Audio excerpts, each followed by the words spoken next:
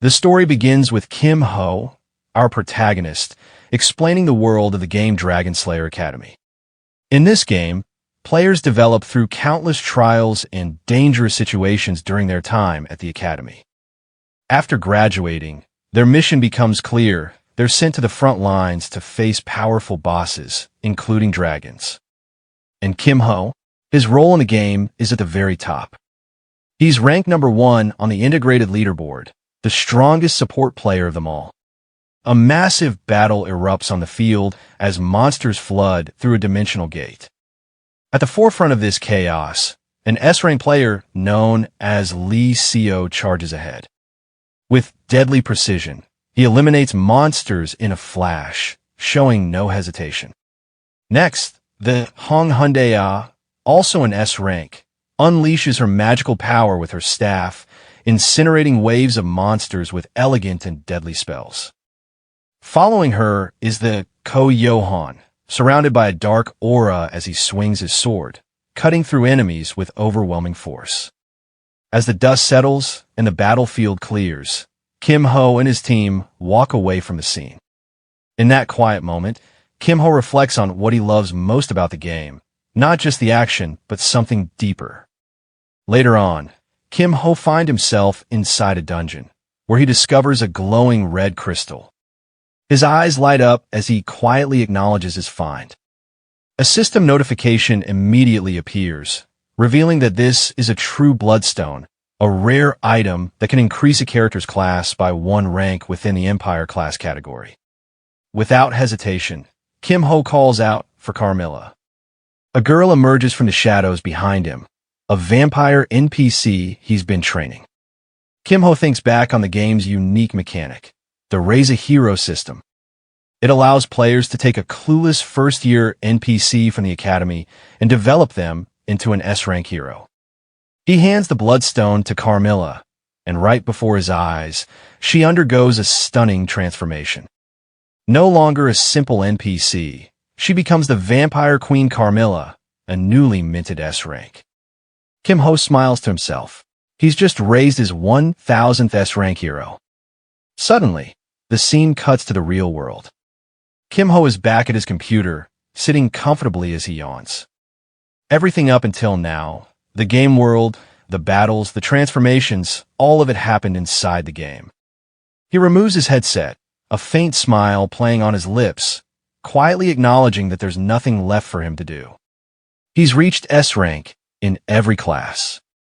His inventory is overflowing with duplicates. He wonders if maybe he should try something different, like raising some of the more average characters just for fun. But then, a new notification pops up unexpectedly. Kim Ho frowns. A system alert at this hour? Curious, he clicks it open. The message congratulates him. He's achieved a feat no one else has, 1000 S-rank graduates. Because of this, a special quest is now available.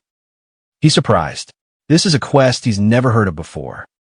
Then, another message appears, one that stuns him. The objective: prevent the destruction of the world. The difficulty: EX rank. Kim Ho is speechless.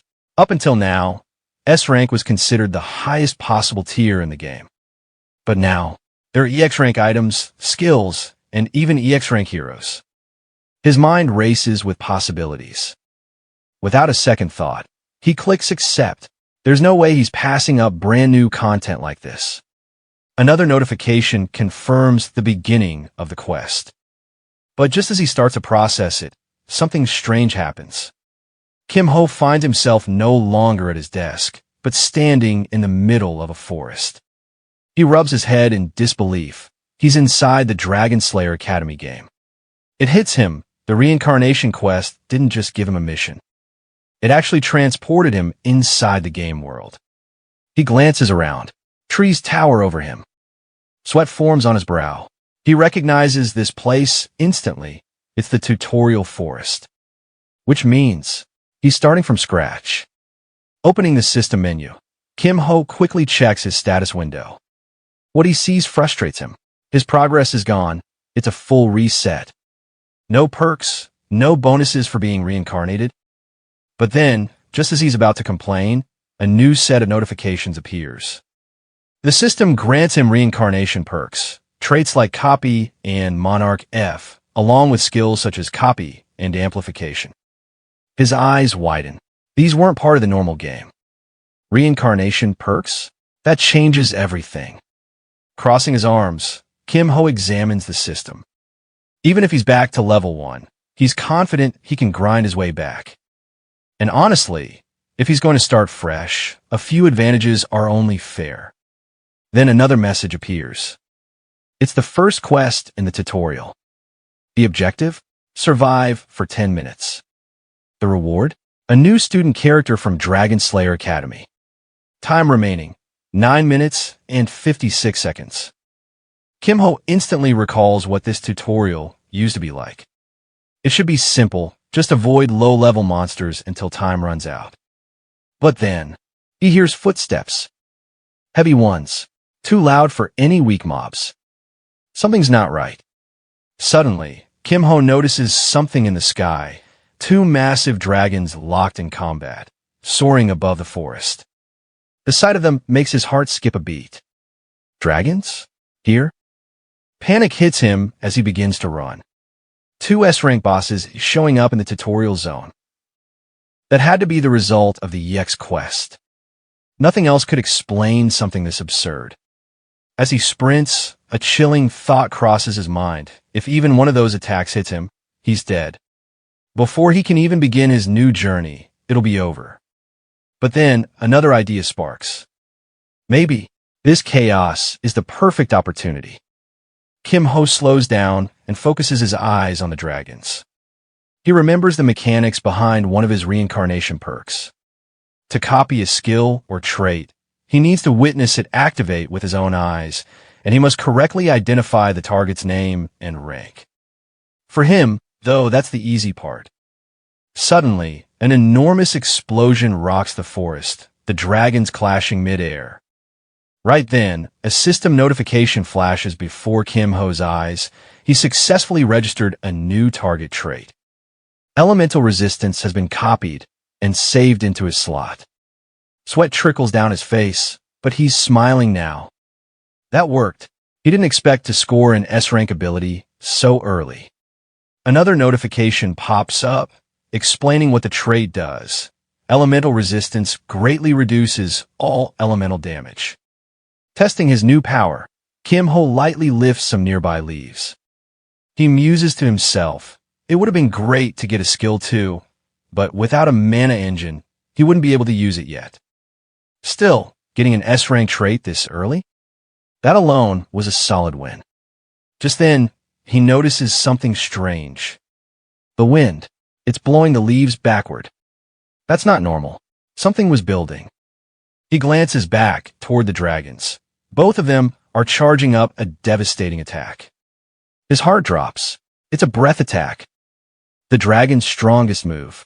Even with elemental resistance, this was too much. He turns and runs with everything he's got, knowing that getting caught at this distance might actually kill him. Before he can even escape fully, the dragons unleash their devastating breath attacks. But just as the energy surges toward him, the system intervenes. A notification appears right in time. The first tutorial is complete. The reward list scrolls by Dragon Slayer Academy uniform, a student ID, and a train ticket. Immediately, another notification follows. Tutorial 2 has begun. The objective is simple: board the train to Dragon Slayer Academy. The scene shifts. Inside the train, a boy looks down at a sleeping girl beside him. Seeing there are no empty seats, he tries to politely get her attention. He asks her if she wouldn't mind sharing the seat. When she doesn't respond, he asks again, unsure if she's asleep. Before he can figure out what to do next, Kim Ho suddenly appears inside the train car, transported there by the system.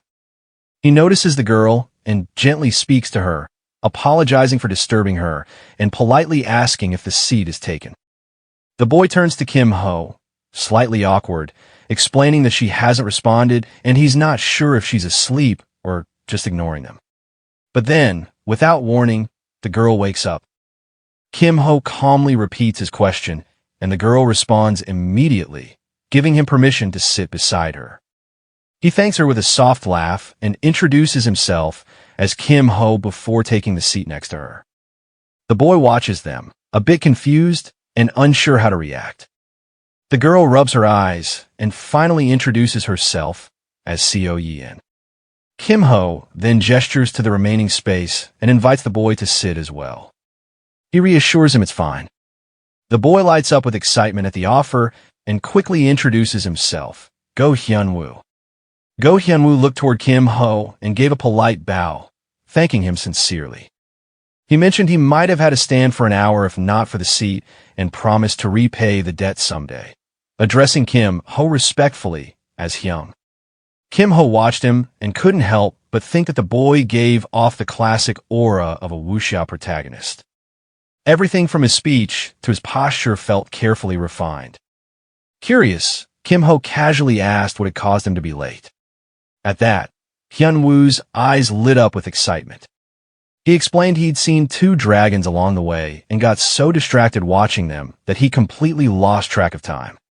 Kim Ho paused, remembering his own narrow escape from the dragon's breath attacks earlier. A cold sweat formed on his face as he admitted he saw them too. Internally, though he was still shaken, he had barely made it out alive. Suddenly, the train began to move. The students murmured with excitement, reacting to the motion. Kim Ho silently reflected as the train departed. This was Dragon Slayer Academy, a place he had returned to countless times while raising heroes. He had known every detail, every secret, to the point where it had grown repetitive. But this time there was something new. As Kim Ho looked around, he noticed that none of the faces were familiar. Not Go Hyun-woo, not Seo Yin, not even the train staff. While the world mirrored the setting of Dragon Slayer Academy, the cast had changed completely. That could only mean the events and quests might play out differently as well. He made a mental note to observe everything closely and track what had been altered so far. His thoughts were interrupted when he fell to gaze. Seo Yin was staring at him without looking away. Kim Ho noticed it right away and found it a little unnerving. What he didn't know, though, was that Seo Yin possessed a special ability. Her eyes could analyze and convert everything she saw into measurable data. When she glanced at the boy sitting across from her earlier, his status screen appeared normal, completely average. But when she looked at Kim Ho, what she saw was unclassifiable. His status screen displayed nothing but question marks. That alone made her think this guy was different. Special, even. She could count on one hand the number of times she'd seen a screen like that. Just then, Kim Ho noticed her staring and, a bit uneasy, asked her directly why she kept looking at him like that. Seo Yin paused for a moment, remembering advice someone had given her before she left for the academy. If someone catches your interest, try being nice to them. Holding on to that memory, she reached into her bag, pulled out a small packet of cookies, and offered one to Kim Ho. Surprised, he accepted it with an awkward thank you and asked if she made them herself. She confirmed it with a nod. Kim Ho took a bite. The taste was just okay. Nothing remarkable, but a kind gesture nonetheless. A moment later, Kim Ho turned to Go Hyun-woo and brought up something he'd been curious about. He asked if the wrapped object beside him was a longsword. Hyun-woo smiled and replied confidently that Kim Ho had a good eye. He explained that it was a sacred relic of his martial sect, though unfortunately, he wasn't yet qualified to break its seal, so it remained wrapped up for now. Until then, he wielded a regular iron sword, which he considered a trusty companion. Despite that, he claimed he hadn't met a worthy opponent yet. Kim Ho chuckled at that and teased lightly, suggesting maybe something sturdier would be better suited. Suddenly, the door to the compartment swung open with energy, and a cheerful voice rang out. A blonde-haired boy stepped in loudly and greeted everyone, asking if he could hang out there for a while. Without hesitation, Go Hyun-woo welcomed him warmly and told him to feel free to stay. The new boy laughed and thanked them for the hospitality, saying he'd just hang around for a bit. But Kim Ho immediately picked up on something strange. The guy had been loud, but there were no audible footsteps. That alone made Kim Ho suspect who, or rather what, he might be dealing with. Turning to the boy with a sharp look, Kim Ho pointed out that he didn't seem like he came just to sit. He asked directly what his real business was. Hearing the words from our protagonist, the blonde boy let out an awkward laugh, wiping sweat from his face as if he'd been caught red-handed. Trying to play it off, he quickly pulled out a card and held it up with excitement, as if presenting an official ID. The card read, Dragon Slayer Academy Errand Service. We'll find you anything for the right price. He claimed they were just passing through to promote their business. Curious, the protagonist asked if they really could find anything. With confidence, the yellow-haired boy confirmed, absolutely anything. But then, with a more serious tone, the protagonist followed up with a pointed question, even if it meant bending or breaking some school rules. Still riding the wave of enthusiasm, the boy didn't hesitate. Yes, he said, just give the word. Our protagonist glanced down at the card he had just received. He then asked if the boy was currently being chased because of one of those jobs. The question caught the boy off guard. At first, he answered instinctively, of course not, then stopped mid-sentence, realizing what he'd just admitted. With a nervous expression, he peered out the nearby window, obviously scanning for someone, and chuckled nervously, realizing he'd been far too obvious. The protagonist, observing all this, noted that the boy's constant glances out the window and his anxious behavior had made it easy to figure out something was wrong. Embarrassed, but trying to recover, the boy, Shin Byung, insisted he'd explain everything in detail later. But before he could say another word, his eyes widened in alarm. Right in front of him stood 4 students, 2 girls and 2 boys. One of the girls, with yellow hair and an angry expression, stepped forward and announced that they already knew everything. The protagonist turned to see who had arrived and recognized them immediately.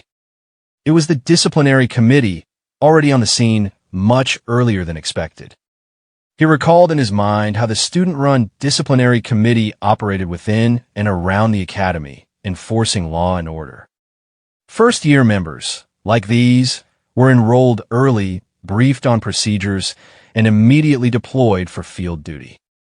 With a commanding tone, the girl in front demanded Shin hand over an item that he apparently wasn't allowed to possess. But Shin, still trying to deflect with humor, responded by asking why they were chasing him down like loan sharks. Before he could get another word out, a sudden jolt of electricity shot through him, making him cry out from the shock. The protagonist's eyes shifted toward the girl who had launched the attack, analyzing her abilities. For what he could tell, she was a lightning-type mage, a rare sight. Glancing down at the cookie still in his hand, he remembered that his slot was currently empty. He figured this was the perfect opportunity to gain a useful skill. Meanwhile, Shin struggled to recover from the shock, quietly muttering that this situation was bad. He wasn't one for direct confrontations. At that moment, the protagonist casually dropped the cookie onto the floor, almost like he had done it by accident. The disciplinary committee girl, now putting on gloves, warned that if Shin wasn't planning to cooperate, she'd have no choice but to subdue him. Without hesitation, she activated her skills. A brilliant flash erupted as a lightning-formed bird, shaped like a hummingbird, launched straight toward Shin with intense speed. But before the magical bird could land its blow, the protagonist stepped in and caught it mid-air with precision. The girl's eyes widened in disbelief. She demanded to know if Shin had brought along an accomplice. But the protagonist stepped forward with confidence, clarifying that he wasn't here as anyone's ally. Then, pointing firmly at the cookie lying on the floor, he claimed that she was the one who made him drop it. The accusation caught her completely off guard. With a bewildered and slightly embarrassed expression, she repeated the word, cookies, almost as if she couldn't believe that was the issue. And in that very moment, a notification popped up for the protagonist. He had successfully acquired a lightning attribute magic skill, Hummingbird. Kim Ho doubled down on his earlier complaint, pointing out that she really did make him drop his cookie. Anyone would be annoyed if their snack got ruined like that, he argued. The disciplinary committee's long-haired boy scoffed, calling it a pathetic excuse to start a fight and warning Kim Ho to step aside unless he wanted to get burned. Go Hyun-woo, unwilling to let things escalate against his new companions, put a hand near his sword and told them to be careful.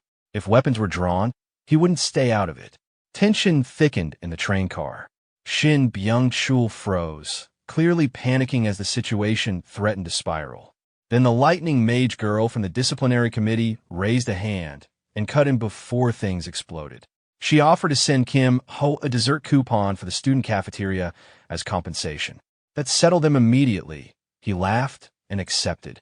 Shin, still recovering from the earlier electric hit and now feeling left out, anxiously asked what would happen to him. Kim, teasing, told him that sounded like a personal problem. Privately, Kim Ho was pleased. He'd successfully intercepted her lightning spell and now had the chance to make good use of the skill he'd copied. A system update appeared in front of him. Copy, skill, hummingbird copy, trait elemental resistance. Once the committee retrieved the contraband they were after, the yellow-haired girl exposed what Shin had actually done. He'd stolen the station attendant's wig as a prank, and it had gone too far. Kim Ho silently agreed. Yeah, that one deserved getting zapped. As she passed him, the lightning mage gave cold advice. Stay away from Shin Byung-chul. Kim Ho just laughed and waved it off. He'd make his own decisions. The long-haired boy from the group pointed at Kim on the way out, saying he'd remember him. After the disciplinary committee left, Go Hyun-woo confirmed what they suspected. Those students really were from the committee, right? Shin nodded and explained that only top-tier elites were selected. The lightning caster who hit him was Song Chun-hai, granddaughter of Thunder Lord Song Jung-yoon of the Topaz Mage Tower. Hyun-woo asked about the others. Shin broke them down. Jo Byok was a disciple of the Fist King. Han Saman had been trained by the Sword Empress, and Jim Yohan was the sole heir of the Golden Lotus Pavilion. Serious backgrounds, every one of them. With that warning delivered, Shin grabbed the door, announced it had been nice meeting everyone, and told them not to forget to say hi next time before ducking out. Hyun-woo watched him go and chuckled about how lively that bunch was. Then, turning to Kim, he asked if he really stepped in just because of snacks. Kim Ho laughed lightly and admitted the truth. He mostly wanted a closer look at that rare lightning magic. Hyun-woo was puzzled. All Kim had done was deflect one of Song's spells. How much could he have learned from that? Kim asked how familiar Hyun-woo was with the spell called Hummingbird. Hyun-woo thought about it. That was actually his first time seeing it. It moved so fast his eyes could barely follow. It didn't seem designed to crush targets. It looked more like a control spell, something that could immobilize or paralyze. Kim told him he was half right. When pressed, he activated the copied magic to demonstrate. The spell got its name because it mimicked a hummingbird's flight, darting, precise, highly reactive. Its performance varied dramatically depending on the caster's skill, which meant Song Chun-hai's control was impressive based on how cleanly she sent it. After catching the lightning bird with ease, Kim Ho took a moment to explain the situation to Go Hyun-woo. He laid out his analysis with clarity. If Song Chun-hai, the lightning mage who cast the spell, had been an experienced magician, then the spell's behavior would have changed the instant he had interfered. But instead, the spell had flown directly into his hand without deviation. This revealed something important. She lacked either refined control or real-world combat experience. Go Hyun-woo was stunned at how much could be deduced from such a small moment. The idea that a single spell could reveal so much about someone's abilities fascinated him. But Kim Ho wasn't finished thinking. Internally, he considered the bigger picture. Chun-hai had used an E-rank skill, but pushed it with power resembling a D-rank's output. That could only mean two things. Either she had a particularly strong trait amplifying her abilities, or her mana reserves were naturally vast. In either case, she certainly lived up to being the granddaughter of the famed Thunder Lord, Song Jung-yoon. Later, outside the room, the two of them walked and talked casually. Go Hyun-woo, still deep in thought, remarked that it felt like fate. They'd just met, and already he was learning so much from Kim Ho. But Kim Ho brushed it off, joking that it wasn't a big deal. It was just the kind of knowledge he'd share with anyone. Appreciating the humility, Go Hyun-woo clasped his hands together in a respectful gesture, promising to return the favor. If Kim Ho ever needed help, he only had to ask. Kim Ho, with a sly grin, decided to take him up on the offer right away. But first, he asked to borrow a single silver coin. Go Hyunwoo blinked in confusion, not sure where this was going. A short time later, they found themselves sitting in front of a broken-looking slot machine labeled out of order. Kim Ho sat down, eyes fixed on it, and explained without turning to his companion. This train car had once been a sightseeing attraction, and this room was once a casino. It was clear the restoration process wasn't yet complete. Go Hyunwoo glanced at the machine skeptically and asked why they were using it, given the out-of-order sign. Kim Ho's reply was vague, something like, "Who knows?" and he placed the silver coin into the machine. Go Hyunwoo protested loudly, insisting it was clearly broken, but Kim Ho ignored him and pulled the lever. Inwardly, Kim Ho was focused. This wasn't just random gambling. He believed this was a hidden event, a concealed game mechanic. In his mind, this slot machine was one of those rare must-pick events hidden behind misdirection. When a machine only spat out a plain water bottle, both of them stared in quiet disappointment. Neither had expected much, but the result was still underwhelming. That's when Go Hyunwoo, still watching Kim Ho intently, asked why he had come along in the first place. Kim Ho answered plainly, while playing the slots wasn't technically against the rules, the items one could receive from them were. That was where the violation lay. Go Hyunwoo quickly caught on, so his job was to stand guard. Kim Ho confirmed it. He added that the disciplinary committee rarely visited this part of the train, so the risk was minimal. But before the words had fully settled, a voice snapped from behind them.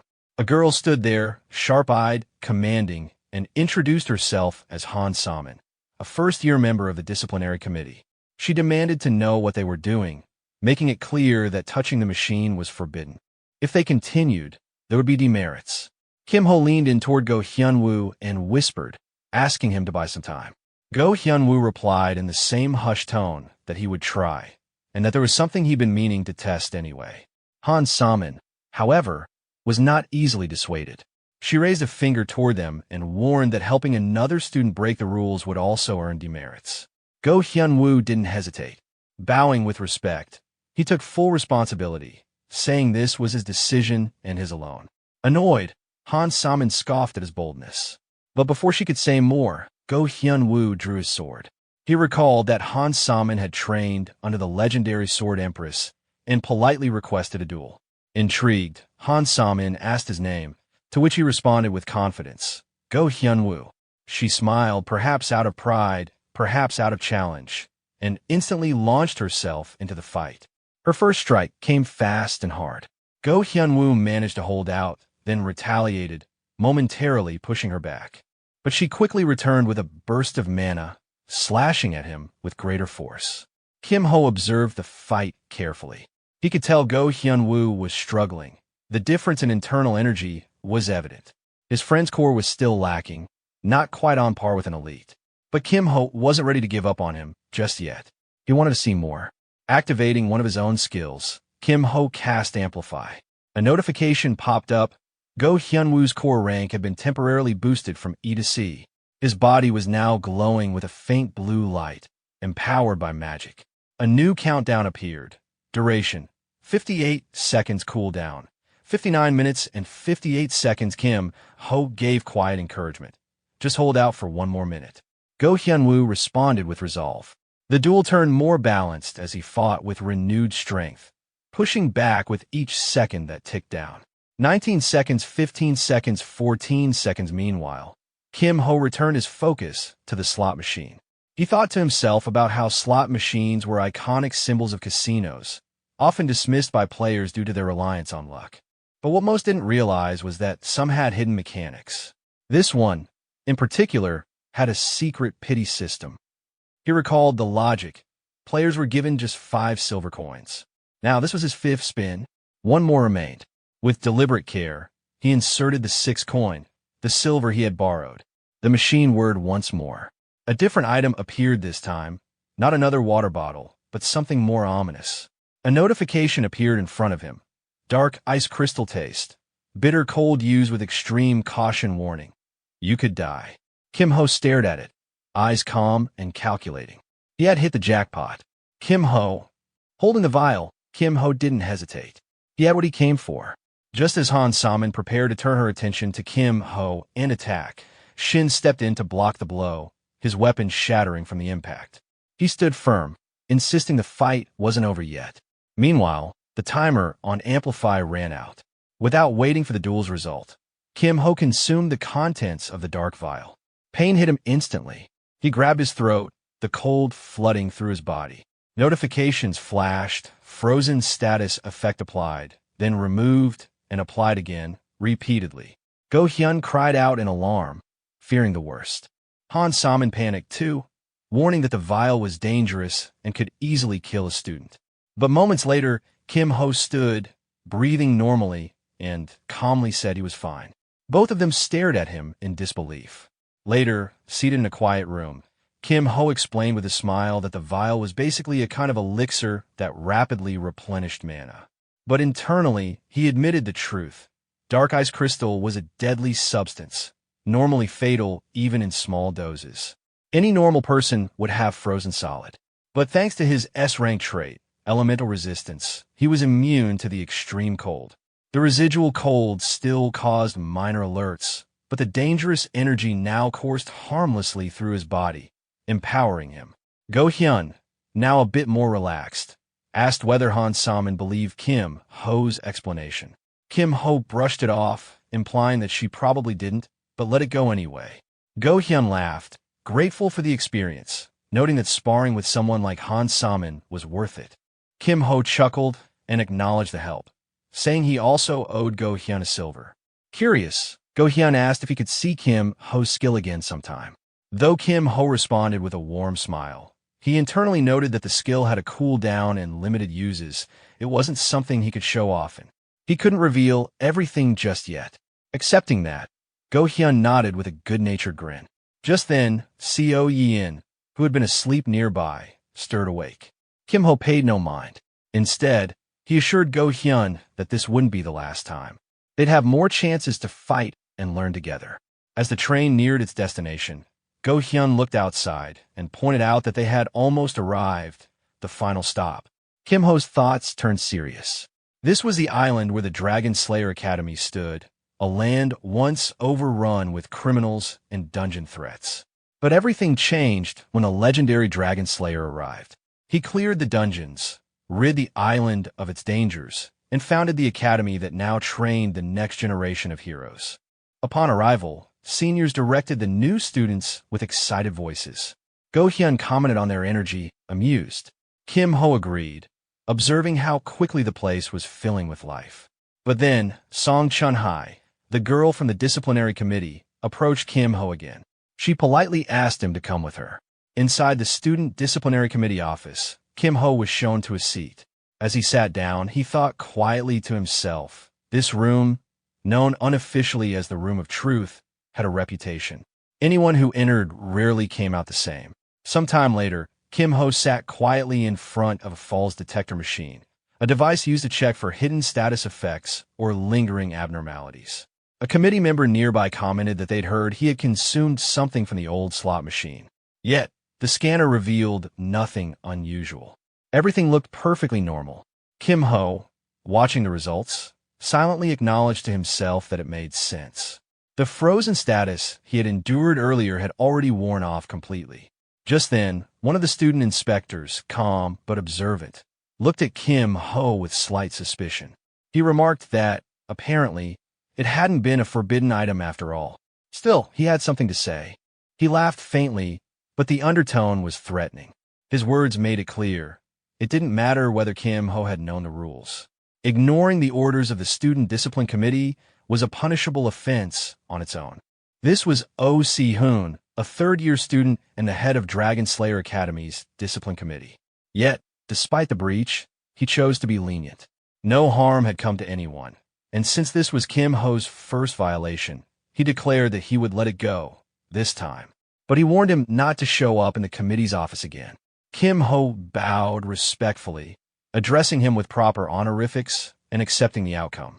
Si-hoon, showing politeness in return, wished him a good semester.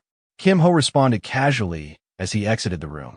Once the door closed behind him, Si-hoon turned to the yellow-haired girl beside him, Chun-hai.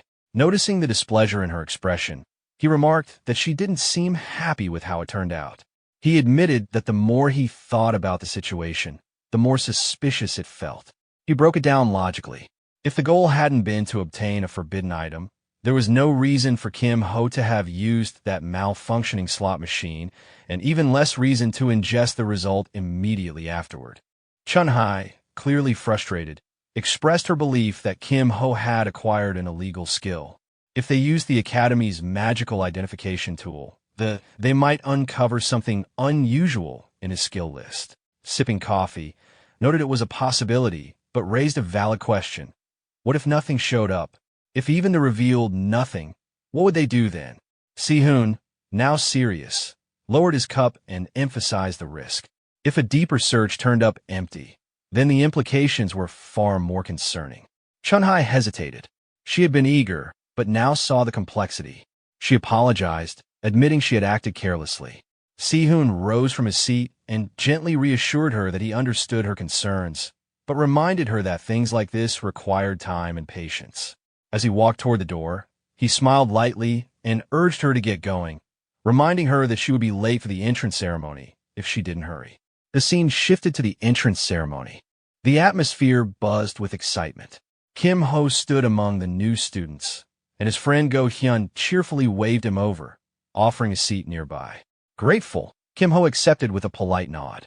At that moment, a new system notification appeared before him. You attended the entrance ceremony on time. Reward: E-rank weapon selection ticket, 5 silver. Reading it, Kim Ho couldn't help but smile to himself. Even an E-rank weapon was better than nothing, and, amusingly, he had just earned back the money he'd spent on the slot machine. Suddenly, a new presence appeared in front of the gathered freshmen. A man in a tracksuit, accompanied by his assistant, walked up to the podium. The crowd immediately recognized him. This was the principal. Some students whispered in disbelief. The man didn't look particularly impressive, but despite his casual appearance, he carried a heavy legacy.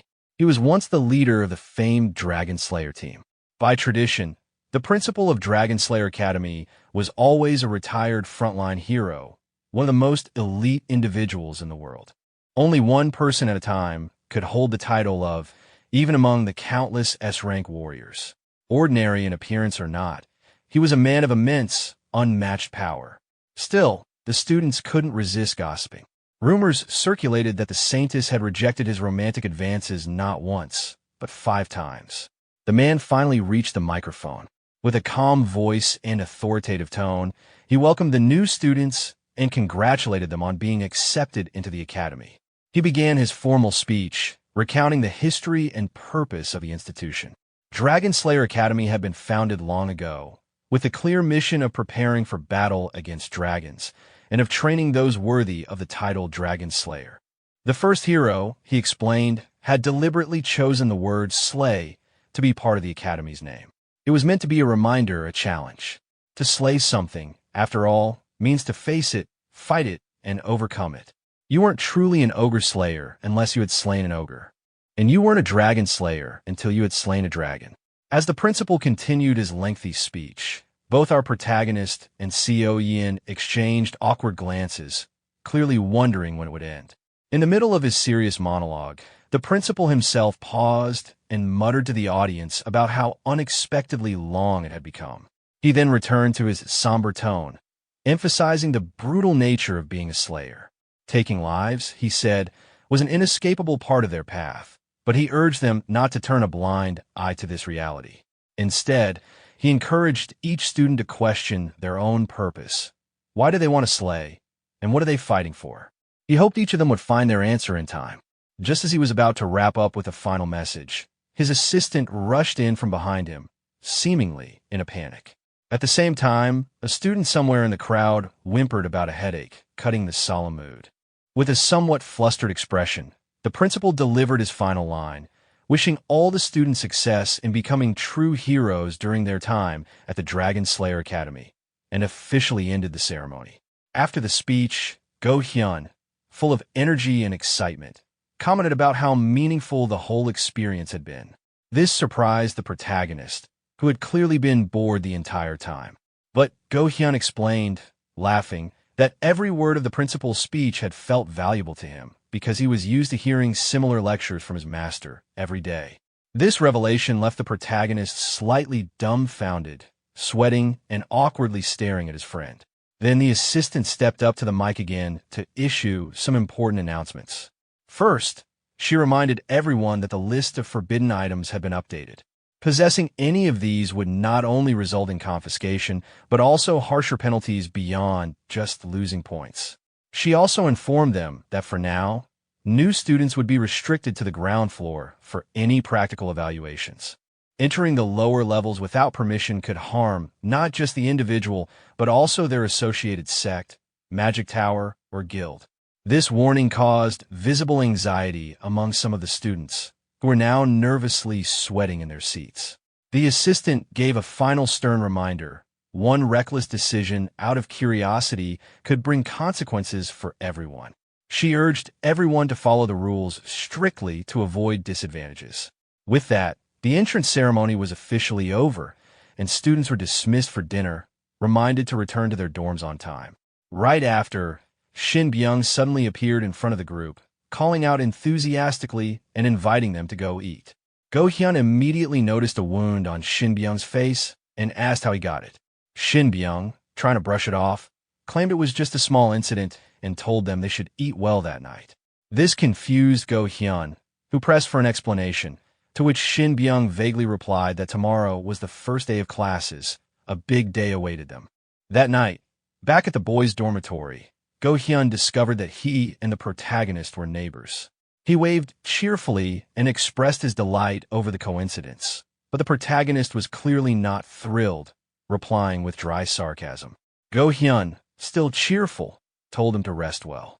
After entering his room, the protagonist removed his jacket and hung it on the door. But instead of going to bed, he made up his mind.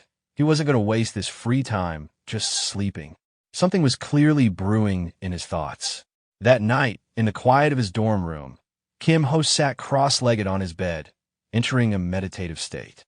Concentration etched across his face. He began forming a glowing blue orb near his lower abdomen, a deliberate act of will and control. He was creating the essential power engine needed to use skills that consume mana or internal energy. Though he had never done this before in real life, he relied on instinct and theory, his mind filled with a clear understanding of the process. With the dark ice crystal he had consumed earlier, his body was brimming with mana, almost overflowing. As he opened his eyes, a steely determination burned within them. He was confident this would work. Meanwhile, just across the hall, Go-hyun-woo was also sitting in quiet meditation within his own room. His thoughts lingered on the battle with Han So-mi, the first real opponent he had encountered since descending the mountain. Both of them had held back somewhat during the match, but he knew that even at full strength, the outcome would have been uncertain. Had Kim Ho not intervened at the precise moment his iron sword broke, he likely would have lost. Since that moment, one word kept echoing in his mind when he thought of Kim Ho, master. Kim Ho carried the kind of calmness that only truly powerful people possessed, and his gaze seemed to pierce through everything. Go-hyun-woo glanced at his sword leaning in the corner of his room, pondering whether he should ask Kim Ho for guidance. But after a moment's hesitation, he shook his head. No, he told himself. Kim Ho was the first true friend he'd made. He didn't want to impose. Smiling faintly, he refocused, determined to push forward with his own strength. The next morning, temporary classroom in the temporary classroom, Seo Yeon greeted Kim Ho with a yawn, her words casual and sleepy. Go-hyun-woo, ever cheerful, remarked that he was worried she might have overslept. Kim Ho, watching the interaction, thought to himself that the guess sounded accurate. The student started murmuring, looking around in confusion. The bell had rung, but the podium at the front of the class remained empty. Kim Ho silently observed the situation, mildly unimpressed. Whoever their homeroom teacher was, they clearly didn't value punctuality. Just as the class grew restless, the classroom door opened. A man entered, radiating a sharp, intimidating presence that silenced the room immediately. The students stared, taken aback. He scanned the classroom with a piercing glare before introducing himself bluntly. Lee Soo-dok, their homeroom teacher. To test the students, he pointed to one and demanded to know his nickname. Nervously, the student stammered out a few options until finally blurting the correct one. The Human Butcher. Kim Ho processed the name silently. In a world filled with superhumans who had surpassed the boundaries of ordinary strength, there were those who strayed, villains who used their power selfishly and cruelly. Lee Soo-dok was a man tasked with hunting and executing such criminals. His nickname, while grim, was well-earned. It reflected a career in which he'd killed far more villains than he had spared. Now standing before the class, Lee Soo-dok made it clear. He hadn't been thrilled about becoming a teacher. But the principal had asked, and he was a professional. He didn't take any assignment lightly, and this would be no exception. His intensity hung heavy in the air. The message was clear. He would not tolerate failure. The students could feel it too. Some averted their eyes. Lee Soo-dok began writing on the board and continued with the course outline. Grading would be tough. Written exams would account for 30% of their final grade. Attitude and behavior made up another 10%, points that could be lost with poor discipline and could even drag down other grades. That part, he warned, would be under his strict watch. And then came the biggest component, practical exams. These were divided into two categories: Dungeon Conquest, which involved navigating and clearing dangerous dungeons, and PvP matches, where students would test themselves against one another. Each would make up 30% of the final grade, and all scores would be graded on a curve, meaning it wasn't enough to be good. You had to be better than the person beside you. When no one raised questions, Lee Soo-dok issued his final command. They were to head straight to the arena. In the arena, two students clashed in the ring, spells and strikes echoing through the air as the atmosphere pulsed with tension and anticipation. Among the spectators, Shin Byung's eyes lit up as he leaned over the railing with giddy enthusiasm. This was the moment he had been waiting for, the placement exam. 4 first years at Dragon Slayer Academy. This wasn't just another test. It was the event that would shape reputations, rankings, and futures. Beside him, Go Hyun-woo watched with wide eyes, recalling what Shin Byung had hinted at the previous day. Now it made sense. This was the grand-scale event he had spoken about, and it was even more intense than expected. The match structure was explained to the crowd as the next round prepared. In order to expose students to various combat situations, the Academy frequently altered the rules for PvP matches. This time, the format was a brutal setup where duels continued until one combatant's HP hit 0. They became completely incapacitated, or they clearly surrendered. To prevent matches from dragging indefinitely, a 5-minute time limit had been imposed. If no winner emerged by then, the match would be decided as a draw or left to the judge's discretion. Shin Byung was practically bouncing where he stood. He called out that each participant would face 3 random opponents from the first year, and points would be awarded based on victories. His energy made it clear he relished this challenge. Curious, Go Hyun-woo turned to Kim Ho and asked what happened in the event of a draw or a loss.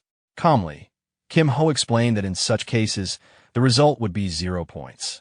There were no deductions, but no gains either. Just then, a notification appeared in front of Kim Ho. It hovered clearly in his vision.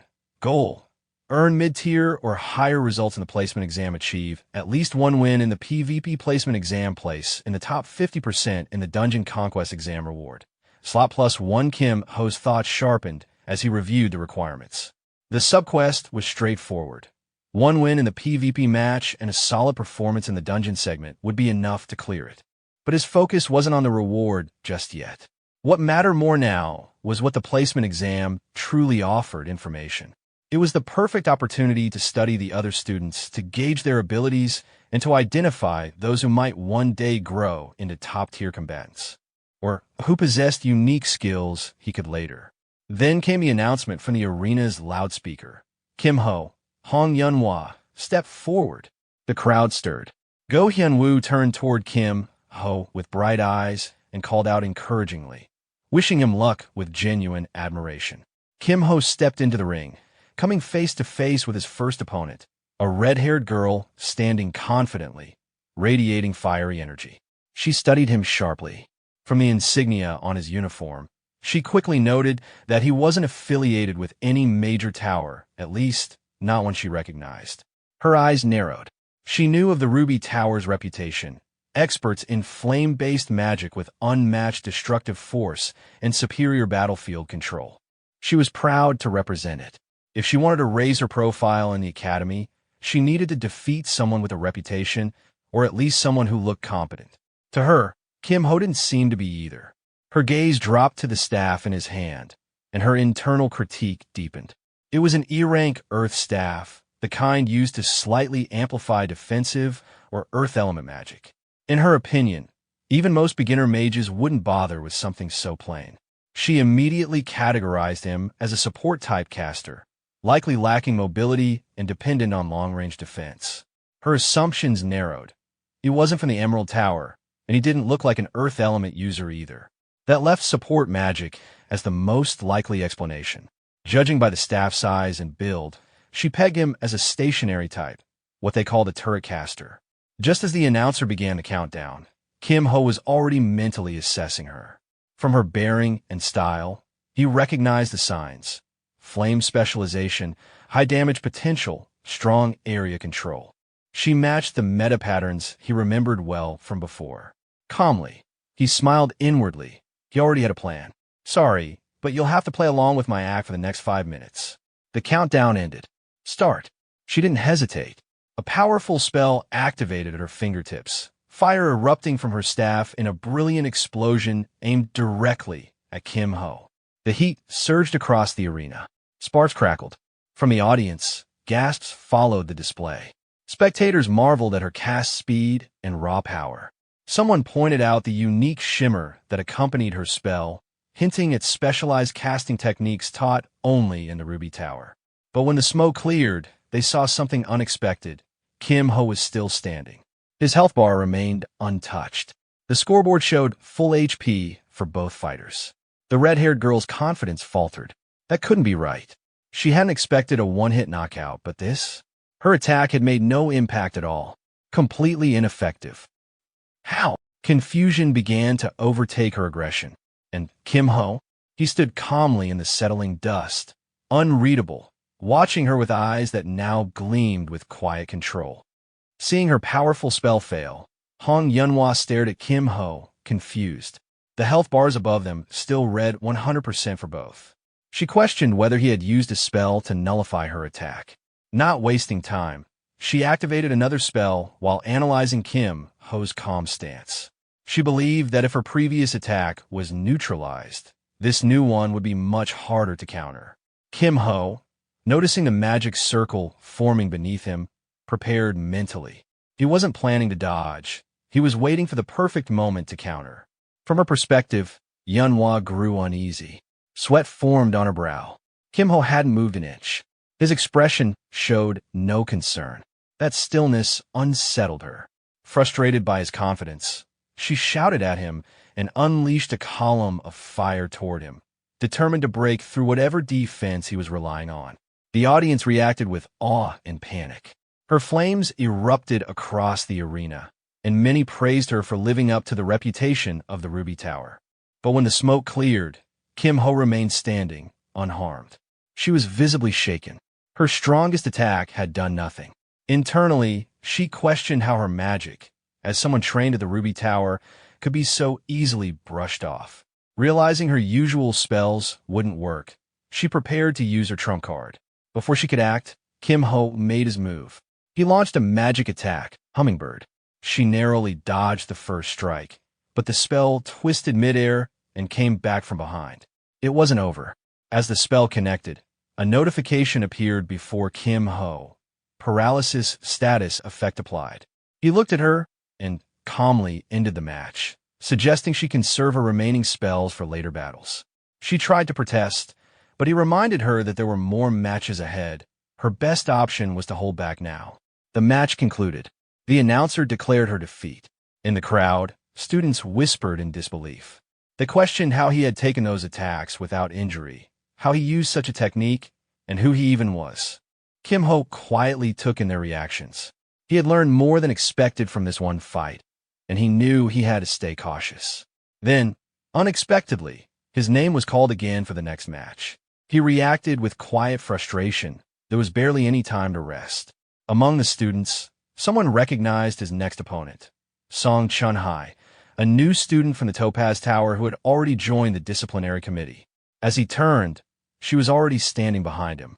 With a smirk, she said facing him was a stroke of luck. There was something she wanted to test. Kim Ho, showing no reaction, looked toward the teacher and announced he would withdraw.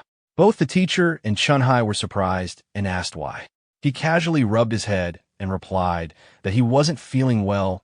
It would be difficult to continue fighting. The teacher advised him to take the opportunity to raise his score, but Kim Ho confirmed his decision and asked for the third match to be marked as a loss too. The teacher acknowledged the request. Chun-hai looked at him, disappointed and angry.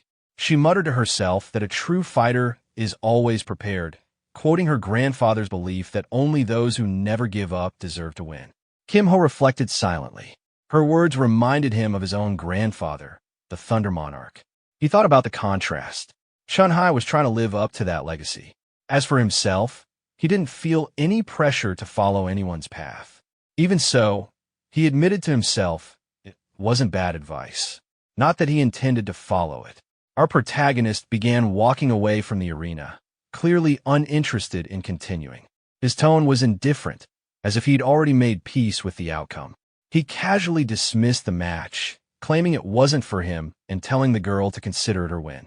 The girl, hearing this, didn't hide her disappointment. She turned her back to him, clearly let down, and muttered how foolish she felt for ever having any hope in him. Just as he was about to leave, he paused and turned back, making it seem like he had something else to say. Curious, the girl asked what it was. With a slight smile, he made a cheeky request, asking her to send him a dessert coupon, saying he'd be waiting. That pushed her over the edge, and she clenched her teeth in frustration. Meanwhile, the announcer moved on to the next match, calling out the names, Song Chun-hai and Yang Ji-hong. A red-haired boy, armed with a spear, seemed eager for the challenge. Confidently, he declared that since his opponent was from the Topaz Tower, he expected a worthy fight. But the girl didn't even acknowledge him. Trying to get her attention, he asked if she was ready, only to be cut off mid-sentence. Before the announcer could even fully say start, she struck instantly with lightning, overwhelming him in a single move. The scoreboard confirmed the result, Song Chun-hai 100%, Yang Ji-hong 0%. Watching from the stands, Shin Byung, sitting next to our protagonist, looked shocked. He commented on how badly the boy seemed to be burned. Our protagonist acknowledged it with a calm remark. Shin Byung, realizing how things could have gone, mentioned it was probably a smart move to have forfeited earlier. The protagonist simply agreed. After the match, the girl turned back to the stands and glared at our protagonist with burning eyes. Shin Byung caught the look and nudged our protagonist, noting the intensity of her presence. He confidently stated she must be the Thunder Monarch's granddaughter, pointing out her flashy performance. Our protagonist kept his eyes on her from the stands, satisfied. It was exactly what he wanted. But in the background, whispers began to spread among the students. They mocked him for forfeiting, assuming he'd chicken out because he didn't want to face someone as powerful as Song Chun-hai. Some even questioned his previous win, calling it pure luck and labeling him a coward. Yet instead of being bothered, he smiled. Their gossip didn't hurt him. It validated his plan. The reputation of being a coward who got lucky against the Ruby Tower was just what he wanted. Then, the announcer called the next match for Song Chun-hai again. Shin Byung, still glued to the arena, turned to our protagonist and remarked that the next match was already starting. He wondered aloud who would be unfortunate enough to face her this time. We see Seo Yin standing confidently in the arena, holding a pair of guns in her hands, clearly ready for combat. Nearby, Shin Byung, without even turning to look at the protagonist, starts sweating as he reacts in surprise to what he's seeing. He didn't expect Seo Yin to be a gunner. It completely caught him off guard. The protagonist also admits he just learned that as well, finding the situation more intriguing now.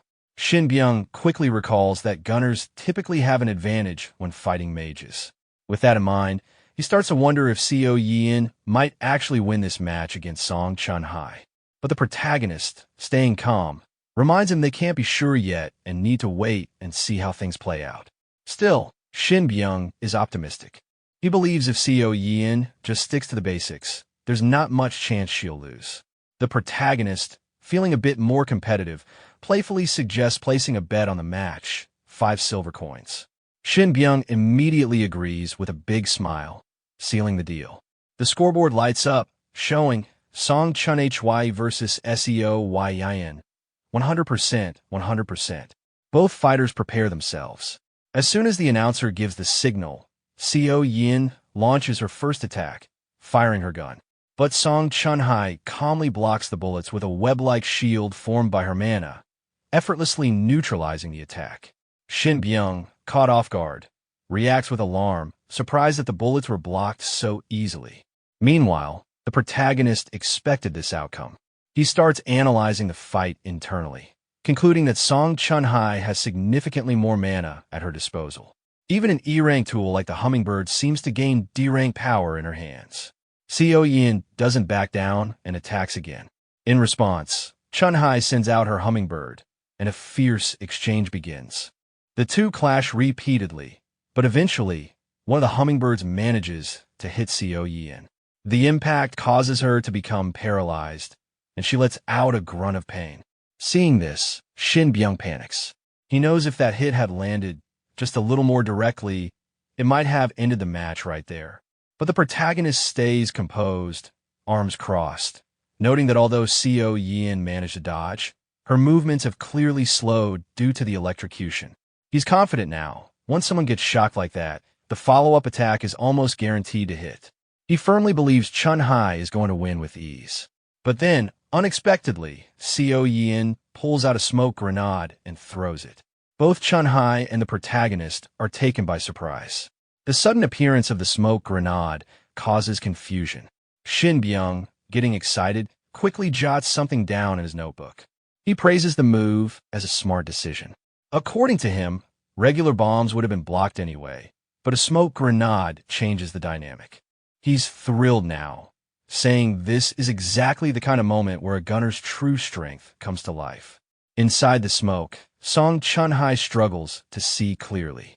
The confusion gives Seo Yin the opening she needs. A single bullet silently cuts through the smoke and lands a clean hit on Chun Hye's shoulder, catching her completely off guard. The girl glanced back at Seo Yi while being carried away, thinking to herself that although she had managed to avoid a direct hit using a magic barrier, the impact was still strong enough to knock her off balance. At that very moment, Seo Yi was right behind her, silently raising a gun. Sensing her presence, the girl could feel the danger escalating and realized that if this kept up, things could get serious very quickly. Watching from the sidelines, Shin Byung was surprised. He noted how extravagant this new student must be, using an invisibility cloak right from the start. Clearly, she had some serious resources behind her. Seo Yi moved swiftly and decisively to reposition herself for another attack. Observing this, Shin Byung commented that switching to a rifle had also been a smart move. A bullet then zipped past the girl's neck, missing by mere strands of hair. The scoreboard displayed the current state of the match. Song Chun Hye at 85%, Seo Yin at 88%, with 2 minutes and 13 seconds left on the clock. As the girl looked toward the source of the shot, sweat formed on her face. She realized she couldn't just keep defending and needed to take action. Again, Seo Yi appeared behind her, ready to attack. The girl quickly threw up a barrier and tried to read the direction of the incoming magic bullets. The moment the bullet barely grazed the barrier, she spun around and activated a skill, deciding it was the perfect time to strike back. Seo Yi immediately jumped upward to evade, but the girl pointed at her midair and declared she had her. This time, Seo Yi couldn't avoid the incoming attack. A hummingbird materialized and struck her with an electric shock on contact. The scoreboard updated again. Song Chun Hye at 85%, Seo Yin dropped to 68%, and the match timer hit midnight. Watching the conclusion, the protagonist nodded to himself, thinking it went just as he expected. He turned his attention to the yellow-haired girl and acknowledged that she clearly had no equals among the freshmen. Still, Seo Yin holding her off until the time ran out was impressive in itself. Shin Byung, accepting his loss, handed over 5 silver coins with a sigh. But before letting go, he grabbed the protagonist's arm and, sweating nervously, suggested another bet under the same terms. The protagonist, looking serious, asked him plainly if he was addicted to gambling and why he couldn't stop. Shin Byung pointed at the arena, insisting the next match would change the protagonist's mind. Go Hyun-woo's opponent, he explained with excitement, was none other than the first king's disciple, Jo Byok. With a grin, he asked who the protagonist would bet on this time. The protagonist replied matter-of-factly that the first king's disciple would likely win. Shin Byung, eager for a chance, said he'd bet on the other side and teased that the protagonist was being tough on his own friend. Crossing his arms and watching the arena, the protagonist clarified that he never said Go Hyun-woo would lose. Confused, Shin Byung asked what he meant by that.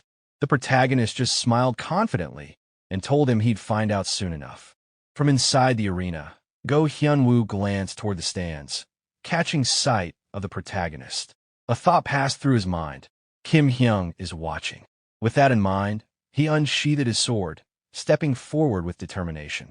He wanted to show a clear victory, something meaningful, but he knew it wouldn't come easily. Facing Jo Byok, Go Hyun-woo urged him to draw the sword on his back. But Jo Byok calmly responded that it wasn't yet time to use it. Go Hyun-woo acknowledged this with understanding, but warned him that he wouldn't be going easy regardless. The two squared off, their swords at the ready.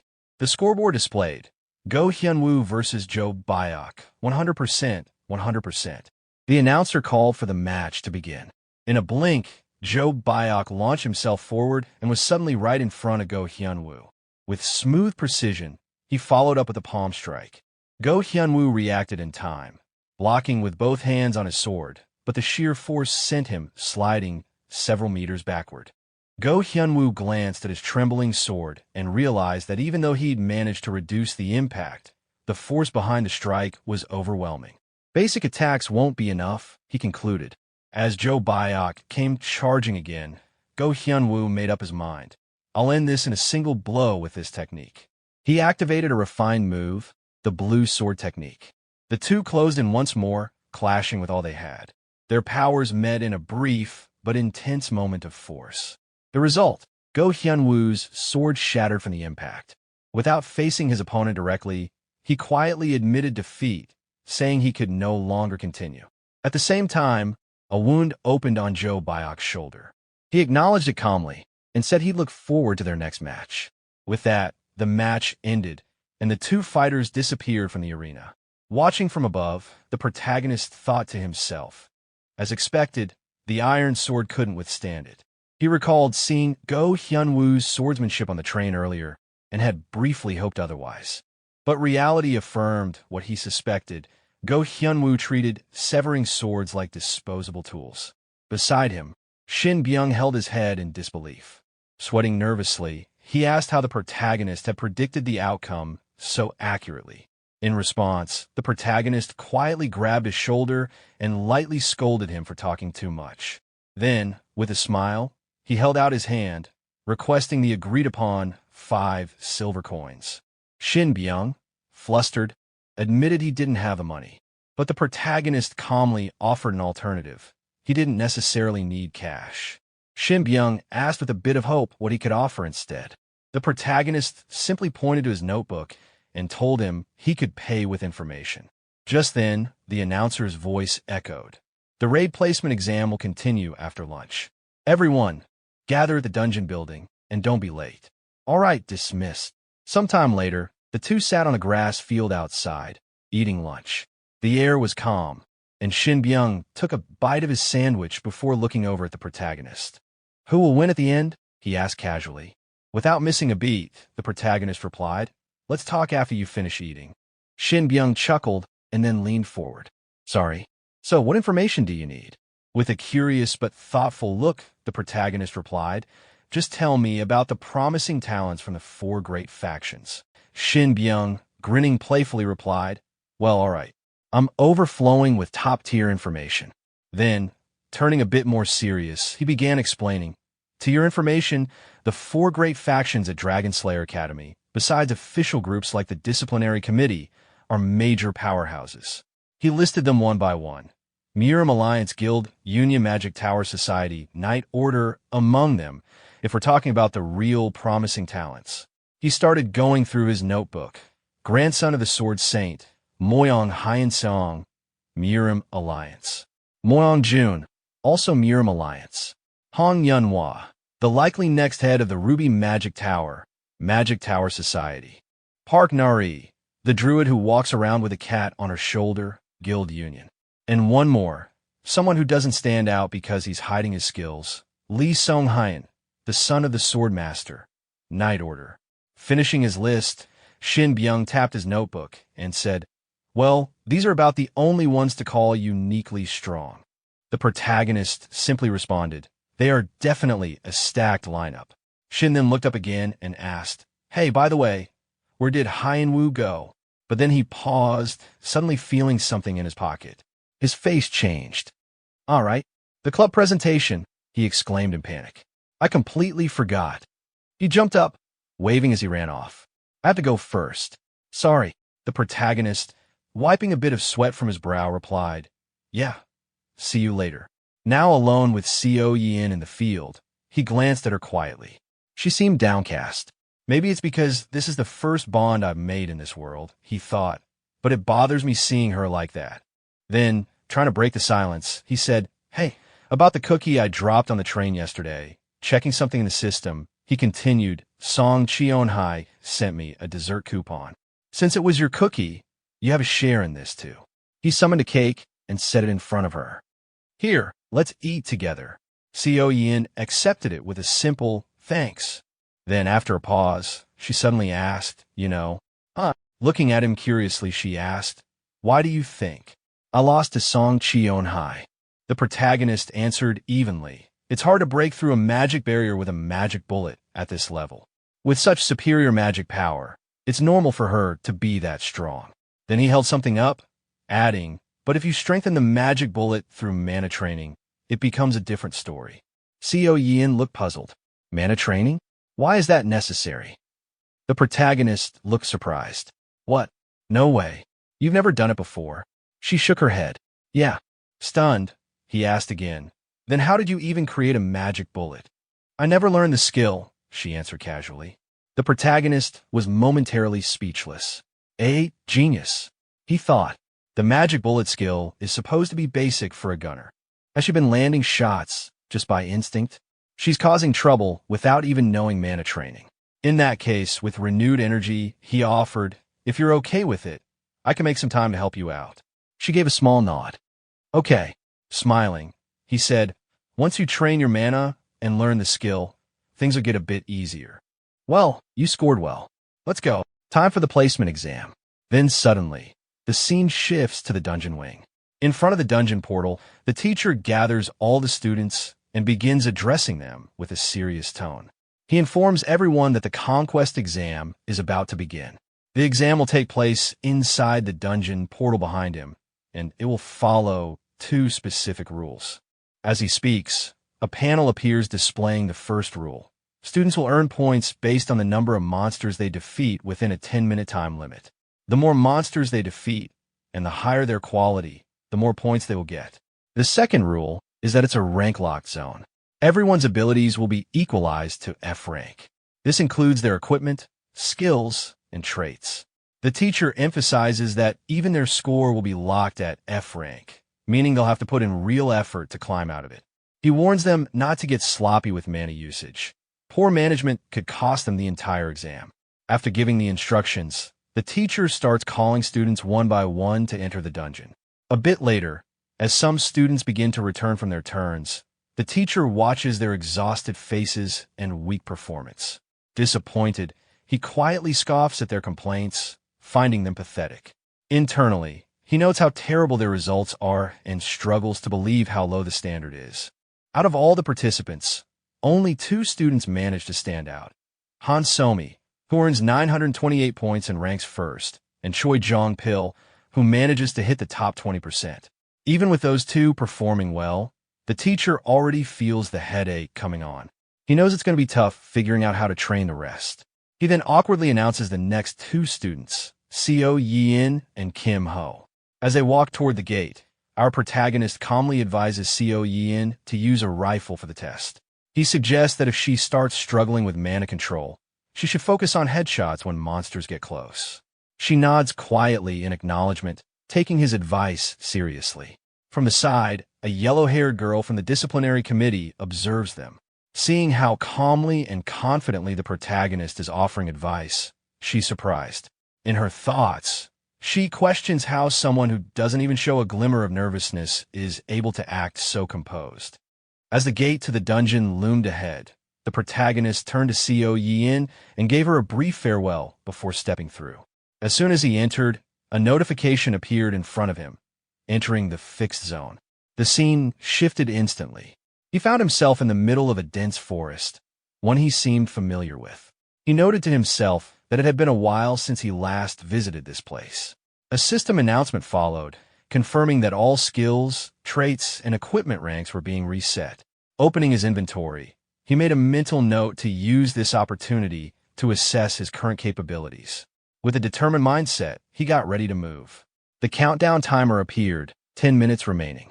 Right as the exam began, a goblin rushed toward him. Without hesitation, he swung his staff and sent it flying. He recalled how monster spawns in Mist Forest were random, but certain patterns still remained predictable. Based on where the goblin had appeared, he recognized the situation immediately. It was Pattern C. Using that knowledge, he anticipated the next monster's location. He retrieved a dagger, targeted a weak spot, and struck one clean hit, and the monster was defeated. Realizing the staff wouldn't be necessary, he stored it away and noted how weapons were scattered throughout the area, easy to borrow from the monsters themselves. New enemies appeared. This time, he focused on increasing his score. With 7 minutes and 2 seconds remaining, he sensed 2 trolls behind a wall. While preparing, he remembered not to save the run's replay. Without even looking, he threw his axe toward the trolls, eliminating them with precision. He then quickly deleted the playback data to avoid unnecessary attention. Satisfied, he reviewed his current score. 683 points in just 3 minutes. More than enough. He had already cleared the subquest requirements. A notification appeared, confirming his progress.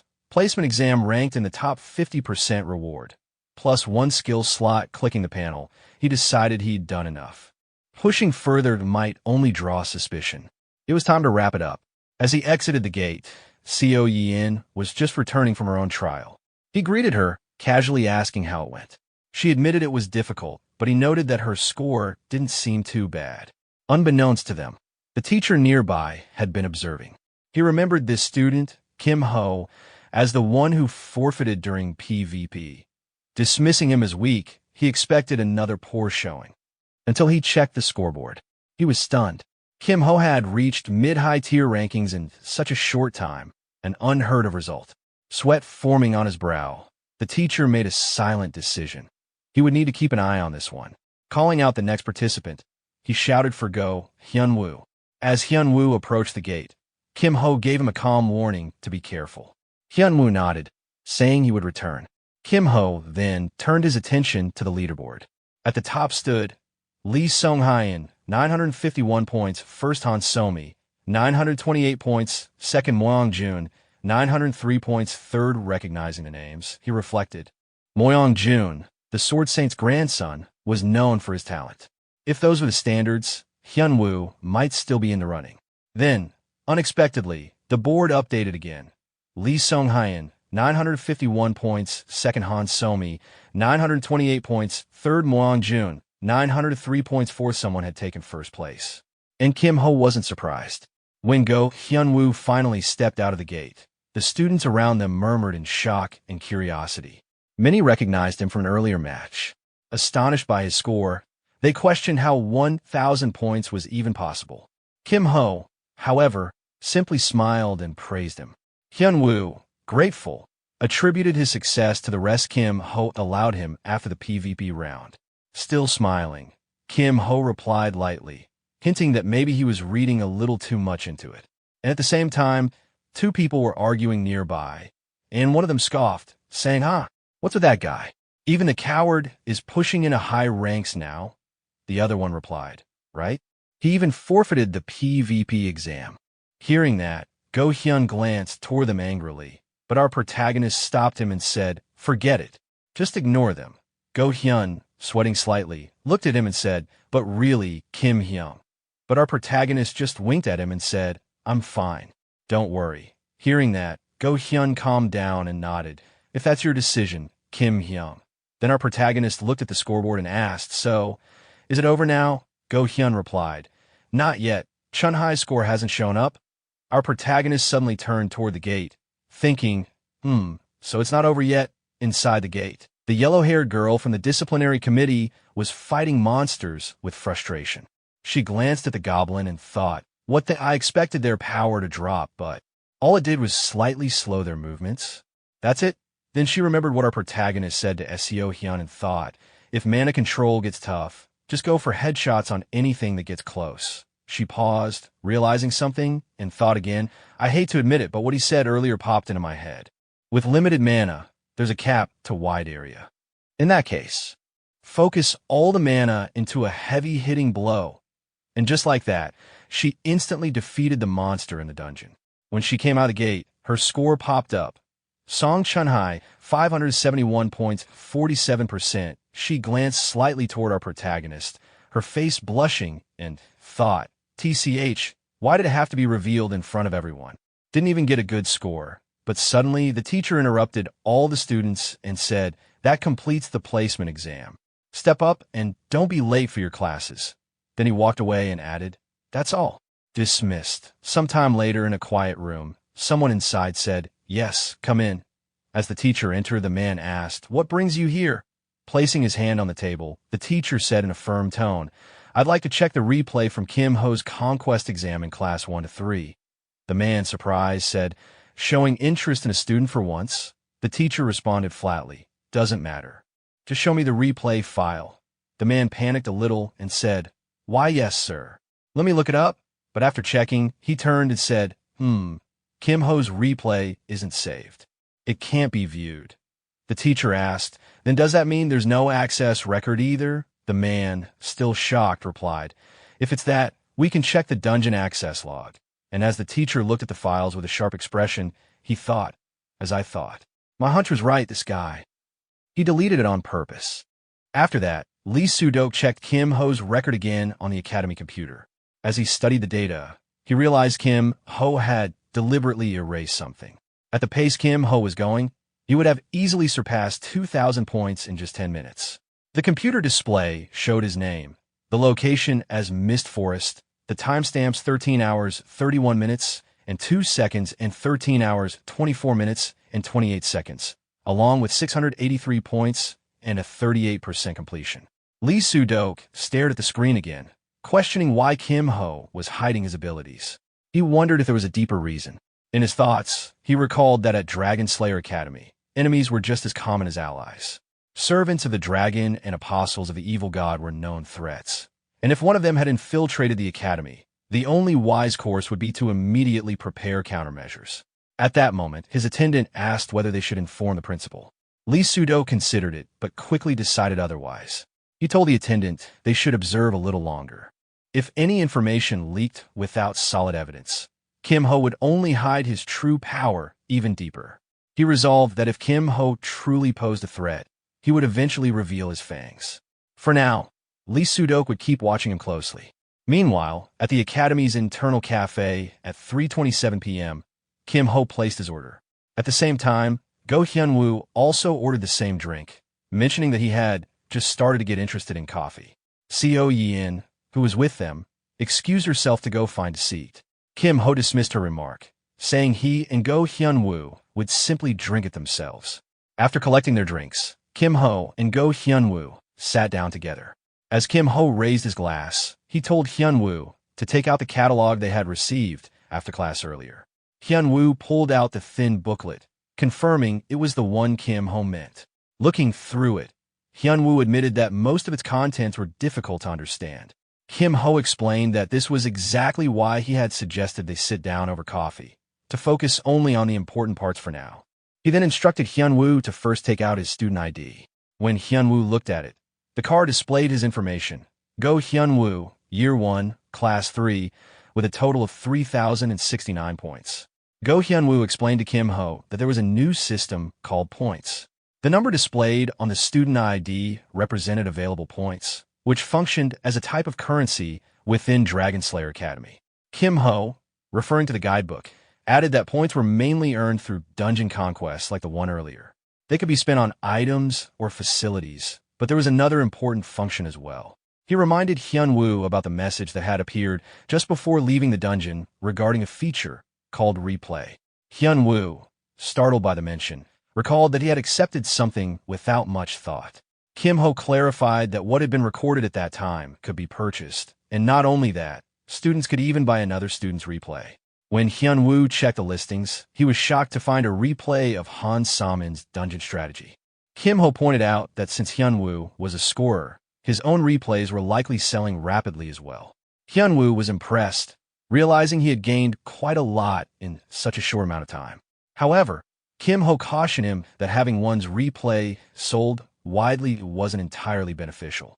Hyunwoo quickly understood, recognizing that others could analyze weaknesses and develop countermeasures against them. Kim Ho admitted that he had managed to secure first place in the dungeon thanks to the fixed zone rules, but in mana battles, his weak core would eventually be exposed. Still, he considered the risk worthwhile given the amount of points earned. He then explained the value of the mana training room available in the training center. It was a facility where points could be used to strengthen mana. More importantly, there is a special training room with denser mana than the standard ones, which allowed inner strength to be built much faster. Hyunwoo was stunned to learn such a place existed, but Kim Ho noted that there were strict entry conditions. Hyunwoo correctly guessed that the condition was related to points. Kim Ho confirmed, stating that access cost 500 points for 6 hours of use. Hyunwoo calculated that if he entered once a day, he would quickly run out of points. Kim Ho reminded him that spending them all there would prevent him from using them elsewhere when needed. Hyunwoo considered alternatives and asked if there was another way. Kim Ho explained that there was indeed an alternative, a season pass. This was only given at top clubs, and in order to obtain one, Hyunwoo would need to take Myeongjun's spot in the swordsmanship club. Hyunwoo, nervous about the idea, admitted that with his current skills it seemed impossible, so for now the best option was to use his points efficiently. At that point, Kim Ho told him not to worry, as he would obtain the pass for him, on one condition. In return, he asked Hyunwoo for a promise. Curious, Hyunwoo asked what he wanted. Kim Ho revealed his request. Once Hyunwoo grew stronger, the two of them would enter the deep dungeon together. Unlike the mist forest they had experienced earlier, this dungeon could be life-threatening depending on the circumstances. Kim Ho asked him directly if he would accept. Go Hyunwoo accepted Kim Ho's proposal without hesitation. As a warrior, he had always longed for strength, and if Kim Ho was willing to show him the path, he could not refuse. He declared that he was ready to stake his life on it and wholeheartedly accepted the proposal, addressing Kim Ho as his elder. Kim Ho told him to focus on training inside the special training room for now, instructing him not to hesitate. He promised to secure the season pass within 2 weeks. Hyunwoo agreed, finding 2 weeks to be a reasonable timeline, and said he would wait with that in mind. Kim Ho then raised his voice, stating that while Hyunwoo grew stronger, he himself would go make a deal. Shortly after, Kim Ho arrived at Workshop 4. He greeted the senior working there, introducing himself and expressing interest in a magical engineering club. The senior, busy with his work, asked who he was and dismissed him, telling him that Workshop 1 handled such matters. When Kim Ho explained that he had already visited Workshop 1 and was directed here, the senior reluctantly told him to just take a quick look without disturbing him, since he was busy. Kim Ho politely agreed and promised not to be a bother. Observing Kim Ho's demeanor, the senior quickly evaluated him, estimating his magical engineering skills to be around B rank. Kim Ho then activated his skill, Copy, targeting the senior. A system notification confirmed his success. His first goal was achieved, and the target skill was registered into his slot. Magical engineering at rank B was successfully copied, filling the second of his 2 available slots alongside Hummingbird at rank E. With that secured, Kim Ho turned his attention to his next goal within Workshop. Searching around, he eventually found what he was looking for, a 10 by 10 by 10 cube blueprint.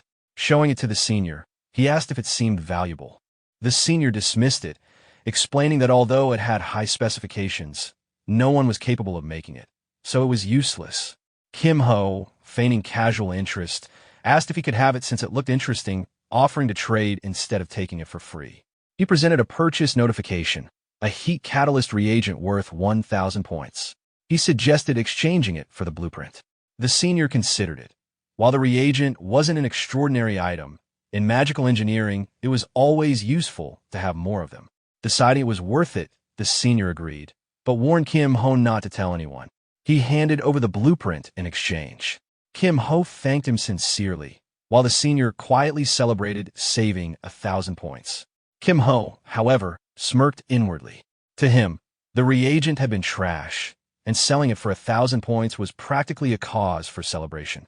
Still, he questioned whether the blueprint was truly worthless. As he examined it further, a system notification appeared. He had triggered a subquest titled Mysterious Cube. The description explained that he had discovered a highly unusual blueprint in a magical engineering workshop. The quest objective required scoring mid-tier or above in the placement test, and the reward was the unlocking of a follow-up quest. Kim Ho scoffed at the task, thinking the quest was practically trash since no one would go through such hassle. But then he noticed the final reward, an S-rank item called the Cube of Life. For someone like him, who had raised countless S-rank heroes, the prize was more than worthwhile. Later, at the training center's mana training room, Kim Ho reflected on the blueprint. He realized that he could construct the item without even following the entire quest chain. He activated his amplification ability, temporarily boosting his magical engineering rank from B to S for a duration of 59 seconds, with a cooldown of 58 minutes and 58 seconds. With this power active, he began working on the mysterious cube. The system displayed the countdown of his boosted duration as he carefully manipulated the design. As he continued, he calculated that, at his current pace, it would take approximately 3 days to finish the construction. After another round of work on the cube, Kim Ho saw his amplification effect expire. The duration dropped to 0. His magical engineering rank decreased from S back to B, and the cooldown timer showed 58 minutes and 54 seconds remaining. He realized again how tight the 1-minute time frame was. Without the boost, his lowered rank meant he couldn't manipulate the cube at all.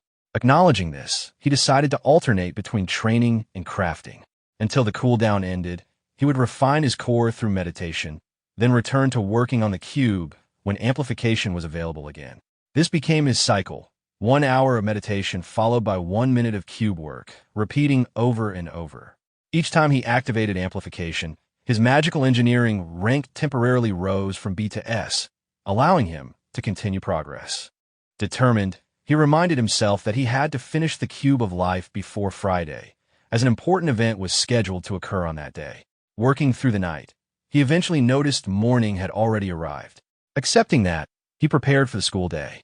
Upon arriving at class, he greeted Co Yin, noting she was there early. She explained she had simply woken up early. He asked if Go Hyunwoo had arrived yet, but before an answer came, Co Yin handed him a pack of cookies. Surprised but appreciative, he thanked her. The dinosaur-shaped cookies caught his attention, and he commented that they were cool. Shortly after, Go Hyunwoo entered the classroom, greeting both Kim Ho and Co Yin.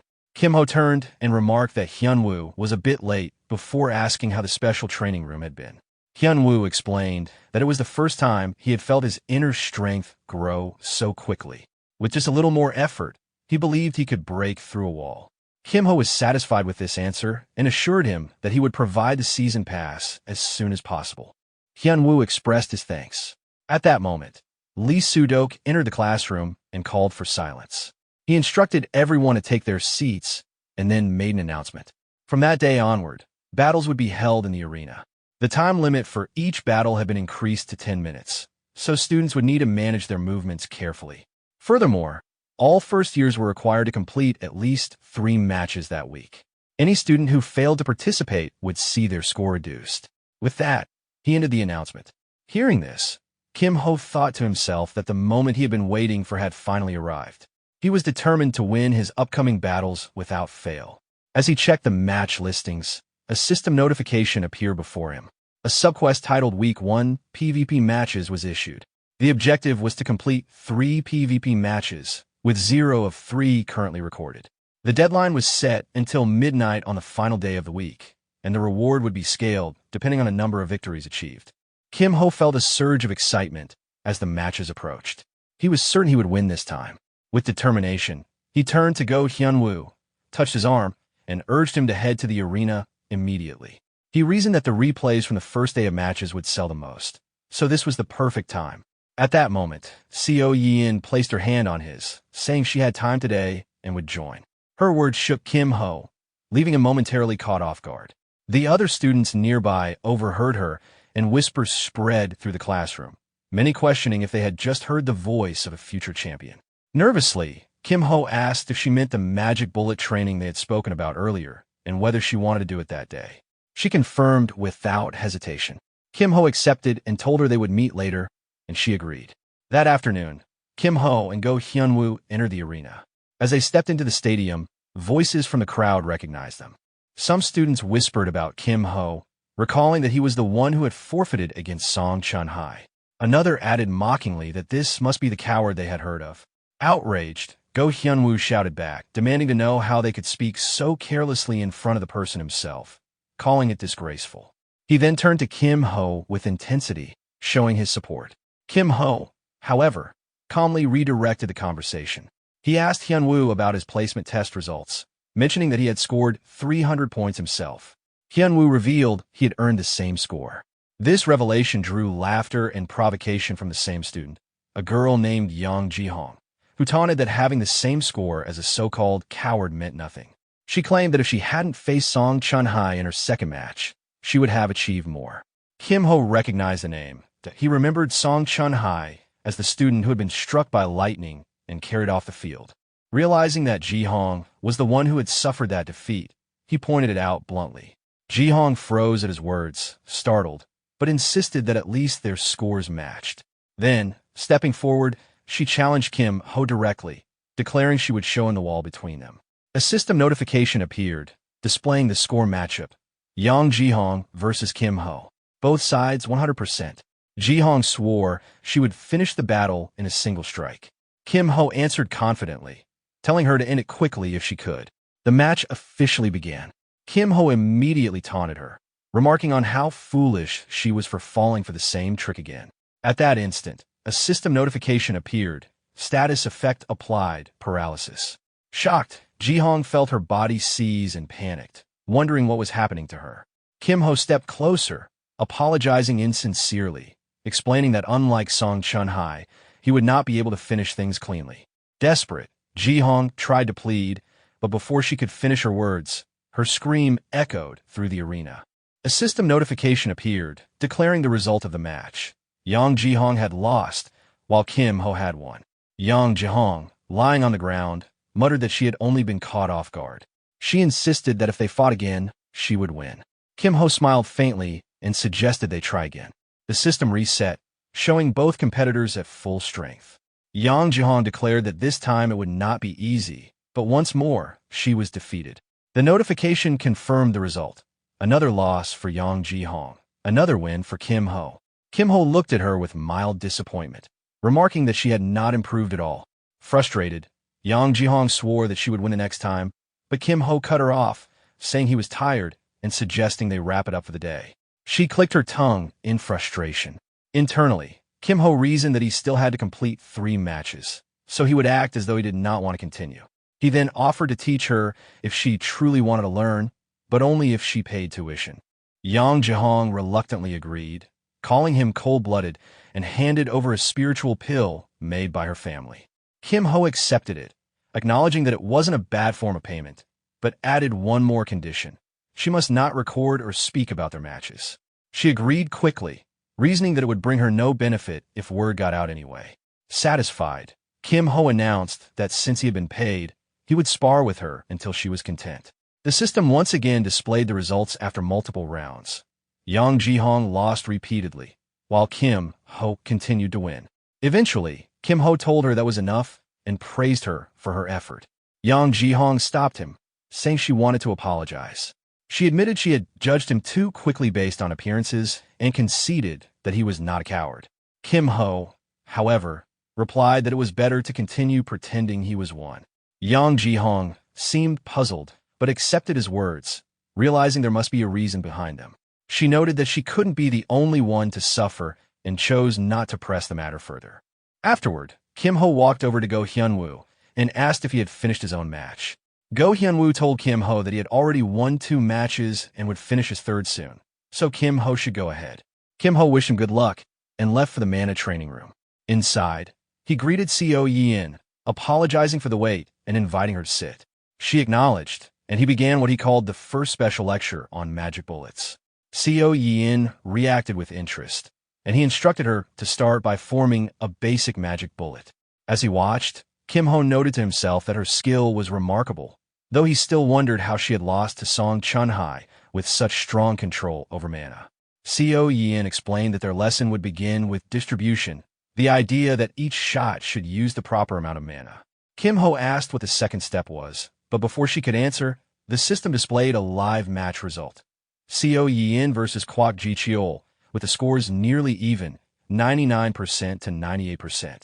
On the battlefield, Kwok Ji-cheol thought to himself that he could hide within the environment, believing there was no way she could monitor every hill. But Co Yin's eyes detected the unnatural flow of mana between the hills, exposing his position. Confident in his barrier, Kwok Ji-cheol assumed she could not break through, thinking he had nothing to fear from a gunner who had once failed against Song Chun-hai's shield. Yet moments later, he was caught off guard, exclaiming in shock and frustration. The system confirmed the outcome. Co Yin had won, and Kwok Ji-cheol had lost. That night, Lee Sudok reflected on Co Yin's battles. He analyzed her movements, noting that they were precise and at their peak. In her second match, she had completely dominated her opponent. But what stood out most to him was the contrast between her placement exam and now. Back then, her bullet had been a crude lump of mana. Now, in just 2 days, she had shaped it into a perfectly refined magic bullet. He questioned whether such rapid improvement was truly possible. Meanwhile, after their training, Kim Ho reminded Co Yin about the magic bullet practice they had discussed earlier. She confirmed, and he told her they would meet later for it. Unbeknownst to them, Lee Sudok watched through his magic ball, observing their conversation. His expression hardened as he focused on Kim Ho, asking himself what Kim Ho really was. At the same time, Kim Ho worked alone on an artifact. Completing it, he remarked to himself that it was finally finished. A system notification appeared. He had created the Cube of Life, an item that increased the effectiveness of stored life-type items by 1.3 times. He reflected on how he had managed to complete it in time thanks to the amplified level he had earned as a quest reward. By meditating in parallel, he had also succeeded in pushing the core up to rank D. Another notification appeared. His Amplify skill rank had increased from F to E.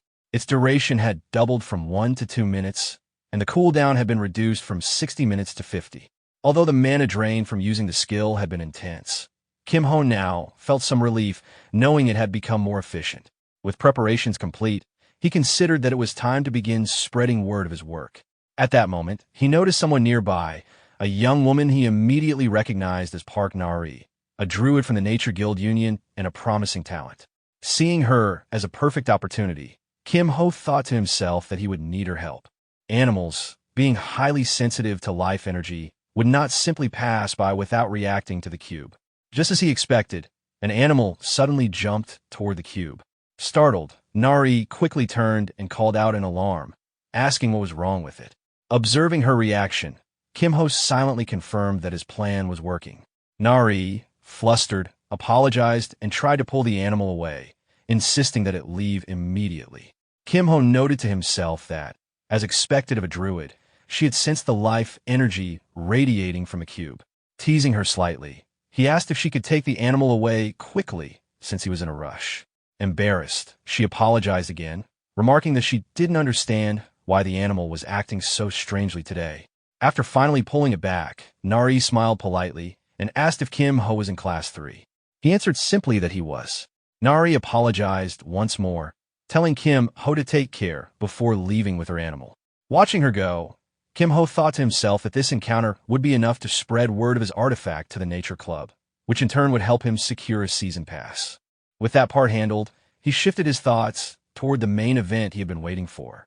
Later, in class, the instructor guided the students through their lesson. She spoke about combat scenarios, instructing them to study the clash between the Goblin Champion and the Swordmaster, directing them to the appropriate page in their texts. While the lecture continued, Kim Ho kept track of the time. With 1 minute left until lunch, he silently counted down the seconds. The teacher concluded the class, leaving 32 seconds. Finally, 0, time for the break. As soon as the bell rang, a brown-haired student stretched in relief, glad class was over, but quickly froze in confusion. Something strange had appeared. He stammered, unsure of what he was seeing, and then the classroom erupted in screams as students shouted in alarm. The boy, panicked, questioned what had just happened. He wondered about the orb that had appeared, asking himself if it had been a barrier. Other students quickly noticed numbers glowing on their foreheads and pointed it out to one another in disbelief. At that moment, the school announced the event. A surprise possession inspection had begun. Known as the Bandwave, it was a special magnetic field designed to detect forbidden items and list them on the official ban list. The inspection specifically targeted students carrying restricted goods. Kim Ho realized the process had already started. From a noise nearby, he recognized the voice of Jo Byok, who was being caught up in the wave. Go Hyun-woo, watching the scene unfold, remarked that it was interesting. Kim Ho, however, was already analyzing the situation. While some students were unaffected from the beginning, one particular boy, the same brown-haired student, was clearly in trouble. The student cursed loudly, panicking over the sudden inspection. Kim Ho approached him and asked if his club president hadn't already warned him about the inspection. The boy admitted he had been told, but claimed he hadn't expected anything this severe. Now frantic, he muttered that he would be in serious trouble if caught with everything he had. Kim Ho offered help, but when the boy hesitated, he told him to forget it. That only made the boy more desperate, begging Kim Ho to save him and swearing he would do anything in return. Kim Ho made him confirm the promise, then told him he owed him one. The boy nervously agreed. Kim Ho instructed him to place any banned items into a container, prioritizing smaller and more valuable ones. The boy hesitated again, asking what would happen to them once placed inside. Kim Ho cut him off, telling him they didn't have time to waste. Whether he trusted him or not was up to him, but the inspectors would arrive any moment. Convinced, the boy hurriedly placed his items inside, addressing Kim Ho respectfully as he did so. Right then, senior students entered the classroom and ordered everyone to freeze. One of them singled out Kim Ho and his companion, demanding to know what they were hiding. Kim Ho stood up and casually replied that they were just taking a break. The senior mocked the excuse, clearly unconvinced. Kim Ho's friend spoke up in his defense, insisting that it was true, he had only been resting. The senior, ignoring the protest, ordered them to hand over their banned items quietly, accusing them of somehow evading the ban wave, but warning that they couldn't hide from it. He explained that the crystal in his possession would expose any cheating. Then, turning his eyes on Kim Ho, he trailed off in disbelief, clearly stunned by what he saw. The crystal inspection showed no reaction. Kim Ho calmly addressed the senior, pointing out that it hadn't responded and asked if he could leave. The senior dismissed him, telling him to return to his seat. As he walked back, Kim Ho reflected on the situation. This was exactly why he had wanted everything finished before Friday, an item capable of bypassing the ban wave. Its true value was immeasurable, and anyone who understood what it was would stop at nothing to obtain it. For him, it was time to put it to use through trade. After the inspection ended, one of his classmates, the boy he had helped earlier, approached him in relief. He thanked Kim Ho earnestly, admitting that without his help, he would have lost all his possessions and possibly faced death or enslavement. Kim Ho reminded him that he would collect payment later and to consider it a debt. The boy promised he wouldn't try to escape the obligation. With that settled, Kim Ho suggested they head to the club room to unlock the forbidden items. His classmate agreed eagerly, adding that the president of his club had been waiting to meet Kim Ho in person. As they walked, the boy explained where they were headed. The club was infamous within Dragon Slayer Academy, dealing in illegal trades of banned items and thriving in chaos. It was the Thieves' Club. They arrived, and the boy called out to his sister with a laugh. She immediately scolded him, striking him as she reminded him that she had told him not to slack off and that this was important. He yelped and begged her to stop. Kim Ho introduced himself politely, addressing her as senior. She introduced herself as Dang Yu-young. The boy then added proudly that she was not only his sister, but also the president of the club. Yu-young got straight to the point. She had already heard about the item from her brother, something that could evade the ban wave. She asked to see it herself. Kim Ho agreed, showing her. When she confirmed it was real, she admitted she hadn't fully believed until that moment. An item that could fool the bandwave was so valuable it almost tempted her to steal it on the spot. Kim-ho warned her that she would be caught immediately if she tried, reminding her that a leader of the Thieves' Club would certainly know about the anti-theft measures built into Magitech artifacts. Surprised, she asked if it truly was Magitech. Then she shifted the conversation, recognizing that Kim-ho must have come with a request. She pointed out that the club was strapped for resources and didn't have much to offer in return. Kim-ho told her it was something she could definitely handle.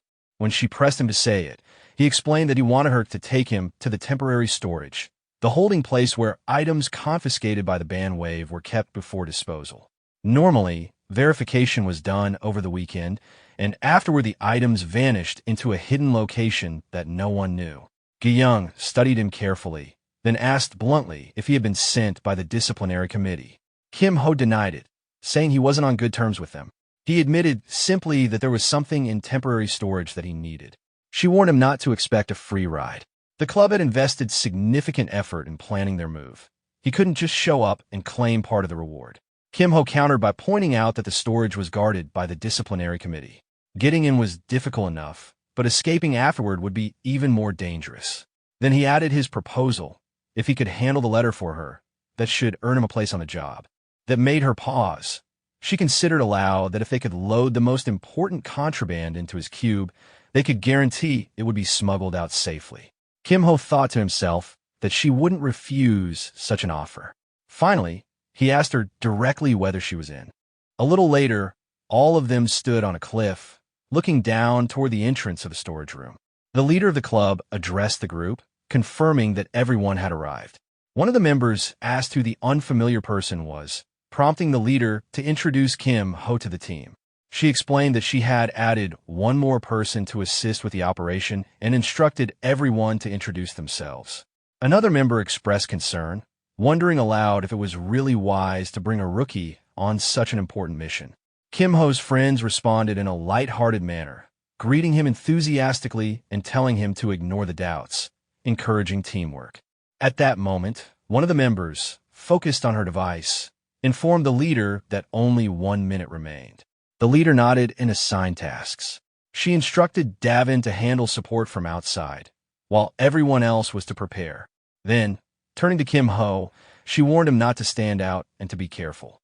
She advised him that once inside, they should prioritize stealing rare and small items first. Without further discussion, she activated her power and ordered everyone to move. The team sprang into action, heading toward the storage room as the leader shouted for them to go. Watching them, Kim-ho observed the skills she used and thought to himself that it was a B-rank ability called Silent Steps. With the life cube now complete, he realized he wouldn't need Magitech items for a while. Kim-ho extended his hand toward the leader in an attempt to copy her ability. A notification appeared before him, confirming that he was using the copy function. It showed that the target skill, Silent Steps, had been successfully copied to his skill slot. The message displayed his current skills, Hummingbird and Silent Steps, along with the description that this ability made his footsteps quick and silent. The scene then shifted to the entrance of the storage room. A guard stood before the door, keeping watch. Suddenly, a butterfly fluttered toward him and perched on his shoulder. He looked at it in surprise, reacting with a shocked expression as he muttered to himself about the butterfly. Suddenly, the butterfly exploded into a burst of dark, shadowy tendrils that spread out from where it had landed. The guard, now even more terrified, stared at the sudden appearance of the tentacles and panicked, struggling to speak but only managing muffled sounds of alarm. The scene then shifted to the 3rd floor of an old building. Kim-ho's friend was running through the hallway, mentally frustrated by how many layers of security spells had been placed throughout the area. At that moment, a boy guarding the corridor noticed him and shouted, demanding to know who was there. Kim-ho's friend responded with annoyance, irritated by the poor timing of being spotted. Seeing the intruder, the guard immediately panicked and activated his powers, shouting that there was an intruder. Before he could finish, 2 other boys appeared and quickly overpowered him, binding him tightly. The guard struggled, making choking sounds, but was left helpless. Without waiting, Kim Ho and his team moved past the tied-up guard. Kim Ho's friend told him that it was better to handle the situation easily, explaining that struggling would only make things worse for everyone involved. Meanwhile, the club leader gathered the team and informed them that the temporary storage room was just around the corner. She instructed everyone to pause briefly, assess the situation, and then breach the room. Holding a mirror in her hand, she focused on the guard stationed at the storage door. Annoyed, she muttered that of all people, it had to be that goblin-looking guard on duty, adding that handling him alone would be too much for her. Kim Ho, observing the situation, looked toward the club leader and thought to himself. He realized that the guard was a third-year student wielding an A-rank axe called Hell Cleaver, and that this wouldn't be an easy challenge for Deng Young. He also noted that his attempt to sneak in quietly might not work, so he decided it would be best to assist in the operation. Suddenly, the protagonist turned toward the club leader and quietly asked if she knew how to use the skill Shadow Dream. The club leader's eyes widened in surprise as she asked how he knew about it. Without hesitation, the protagonist responded that there was no time to explain and asked if she could use it. She admitted that she had only learned the basics and that it was still a C-rank skill. The protagonist, sounding confident, replied that it was perfect and good enough for their needs. At that moment, a notification appeared in front of the protagonist, showing that he was using the Amplify skill, which increased the rank of Shadow Dream from C to A, extending its duration and slightly reducing its cooldown. Feeling something surge through her body, the club leader, sweating, asked how he had done that. The protagonist ignored the question and told her there was no time to explain, urging her to proceed. The club leader, unable to respond, glanced at him with suspicion, wondering who he really was. A second later, she activated Shadow Dream. A swarm of dark butterflies appeared, flying straight toward the axe-wielding guard in front of the storage door. The guard, startled, realized it was a suction-type attack and panicked, swinging his axe and cutting some butterflies, but an explosion suddenly erupted from where he stood. The protagonist and the club leader quickly hid behind a nearby wall. The scene showed the guard being enveloped by numerous black threads formed from Shadow Dream's power. Observing this, the club leader, sweating, thought to herself that the axe-wielding guard, capable of A-rank firepower, had been taken out in a single blow. She then turned back to the protagonist and told him that they would need to talk later. The protagonist replied that finishing the mission came first. The club leader, now composed, loudly instructed the team to grab everything they needed and move quickly. The team members responded affirmatively. Meanwhile, the protagonist took out his life cube and thought about using it to shop for items. He reminded himself that the banned item list at the academy only restricted items based on their side effects. Anything that harmed the body or mind was banned. As he searched through the storage room, he considered that what he was looking for was a banned item with an elemental penalty. A notification identified the item as Shockstone, which carried the penalty of paralysis. The protagonist reasoned that with his S-rank elemental resistance, he could nullify that penalty, making a safe choice. He concluded that this was enough for now and decided to search for skill books next, knowing that skills with elemental penalties were often powerful. The protagonist examined several books and thought to himself that there should be something useful among them. As he continued searching, he found one that seemed particularly lucky. Realizing he didn't have a combat skill yet, he decided it would be wise to learn this skill immediately. Just then, a boy wearing glasses appeared inside the storage room. Looking at the team members with a cold expression, he remarked on how they were still working late into the night. He was introduced as Guak Sung-jae, a second-year student from the Demon Slayer Academy's Discipline Committee. Before anyone could respond, another boy appeared from behind him. He looked at the club leader with disdain and commented that she was starting the semester with theft, addressing her by name. This boy was Song Chun-ki, the president of the student council at the Dragon Slayer Academy. The club leader, visibly sweating, looked at the two intruders and asked why such high-ranking students were performing menial monitoring tasks. In her mind, she realized how troubling it was that first Guak Sung-jae, and now even the student council president had come down herself. Song Chun-ki then cut off the conversation and ordered them to disarm and come quietly to the disciplinary room. Hearing this, The club leader quickly considered that the longer they lingered, the worse the situation would get. Without hesitating, she raised her hand and instructed everyone to split up and escape immediately. She activated her skill, Shadow Haven, which created a dome of shadows concealing allies inside for 5 minutes, allowing them to escape unnoticed. Meanwhile, the glass-wearing boy, noticing the intruders fleeing the storage room, pulled out a glowing orb from his hand and ordered that no one be allowed to escape. The scene shifted to the hallway where the protagonist was sprinting at high speed.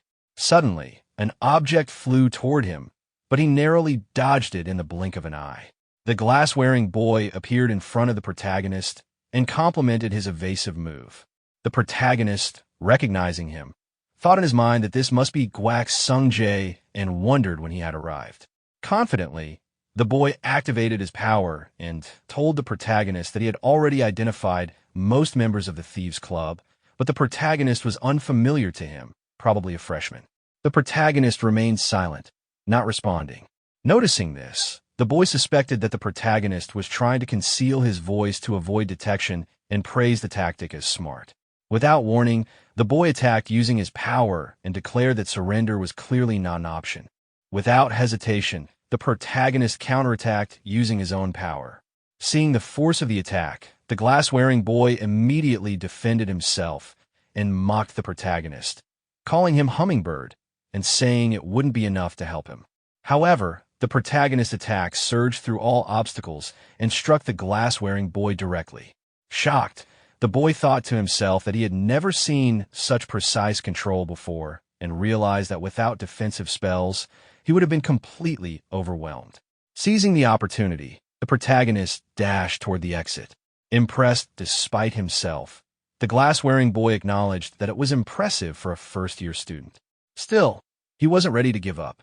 He gathered his energy and surrounded the protagonist with multiple energy cannons, preparing for a final strike. Looking at the protagonist trapped by the energy, he declared that the student wouldn't have another chance and that it was time to finish him off. The glass-wearing boy released the energy from all the cannons at once, focusing on the protagonist's location. Confident in the power of his attack, he thought no one could withstand it. But as the energy hit its target, he suddenly felt an unexpected surge of heat. Out of the explosion, the protagonist reappeared, his hand blazing with fire. The glass-wearing boy, stunned, immediately recognized the technique and wondered aloud if it was the very skill he feared.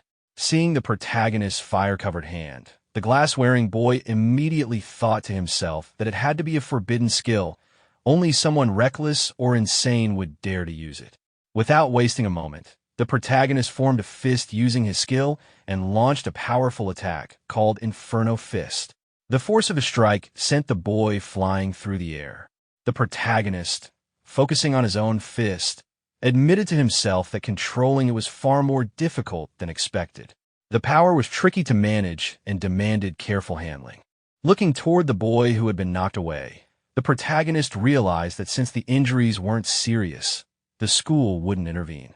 However, he knew that higher authorities like the Emerald Magic Tower and the disciplinary committee would definitely take notice. He scratched his head thoughtfully, concluding that they would try to uncover his identity, though he was confident they wouldn't find anything. At that moment, a loud sound came from a distance, and someone called out, pointing toward the noise, saying they had heard the crash from that direction.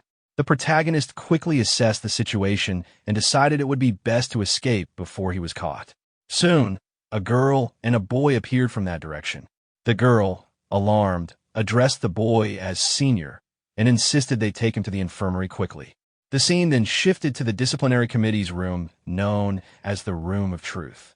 Inside, the club leader sat on a sofa, visibly annoyed, and asked how long they would be kept there.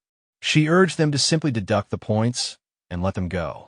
A pink-haired boy, approaching the door, responded that his business there was finished and that he was heading out.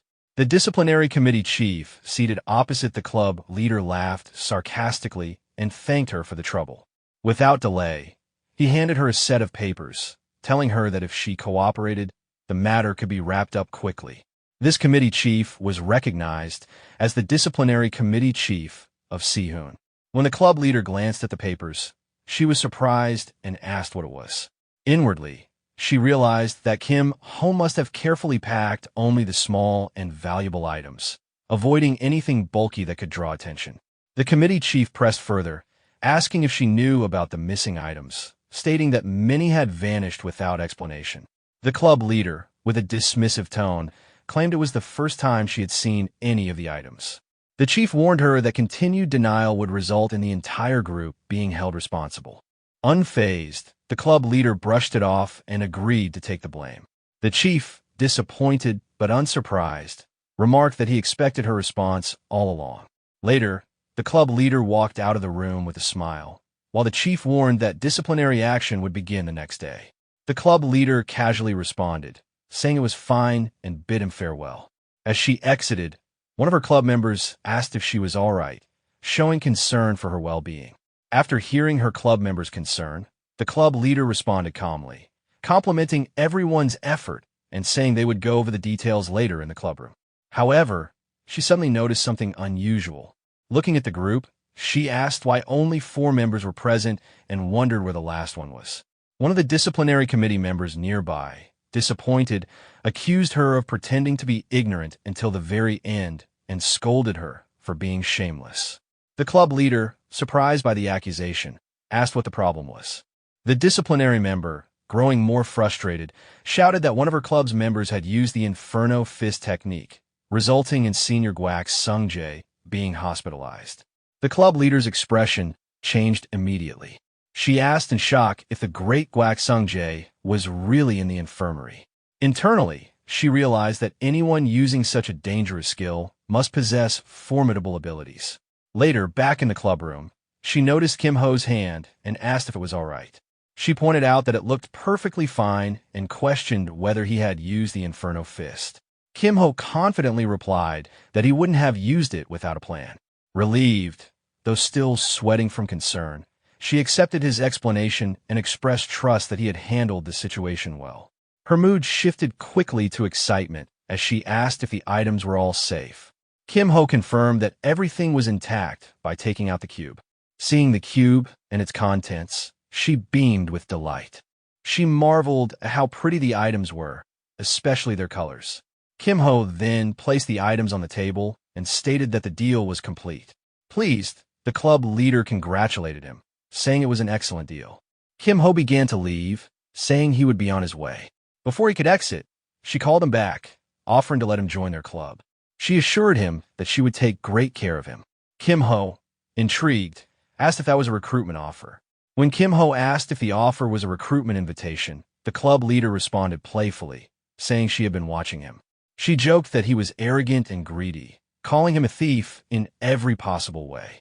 Kim Ho, taken aback and sweating slightly, replied that her words sounded more like an insult than an actual offer to join the club. Either way, he declined. Annoyed by his response, the club leader grew irritated and urged him to reconsider. Kim Ho, unfazed, showed her the cube again and bluntly asked if she wanted him for the life cube, because he intended to sell it. Her eyes widened in shock as she asked what he meant. Without changing his tone, Kim Ho explained that he wanted the special practice room season pass, 4 of them. The club leader was stunned and nervously asked if he planned to acquire 4 passes just to avoid the ban wave. Kim Ho clarified that avoiding the ban wave was only a bonus, and the real advantage came from the core ability. She asked what the core ability was, confused. Kim Ho responded that he would first show her the item description, but wanted a small favor before that. Curious, she asked what kind of favor he needed. Kim Ho smiled gently and said she only needed to pass a message to the head of the Magitech Club, that a freshman had completed a 101,010 cube. The club leader was surprised, but agreed that it was simple enough. She asked to see the item description. After looking at it, she was shocked again and exclaimed at the enhancement it provided, boosting the effects of stored life-type items by 1.3 times. A notification appeared in front of the club leader, displaying the details of the life cube. It explained that the cube enhanced the effects of stored life-type items by 1.3 times. Seeing this, she was stunned and exclaimed in disbelief, questioning how such an item could even exist. She immediately recognized its value, saying it was completely worth the price. Kim Ho, handing the cube to her, calmly asked if she was satisfied and added that he would be on his way. As he began to leave, she called after him from behind, reminding him that even without the cube, her offer still stood and urging him to think it over carefully. Kim Ho smiled and replied respectfully, acknowledging her offer without committing. A few days later, on the campus of Dragon Slayer Academy, Kim Ho and his friend Seo Yin walked toward their classroom. Kim Ho casually asked if she had a good weekend. She replied shortly, confirming she did. Kim Ho, noticing how tired she looked, pressed further, asking if she was sure she was okay. She didn't deny it, but remained quiet. At the same time, Kim Ho noticed two people following them. Observing them carefully, he thought to himself that they seemed to be making a move, likely from either the Emerald Magic Tower or the Nature Club. He wasn't particularly concerned, but found it annoying and considered handling the situation right away. Turning to Seo Yin, he told her to go ahead without him, saying something urgent had come up and he would take care of it quickly. She noticed the tailing figures and agreed without hesitation.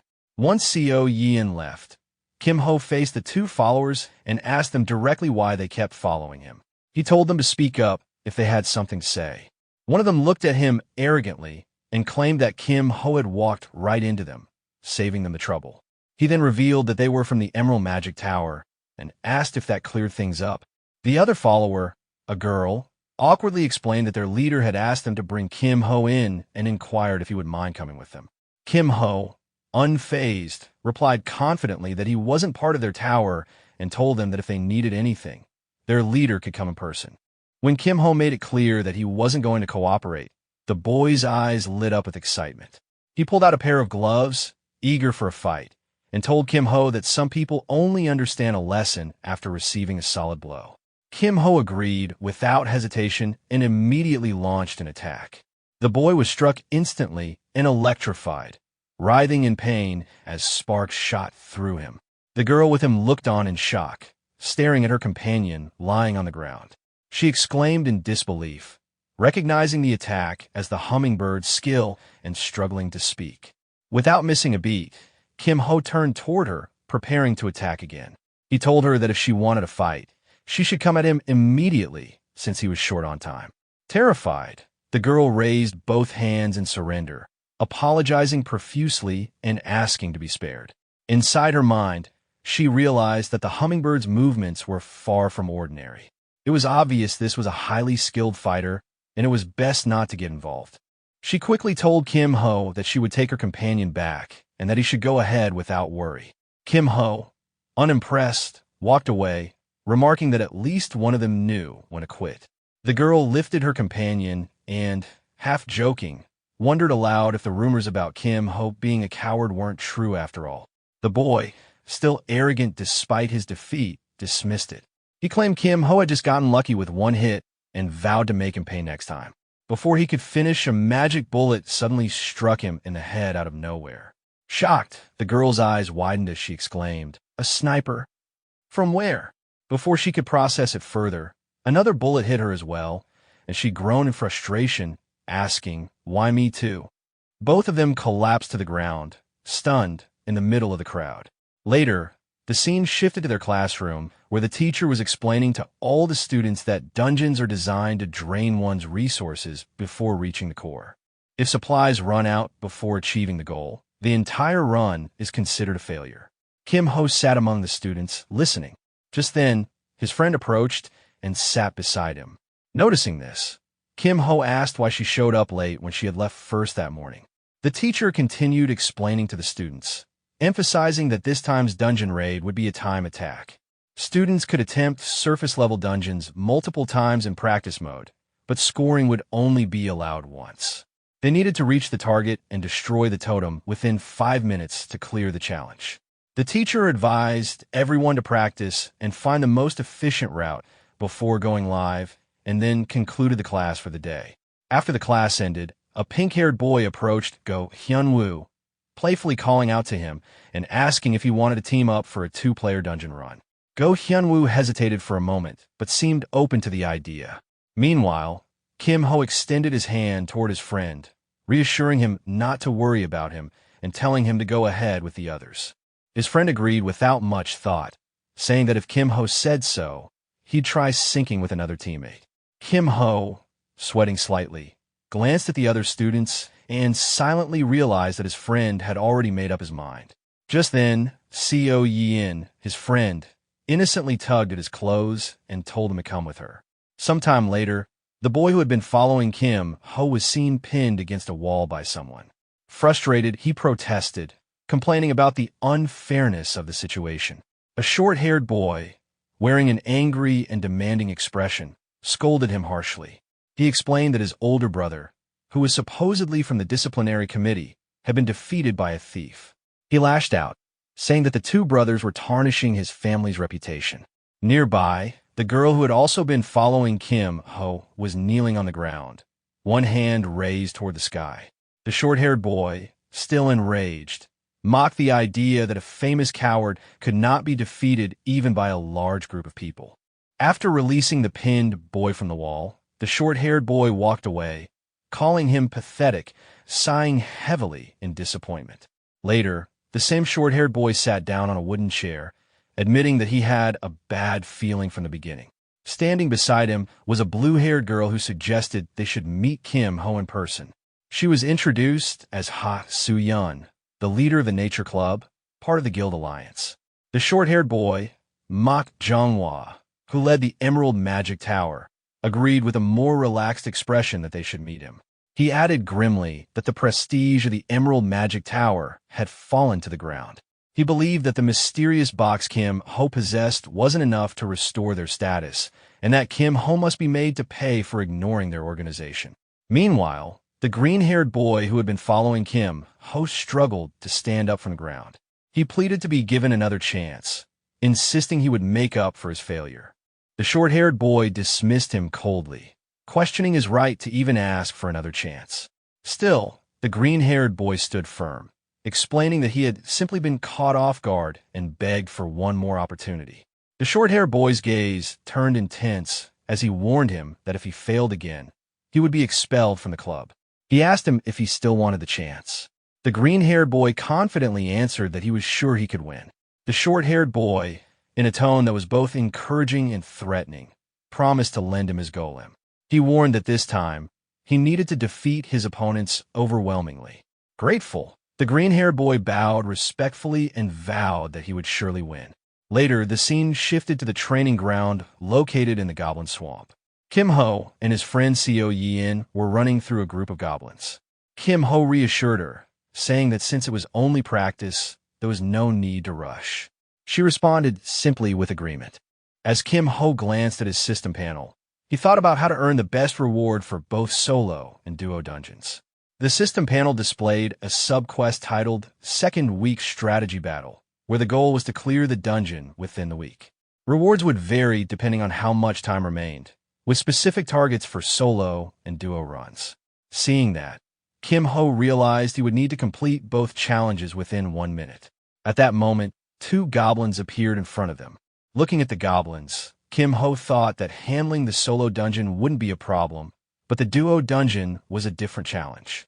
He considered that if he shared the patterns with Seo Yin, it would be easier, but that wouldn't help her grow. Without noticing his thoughts, Seo Yin simply attacked the goblins with magic bullets. Kim Ho, still analyzing the situation, realized that helping her like this wouldn't allow her to develop. He decided she needed to learn through practice. Suddenly, a new goblin appeared, wielding a large sword. A system notification popped up, identifying it as a strong enemy, the submerged goblin. Both Kim Ho and Seo Yin stopped in front of the goblin. Kim Ho smiled gently and asked if she wanted to avoid the goblin like they had in their first practice or try to catch it. Seo Yin hesitated, then asked if catching it would earn points. Kim Ho confirmed that defeating a boss monster would give an additional 120 points. Motivated, she decided to try catching it. Hearing Seo Yin's determination, Kim Ho activated his power and launched an attack on the goblin. He encouraged her, telling her he would support her effort. The goblin swung its large sword to defend itself, but despite the block, the attack still landed and knocked it back, affecting its entire body. From behind Kim Ho, Seo Yin suddenly appeared, holding her gun aimed at the goblin. She gritted her teeth and exclaimed in frustration at the situation. She fired the goblin, but the bullet had no effect. Instead, it only irritated the goblin further. Angered, the goblin shifted its attention from Kim Ho to Seo Yin and charged toward her. Reacting instantly, Seo Yin tried to activate her ability, using amplification to enhance her attack. However, before she could act, Kim Ho stepped in. With a determined expression, Kim Ho activated his skills once more and cut her off, declaring that she wouldn't get the chance to be attacked. At that moment, a notification popped up announcing that Hummingbird's rank had increased from E to C. A massive electric bird materialized from Kim Ho's power and struck the goblin, overwhelming it. A short while later, a notification appeared in front of both of them. It showed that 11 or more goblins had been defeated, with only 18 seconds left on the clock. The time remaining was 2 minutes and 29 seconds, granting them 149 points, with a clear bonus of 500 points, totaling 649 points. Looking at the notification, Kim Ho commented that they had cut down the completion time significantly compared to their first practice and wondered if they could reduce it even further. Seo Yin replied softly, agreeing. Then, with a blank expression, she turned to him and asked if he could give another special lecture on magic bullets. Kim Ho smiled to himself, realizing she secretly harbored a competitive spirit and that struggling with the boss monster had hurt her pride. He then suggested that they wrap up their practice and head to the training center. Seo Yin agreed enthusiastically. Later, the scene shifted to the training center's shooting range. Kim Ho began explaining a new skill to her. He told her that although her magic bullets and gun were flawless, she was still using them as mere tools without truly mastering their potential. Holding a magic bullet in his hand, he offered to demonstrate how to better understand the skill by imagining her hand as a magic gun, making it easier for her to grasp the concept. Kim Ho demonstrated how to fire a magic bullet toward a target dummy, explaining that by concentrating mana and releasing it at the right moment, one could replicate the effect of a magic bullet. He encouraged his friend to attempt the technique using just her hand first. Later, Seo Yin tried to follow his instructions, focusing on channeling her mana to her fingertips as though drawing it upward.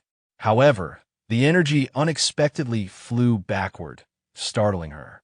Kim Ho, excited by her effort, urged her to attempt the motion without using an actual magic bullet, explaining that success would mean simply being able to propel the mana outward. After giving her encouragement, he told her to continue practicing while he stepped away to gather dinner items.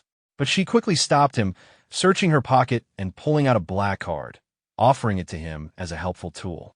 Upon seeing the card, Kim Ho was visibly surprised, recognizing that she came from a wealthy background. Later in the cafeteria, while placing his order for a mini donut, two members of the disciplinary committee nearby discussed how the limited edition treat had been worth the wait. One of the girls then spotted Kim Ho and greeted him enthusiastically, prompting the other to ask who he was. Kim Ho responded casually, but the pink-haired girl from the committee grew visibly annoyed, questioning why he was the one there. Yet she quickly reconsidered, realizing it would be useful to confirm something. She approached him and asked to see his hand, which caught him off guard. He questioned why she suddenly wanted to inspect it. Meanwhile, the girl's mind raced. She suspected that he was the thief who had used a powerful technique during the storage incident, someone with expert-level control over a rare skill. She also recalled his connection to the Thieves' Club, confirming her suspicions. Driven by curiosity, she explained that she wanted to check something on his palm, likening it to palm reading. In her mind, the pink-haired girl thought that if Inferno Fist had been used, there would surely be burn marks on his hands. The protagonist noticed her observation and internally noted how flustered she seemed. She appeared eager to see his hands for herself, as if searching for proof, while he calmly allowed her to examine them. Her expression softened as she inspected one hand and then moved to the other, clearly surprised that both were untouched. The protagonist, with a hint of exasperation, internally wondered how long this inspection would continue. Flustered by the prolonged scrutiny, the girl quickly withdrew and apologized for the intrusion. The protagonist, however, made one last request for her to reveal the result of her palm reading, particularly regarding his luck with love. She became slightly irritated at his persistence, thinking he would face many difficulties ahead. The protagonist quietly smiled to himself, realizing that she and others were still attempting to identify the culprit from the temporary storage incident. He felt reassured that by dodging her question just enough, he should be safe for now. The next day, the protagonist and his friend Seo Yin were at the training ground, running toward the forest as usual. They moved in sync, following the routine they had practiced the day before. Seo Yin immediately began targeting goblins with her magic bullets, though the shots caused little damage. The protagonist, meanwhile, unleashed his own attacks using his scales, obliterating the goblins instantly.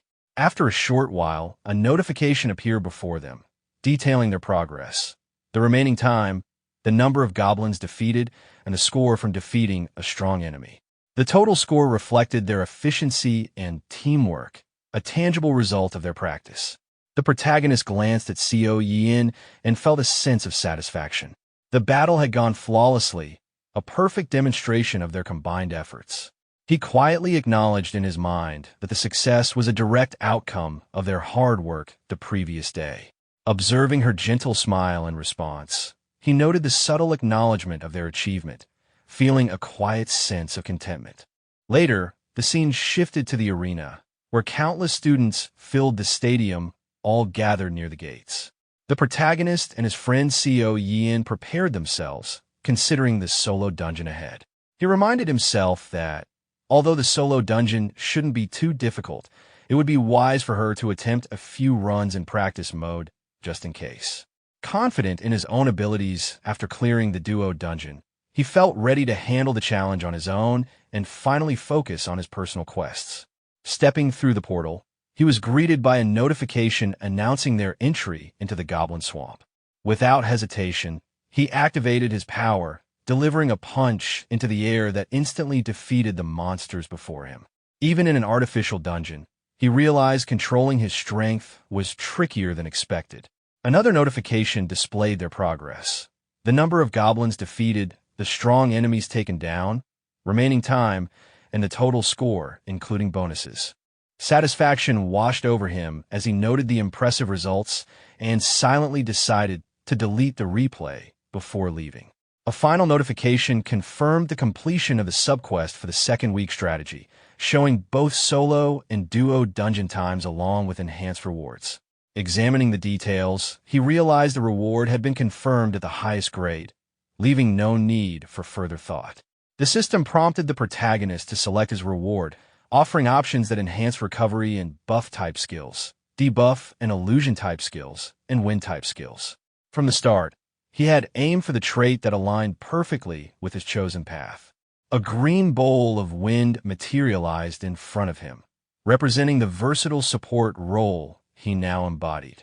A notification confirmed the acquisition of the trait skill, officially marking him as a wind-type supporter. After emerging from the portal, the protagonist was met by the familiar short-haired boy, Manhwa, deputy head of the Emerald Magic Tower, accompanied by the blue-haired girl, Hasuyan of the Great Nature Club. They suggested moving to a more private location to speak. Later, in a cafeteria setting, Hasuyan began by apologizing for previous events, though the protagonist acknowledged his own haste. The conversation quickly shifted as she indicated interest in a special item he possessed. Understanding their true intention, the protagonist revealed the cube. The green-haired girl's small, dark-colored cat immediately reacted, rushing toward the cube before curling up inside it. The sight confirmed the item's authenticity, leaving the short-haired boy momentarily stunned. The green-haired girl, noticing the kitten inside the cube, urged it to come out, but the protagonist calmly told her to leave it be.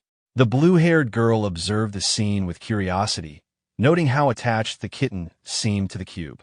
She sensed the cube radiated the energy of a powerful life-type artifact and requested permission to examine its item description, assuring him the club would protect the information with their honor. The protagonist, seeing no harm, agreed. The short-haired boy's face reflected shock as he read the cube's description, realizing its effects were 1.3 times stronger than typical stored life-type items. The blue-haired girl also reacted with astonishment, marveling at the item's ridiculous power. She then inquired if he was willing to sell it, but the protagonist remained non-committal, acknowledging the cube's value. The short-haired boy became insistent, emphasizing that such an item's true worth could only be realized in the hands of someone skilled and imploring him not to waste it. The protagonist found their proactive approach amusing and felt a quiet sense of gratitude for it. Despite this, he composed himself and explained that he would need to hesitate before making a decision. The blue-haired girl, still curious, encouraged him to state his terms, promising to accommodate his requests. With confidence, the protagonist laid out his conditions. For special engineering room season passes, a princess's single season pass along with items equivalent to 3 others, and a blank skill book. The short-haired boy reacted with visible frustration, slamming his hand on the table, convinced the demands were excessively greedy. As the negotiation continued, the blue-haired girl considered the protagonist's demands. She felt the season pass request was reasonable, but a blank skill book seemed excessive. The protagonist, sensing the hesitation, decided to back off and suggested letting the deal be forgotten. Just as he was preparing to leave, the green-haired girl spoke up from the back, revealing that she actually possessed one of those blank skill books. She admitted she hadn't used it yet, having no suitable skills to imprint, and would likely keep it in her inventory indefinitely. Glancing at her beloved kitten, she smiled, noting how much it enjoyed the cube. The blue-haired girl allowed her to go ahead, and the green-haired girl gratefully offered the blank skill book. Without delay, they handed the item over, swiftly completing the trade. The protagonist appreciated the efficiency of the transaction, took the item, and reflected on the success of the deal.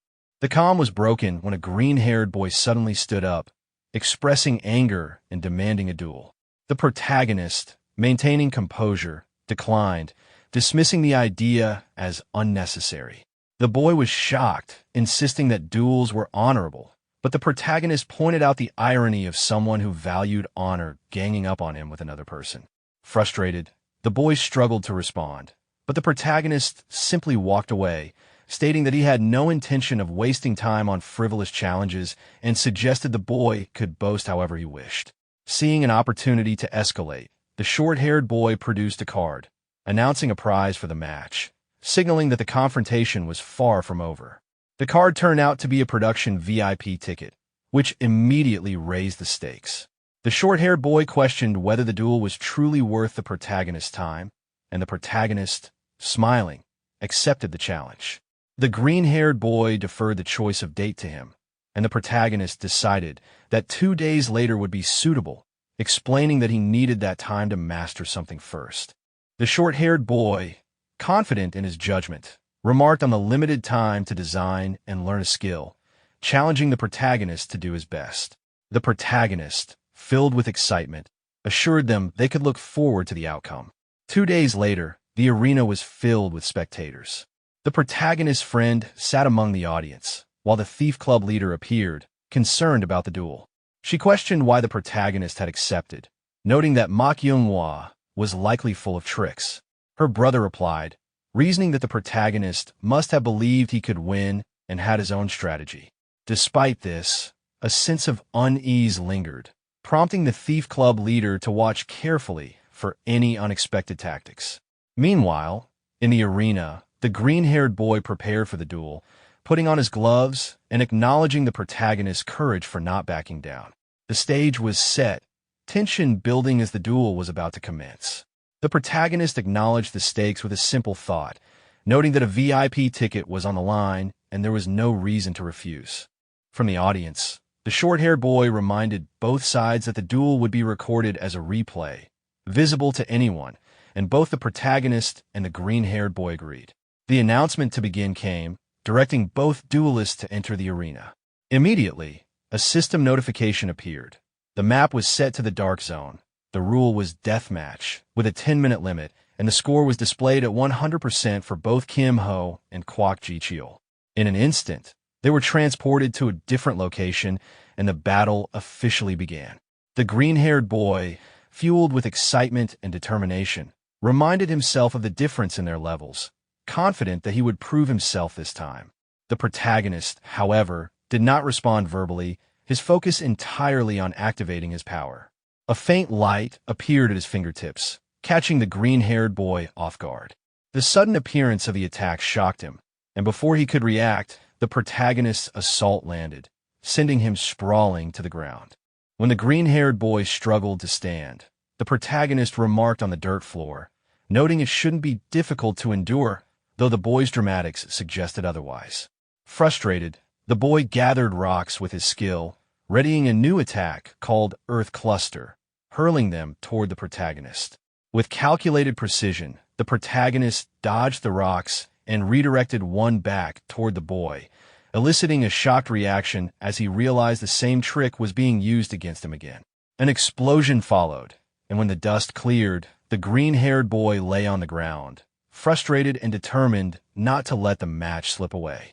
Struggling to rise, he acknowledged the protagonist's strength and prepared a more serious attack, thinking that this duel must end with him as the winner. In a sudden display, he summoned a massive entity behind him, a wood golem, a creation imbued with the forest's power, granting life to an ancient tree. The golem towered behind him, signaling that the next phase of the duel would be far more dangerous and intense.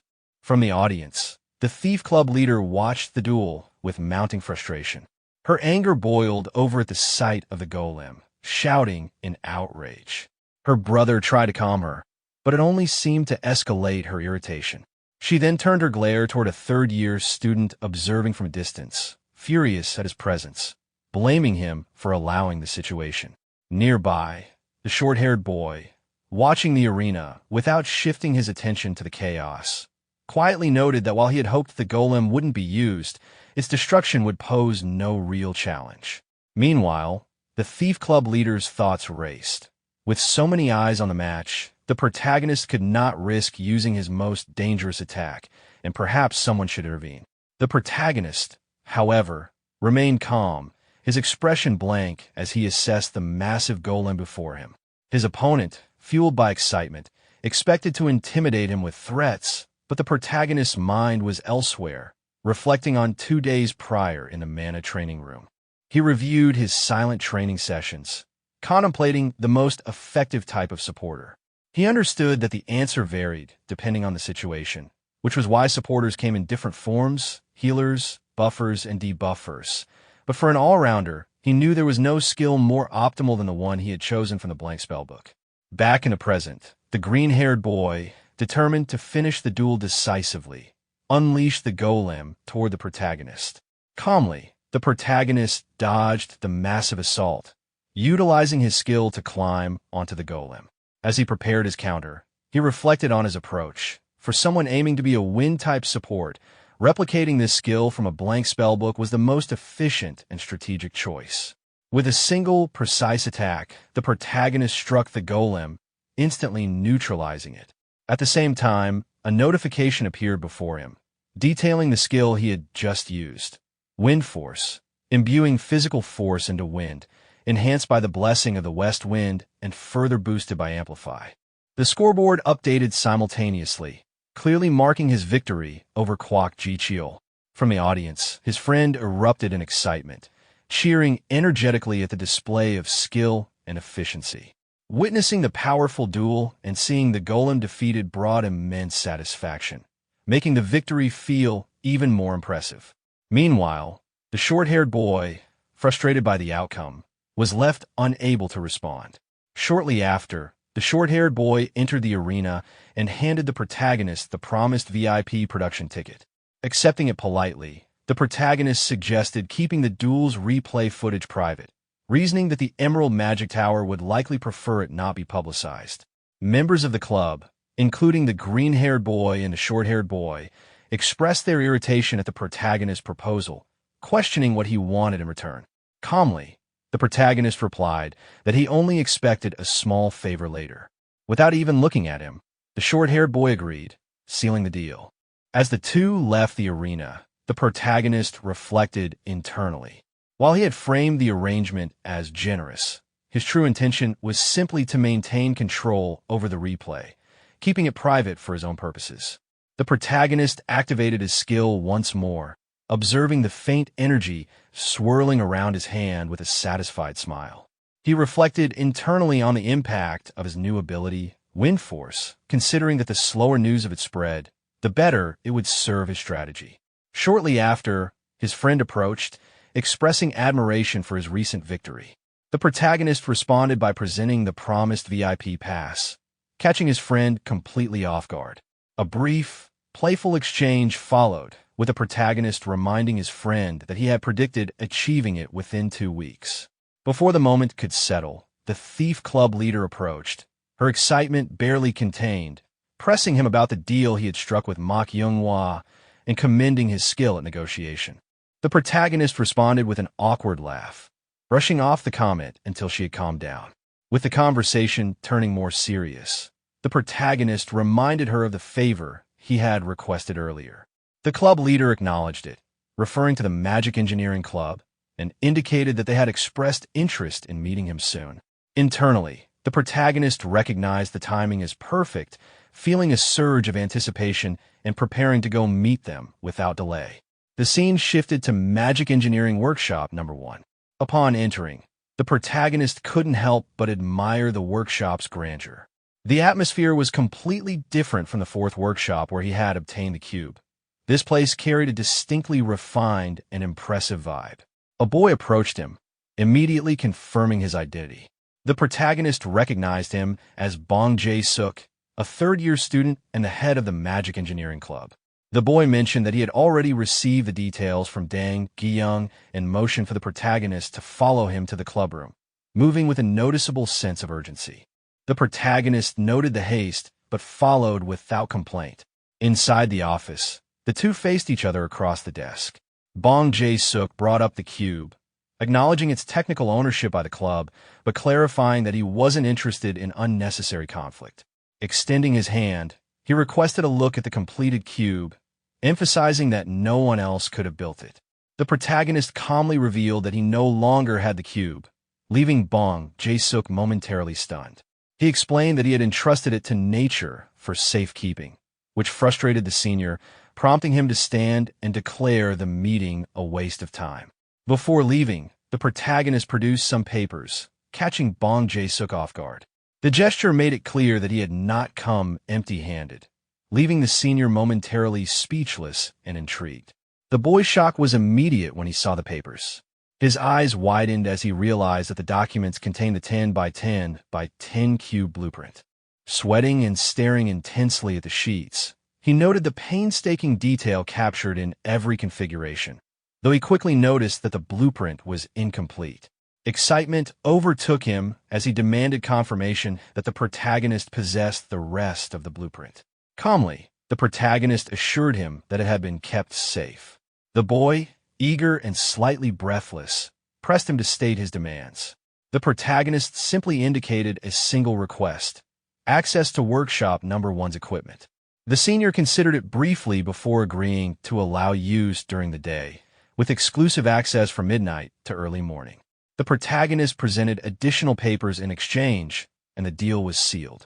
Once he received the remaining sheets from the protagonist, the boy's tone shifted as he inquired if the protagonist had considered joining the Magic Engineering Club.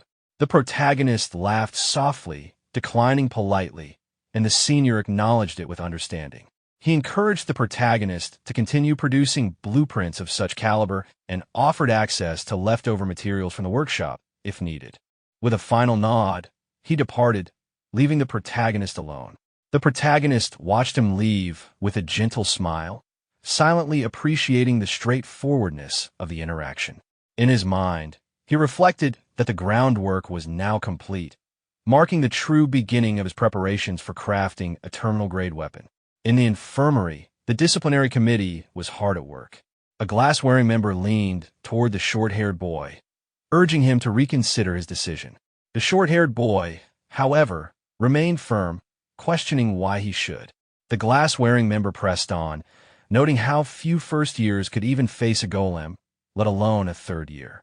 The short-haired boy countered, pointing out that despite the difficulty, the act had tarnished Emerald's reputation. The other boy admitted that his own sibling had acted out of line, but he questioned whether the protagonist had acted alone. Frustration flashed across the short-haired boy's face. He demanded to know if the disciplinary committee was interfering in Emerald's affairs, to which the glass-wearing member calmly responded that he was merely requesting a fair judgment. After a tense pause, the short-haired boy finally asked what was being sought. The other boy replied simply, "Give the protagonist a chance." He proposed a 2-month trial, during which the protagonist's ranking, specifically Kwok Jicheol's, would determine the outcome. The glass-wearing boy agreed, acknowledging that 2 months was more than sufficient. As the short-haired boy walked away, he muttered a sharp humph and glanced back, calling out the name Song Chun-hai. Hiding behind a wall, the pink-haired girl of the disciplinary committee had overheard the exchange. Sheepishly, she stepped out and asked if he had known she was there.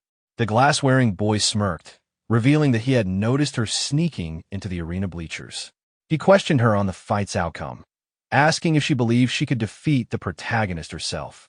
She admitted she couldn't say for certain. He pressed further, asking if she had checked the protagonist's hands. Flustered, she confirmed that she had inspected both hands thoroughly and found no scratches. The glass-wearing boy paused, thinking to himself, if the protagonist had used Inferno Fist, there was no way he could have healed that quickly. Had he misjudged him? Doubt lingered, but he knew there was still more to uncover.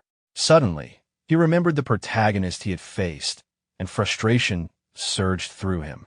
In his mind, he thought again, that arrogant gaze like everything's beneath him. It's hard to believe that's not the same person. Turning his attention back to the girl, the glass-wearing boy said, "I'm sorry. I'll have to ask you to keep working on this." She clenched her fist tightly and replied, "No need to apologize. I'm doing this because I want to. I'll definitely catch him slipping." It was Monday of the 3rd week. The protagonist's homeroom teacher addressed all the students, explaining that cooperation would be just as important as it had been in the previous week. However, the objective this time was different, and through the match, they might discover weaknesses in their teamwork that had gone unnoticed before. To address these issues, a mentoring program had been organized within the academy, and the students were encouraged to carefully consider the opportunity throughout the week. The teacher concluded the announcement without further elaboration. Go Hyun-woo then turned to the protagonist and asked if he had already signed up for the mentoring program. The protagonist glanced at his system notification, which confirmed that his application had been completed under his name. He replied that there was no reason to hesitate. With a serious expression, he explained to Go Hyun-woo that participants would be paired with a top-ranking 3rd-year student or a graduate, depending on individual tendencies. He added that chances like this to learn from such people would be rare. Excited, Go Hyun-woo agreed at once and said he would sign up as well. Looking at his own system notification, he thanked the protagonist in advance. The protagonist then turned to Seo Yin and asked about her decision. Still asleep, she responded that it was annoying and that she was too sleepy. The protagonist simply looked at her and thought to himself that she knew how to form aura grenades to some extent, but still had much to learn, so mentoring would be important for her. He wondered if there might be a way to persuade her. Suddenly, Go Hyun-woo's eyes lit up with excitement as he asked the protagonist if he would partner up with him for this week's match. The protagonist laughed softly and agreed without hesitation, saying that teaming up this time would be fine. At that moment, Seo Yin woke up, rubbing her face with her hand, and asked if she couldn't team up with him as well. Go Hyun-woo laughed awkwardly and suggested that, since there were 2 matches this week, they could each partner with him for 1 match. The protagonist, half to himself, wondered if his opinion even mattered. Seo Yin, still groggy but agreeable, replied that the arrangement sounded good. Go Hyun-woo, still excited, then told the protagonist that he needed to train and that the 2 of them should go ahead first. The protagonist responded with a nod and a simple, "Okay, see you tomorrow." The next day, Go Hyun-woo approached the protagonist and apologized for making him wait. The protagonist simply replied that he had arrived just a minute ago. Inside his mind, the protagonist noted how different Go Hyun-woo seemed. His aura felt sharper than the previous day. He wondered what was going on with him. Go Hyun-woo, noticing the protagonist's gaze, smiled gently and said he was looking forward to the match. The protagonist, observing him carefully, thought that Go Hyunwoo's core had reached C rank much faster than expected. Still keeping things light, Go Hyunwoo jokingly asked if the protagonist's match with Seo Yin had gone well the day before. The protagonist rubbed his head awkwardly and admitted they had won, but left it at that. The scene then shifted to the arena, where the protagonist stood facing two opponents, a red-haired girl and a boy holding a shield in his hand. The protagonist looked at the red-haired girl and thought about their previous match. He recalled that the opponent they faced the day before had been Hong Yunhua, a rising star from the Ruby Magic Tower. He realized that he had expected Seo Yin wouldn't be a match for someone of that level yet, but the outcome had been even more one-sided than he had feared. At the same time, a notification appeared in front of him, showing Seo Yin's performance percentages dropping from 81% to 78%, and then to 74%. Seeing this, he thought to himself that, in the end, his worst fears had come true. Meanwhile, Seo Yin was aiming her gun at them from a distance, carefully positioning herself. Observing this, the protagonist understood that she had no defensive abilities whatsoever. Without hesitation, the protagonist launched himself toward them, gripping his staff tightly. As he got close, he activated his skill, causing a surge of blue energy to gather in his hand. He struck the boy with the staff, sending him flying backward. The red-haired girl, seeing this, became visibly nervous and frightened. The protagonist stood firmly in front of her, staff aimed directly at her, ready to confront her. Later, while checking his system panel, the protagonist reflected on how he had managed to pull everything together somehow, even suggesting that Seo Yin join the mentoring program. But, despite his efforts, she hadn't shown any interest. Turning to Go Hyunwoo, he mentioned that fact, prompting Go Hyunwoo to laugh awkwardly. He admitted that a lot had happened, and that the kid probably needed to be beaten by someone at least once. However, when Go Hyunwoo's words came out a bit harshly, the protagonist was taken aback. Just then, the protagonist's system flashed with a new notification. A match had been found, and seeing it, Go Hyunwoo's eyes lit up with excitement as he eagerly announced that he would show off the results of his training. Without warning, both of them were transported to a new location. Looking around with a shocked expression, Go Hyunwoo asked what was happening and who their opponents were this time. The protagonist's eyes locked on the group standing across from them. It was Seo Yin and her team. At that exact moment, another notification appeared, displaying the team lineup. Jang Sam with 572 points, and Seo Yin with 741 points. Stunned, Go Hyunwoo whispered in disbelief that they were once again facing Seo Yin. Seeing the situation, the protagonist smiled and thought to himself that this was the perfect opportunity to make Seo Yin realize her own weaknesses in defense. Go Hyunwoo, looking at him with concern, asked if they would win. The protagonist smiled confidently and assured him that they would. Without wasting any time, Seo Yin launched an attack at the protagonist, determined to take him down herself. Go Hyunwoo, following behind, responded with determination that he would support him.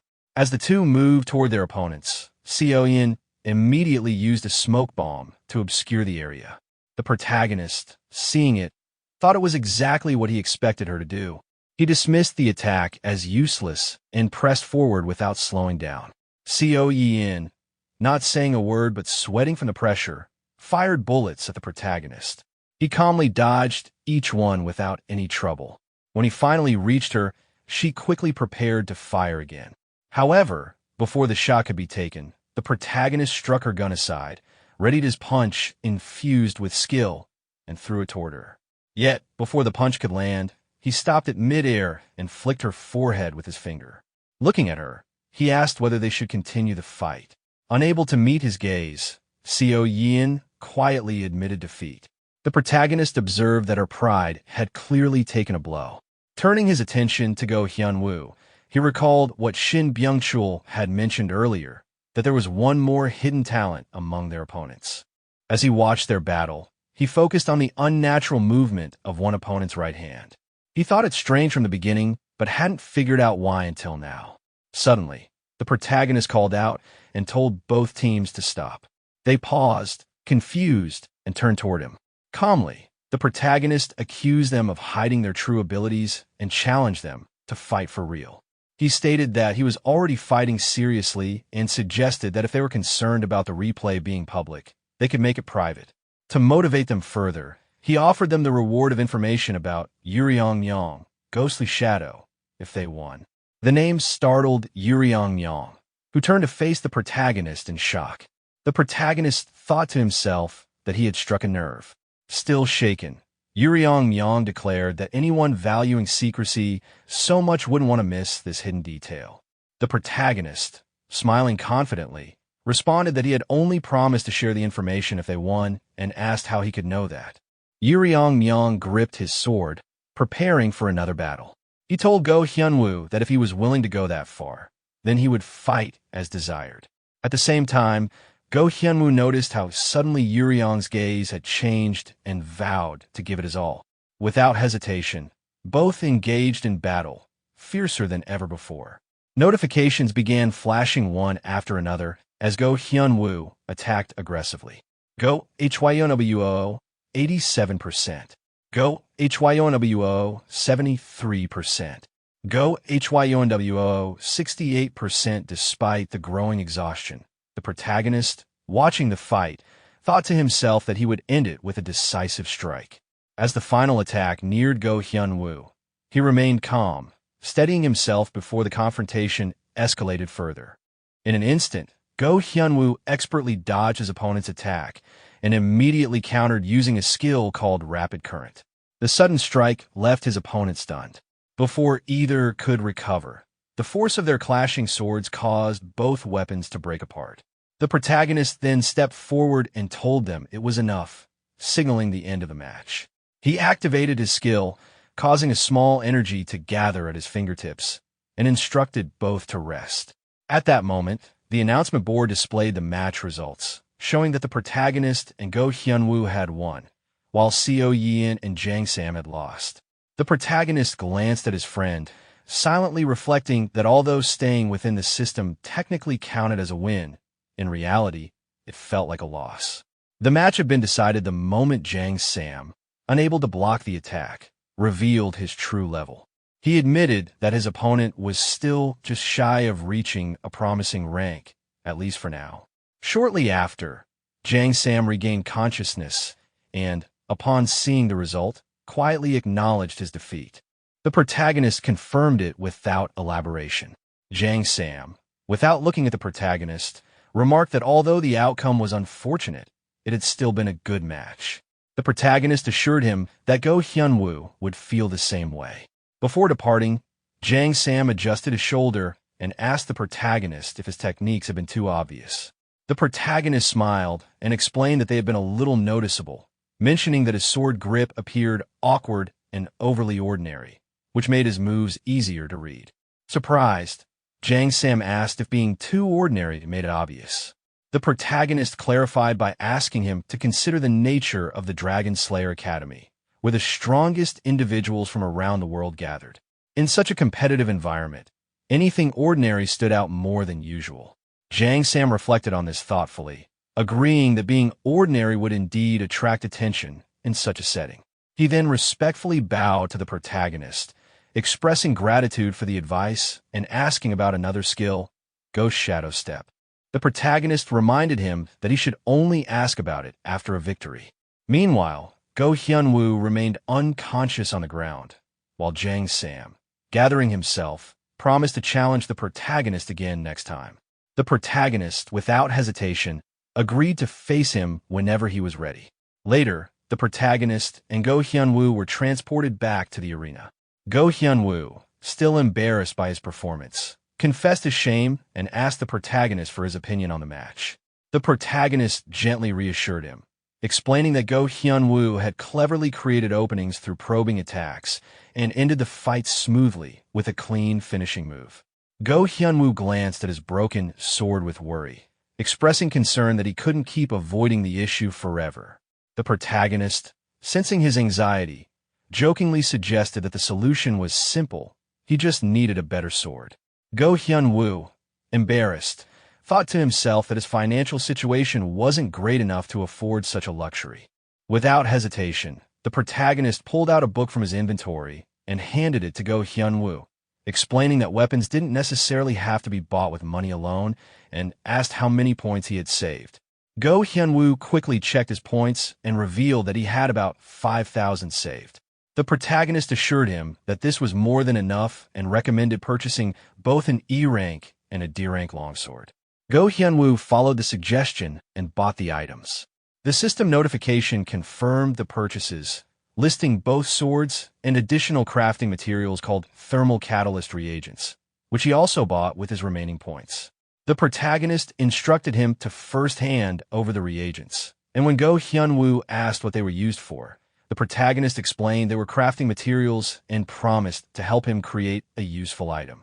He encouraged Go Hyun-woo to focus on recovering and assured him that they would work on it together. Grateful, Go Hyun-woo smiled gently and thanked the protagonist. That evening, the protagonist made his way to the fourth workshop, thinking about how the week's duels had already concluded and that he should prepare materials for an item to assist Go Hyun-woo. Upon entering, he greeted the room and was met by a boy working on something. The boy looked back briefly but quickly returned to his task, clearly uninterested in the protagonist's presence. The protagonist recalled how this boy had been scolded by Bong Jae-suk previously for meddling and assumed he wasn't fond of interruptions. Still, the protagonist approached him again, apologizing silently as he tried to replicate a skill he observed. His system registered the action, confirming that he successfully copied another skill, now filling his slots. Thinking ahead, the protagonist realized that with his new skill, he would no longer need another one and decided it was time to let it go. He smiled while surveying the abandoned equipment scattered around the room, considering it an ideal place to gather decent materials. These items were failed projects, discarded for some reason, but their crafted parts remained intact. He reasoned that dismantling such items was usually harder than acquiring new materials, but this time, it might work in his favor. He began working on dismantling the equipment, and the boy eventually noticed and asked what he was doing. Without looking up, the protagonist explained that he was trying to extract materials from it. Sweating nervously, the boy asked if he could watch, and the protagonist, smiling, agreed without hesitation. He handed the boy a glass tube filled with materials, which astonished him.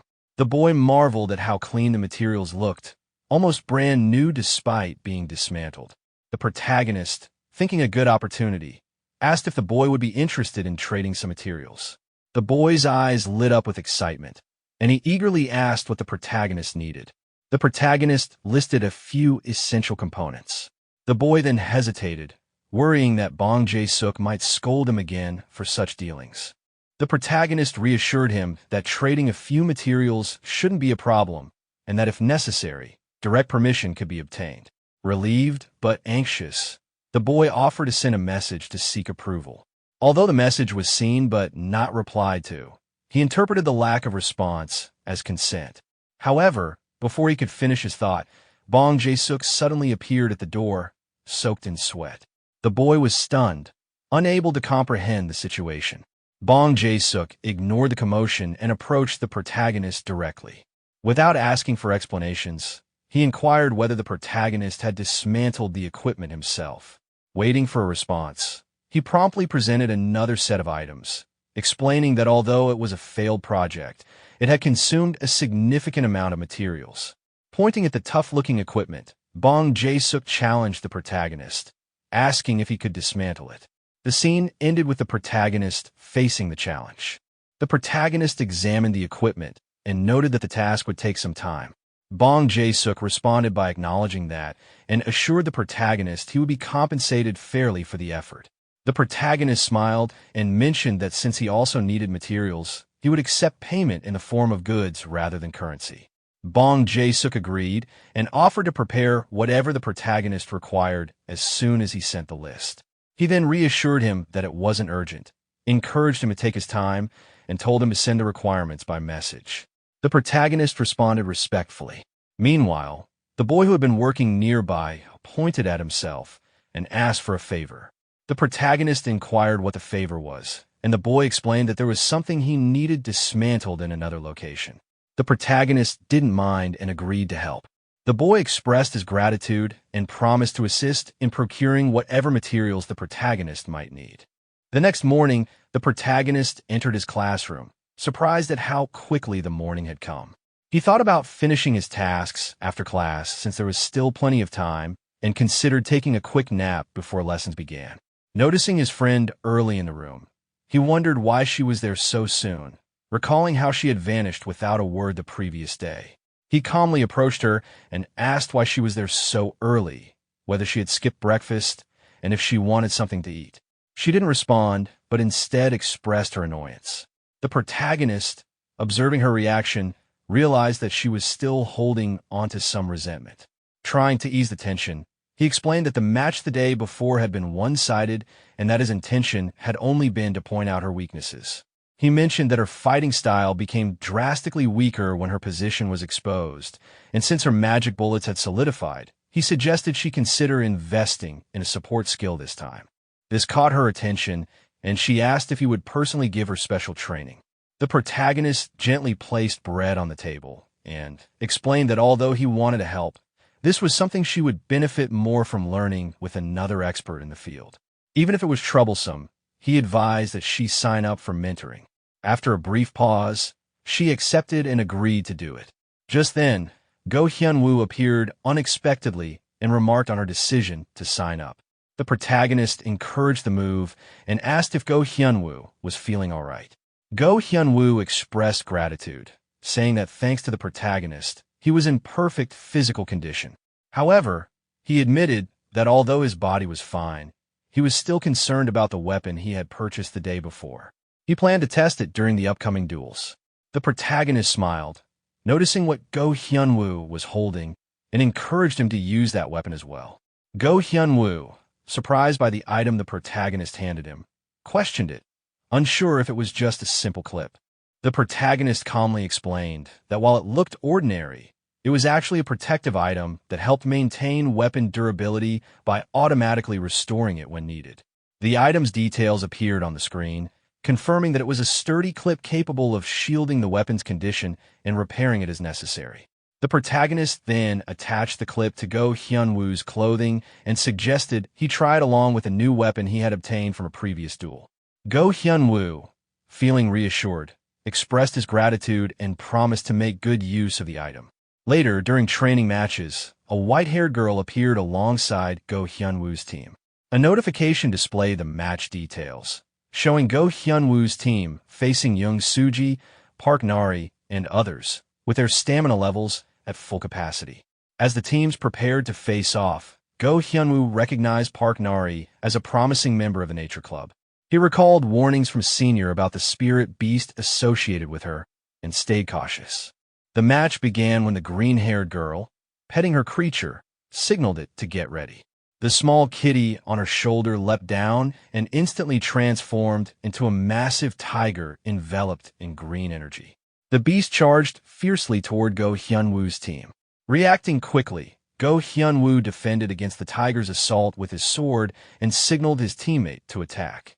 The white-haired girl joined the fight, striking the tiger with her powerful technique. However, she was shocked to see that the attack barely damaged the beast, with only a fraction of its health affected. Panic set in as she realized how resilient the tiger was. The tiger retaliated by striking the white-haired girl, sending her flying, while Go Hyun-woo called out to her in concern. The beast then turned its attack on Go Hyun-woo, breaking his sword and knocking him back. As he struggled to control himself before hitting the ground, he thought about the limitations of using an E-rank weapon against such a powerful foe. Determined not to give up, he summoned another sword and, still observing the tiger, admitted that this battle would be difficult to win. His teammate agreed and proposed trying a different approach. Meanwhile, the tiger fully recovered its health, as confirmed by the system notification, which displayed its status returning to maximum. Go Hyun-woo quickly realized that the opposing team's strategy relied on placing the spirit beast at the front to continuously regenerate its health. He also noted that the two girls supporting the beast were leaving the caster defenseless, depending entirely on the beast's power. Recognizing the pattern, Go Hyun-woo pointed to his teammate and urged her to aim directly at the tiger's core, understanding that this was their best chance to turn the fight in their favor. Both Go Hyun-woo and Bukung instantly launched themselves toward the two girls standing opposite them, ready to attack. The blue-haired girl, holding a crystal in her hand, had anticipated this kind of assault and immediately activated a defensive skill. A barrier of trees appeared around her and her companion, shielding them from the incoming attacks. Seeing the sudden appearance of the tree barrier, both Go Hyun-woo and Bukung were momentarily shocked. Without hesitation, Bukung activated her skill, releasing a powerful ice-infused strike, while Go Hyun-woo used his own skill to launch a concentrated stream of force. Go Hyun-woo, thinking through the situation, realized that their attacks wouldn't break the barrier so easily. He resolved that his next strike would need to surpass the protective spell's limits and finish the fight in one decisive blow. However, before he could act, the tiger, which had been lurking behind him, appeared and attacked, swiftly defeating Bukung. Go Hyun-woo, startled by the tiger's sudden presence, froze for a moment. The scene shifted to later in the arena, where the scoreboard confirmed the outcome. Go Hyun-woo and Bukung's team lost, while Park Nari's team emerged victorious. The next day, Go Hyun-woo expressed regret over the humiliating scene from the previous day. The protagonist reassured him that his efforts were commendable given the opponent's exceptional talent. Go Hyun-woo then asked what the protagonist would have done in such a situation. The protagonist explained that beyond strategy or technique, the vast gap in equipment was the decisive factor. He elaborated that Park Nari, supported by the Nature Club, had access to a wide range of skills and recently acquired a powerful artifact through trade, equipping her with superior items from head to toe. Upon hearing this, Go Hyun-woo, sweating in disbelief, recognized that losing had been inevitable. The opponent's strength wasn't just based on skill, but also thorough preparation. The protagonist suggested that it might be time to consider other options. He explained that matching Park Nari's level of equipment was impossible, but countermeasures could still be pursued. This gave Go Hyun-woo hope, and he asked if there was indeed a way. The protagonist confidently spoke about a rare debuff-type item, the Demon's Sword, which was essential for top-tier swordsmen. Hearing about it for the first time, Go Hyun-woo reacted with surprise and admitted that this was something new he had learned from the protagonist. The protagonist then pointed to the clip attached to Go Hyun-woo's clothing and emphasized that the priority should be ensuring the durability of his weapon. He advised focusing on acquiring artifacts that enhance weapon durability, especially for B-rank weapons and higher. Go Hyun-woo doubted the feasibility of obtaining such items, as they wouldn't be easy to acquire. The protagonist, however, smiled and explained that while it might be early, there was a way, obtaining the items as drops from underground dungeons associated with the Dungeon Association. Go Hyun-woo immediately raised concerns, pointing out that it was dual season, making such excursions impossible. The protagonist calmly explained that it wouldn't matter because they wouldn't be able to access the underground dungeon next week either. When Go Hyun-woo asked why, the protagonist explained that the underground dungeon involved real combat, unlike the surface. Freshmen who had just enrolled wouldn't be sent into life or death battles. Still worried, Go Hyun-woo asked if that meant there was no way at all. The protagonist reassured him that while it wasn't possible officially, there was another option. Go Hyun-woo questioned the meaning behind officially, and the protagonist confidently proposed that they could sneak in, using the errand service to gain access covertly. Upon hearing this, Go Hyun-woo realized that the protagonist was referring to Shin Byung-chul, confirming the plan without hesitation. The protagonist confidently assured Go Hyun-woo that Shin Byung-chul would arrive soon. Not long after, Shin Byung-chul appeared before them with excitement, eager to assist. The protagonist explained that he was planning to enter a dungeon, and that Monday evening would be the perfect time. Shin Byung-chul immediately asked for the dungeon number. Without hesitation, the protagonist revealed it as number 388. Taking out his notebook, Shin Byung-chul confirmed that it was a D-rank dungeon called Feathered Serpent Altar, meant for 4 people, and questioned who would be entering. The protagonist pointed to Go Hyun-woo, indicating that it would be just the two of them. Though concerned that things could go wrong and that he might be held responsible, Shin Byung-chul hesitated. The protagonist, however, assured him that in the worst case, they could simply bail out of the dungeon. Go Hyun-woo supported this decision, expressing his commitment to accompany the protagonist. Reluctantly, Shin Byung-chul agreed and began preparing for their entry on Monday evening. The protagonist then asked what the payment for this request would be. Shin Byung-chul smiled and jokingly said that between them, payment wasn't necessary since he still owed the protagonist from past event. He considered it settled and promised to assist wholeheartedly, despite admitting with some humor that he had only ventured underground once before. The protagonist, recognizing that Shin Byung-chul wasn't all that familiar with dungeon explorations, reassured him not to half-heartedly approach the task. Shin Byung-chul, though slightly embarrassed, vowed to give his utmost dedication. Taking things a step further, the protagonist proposed adding another dungeon to their mission for experience's sake, Dungeon number 104, a B-rank dungeon known as Black Serpent Fong, which delved into deep levels. Shin Byung-chul immediately objected, stating that it was beyond his ability to handle, but the protagonist encouraged him to at least ask the chief about it.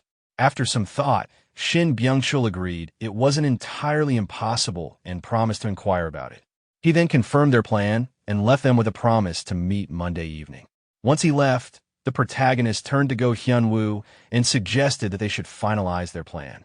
Go Hyun-woo eagerly agreed and asked what needed to be done. The protagonist explained that they would first enter the scheduled D-rank dungeon, Feathered Serpent Altar, where Go Hyun-woo would obtain his weapon while the protagonist would achieve his own goals. He further elaborated that the following days would be used for preparation, including negotiating with the Thieves' Club about accessing the deeper dungeon and securing necessary items. He warned that even the smallest mistake in such a dungeon could be fatal. Go Hyun-woo assured the protagonist that he was ready. The protagonist emphasized that Go Hyun-woo's role was crucial, not only in terms of skill but also in coordination, and that he needed to be as knowledgeable about the dungeon as the protagonist himself. When Go Hyun-woo saw the walkthrough books laid out before him, he was shocked, barely able to speak. The protagonist smiled and explained that these were detailed guides for both of them, instructing Go Hyun-woo to memorize every word without leaving anything out. The scene shifted to workshop number 1, where the protagonist was working on something when Bong Jae-sok arrived. He inquired about the materials the protagonist had been gathering, specifically the floating stone extract, mana engine, and weather chip, and asked if they had been obtained.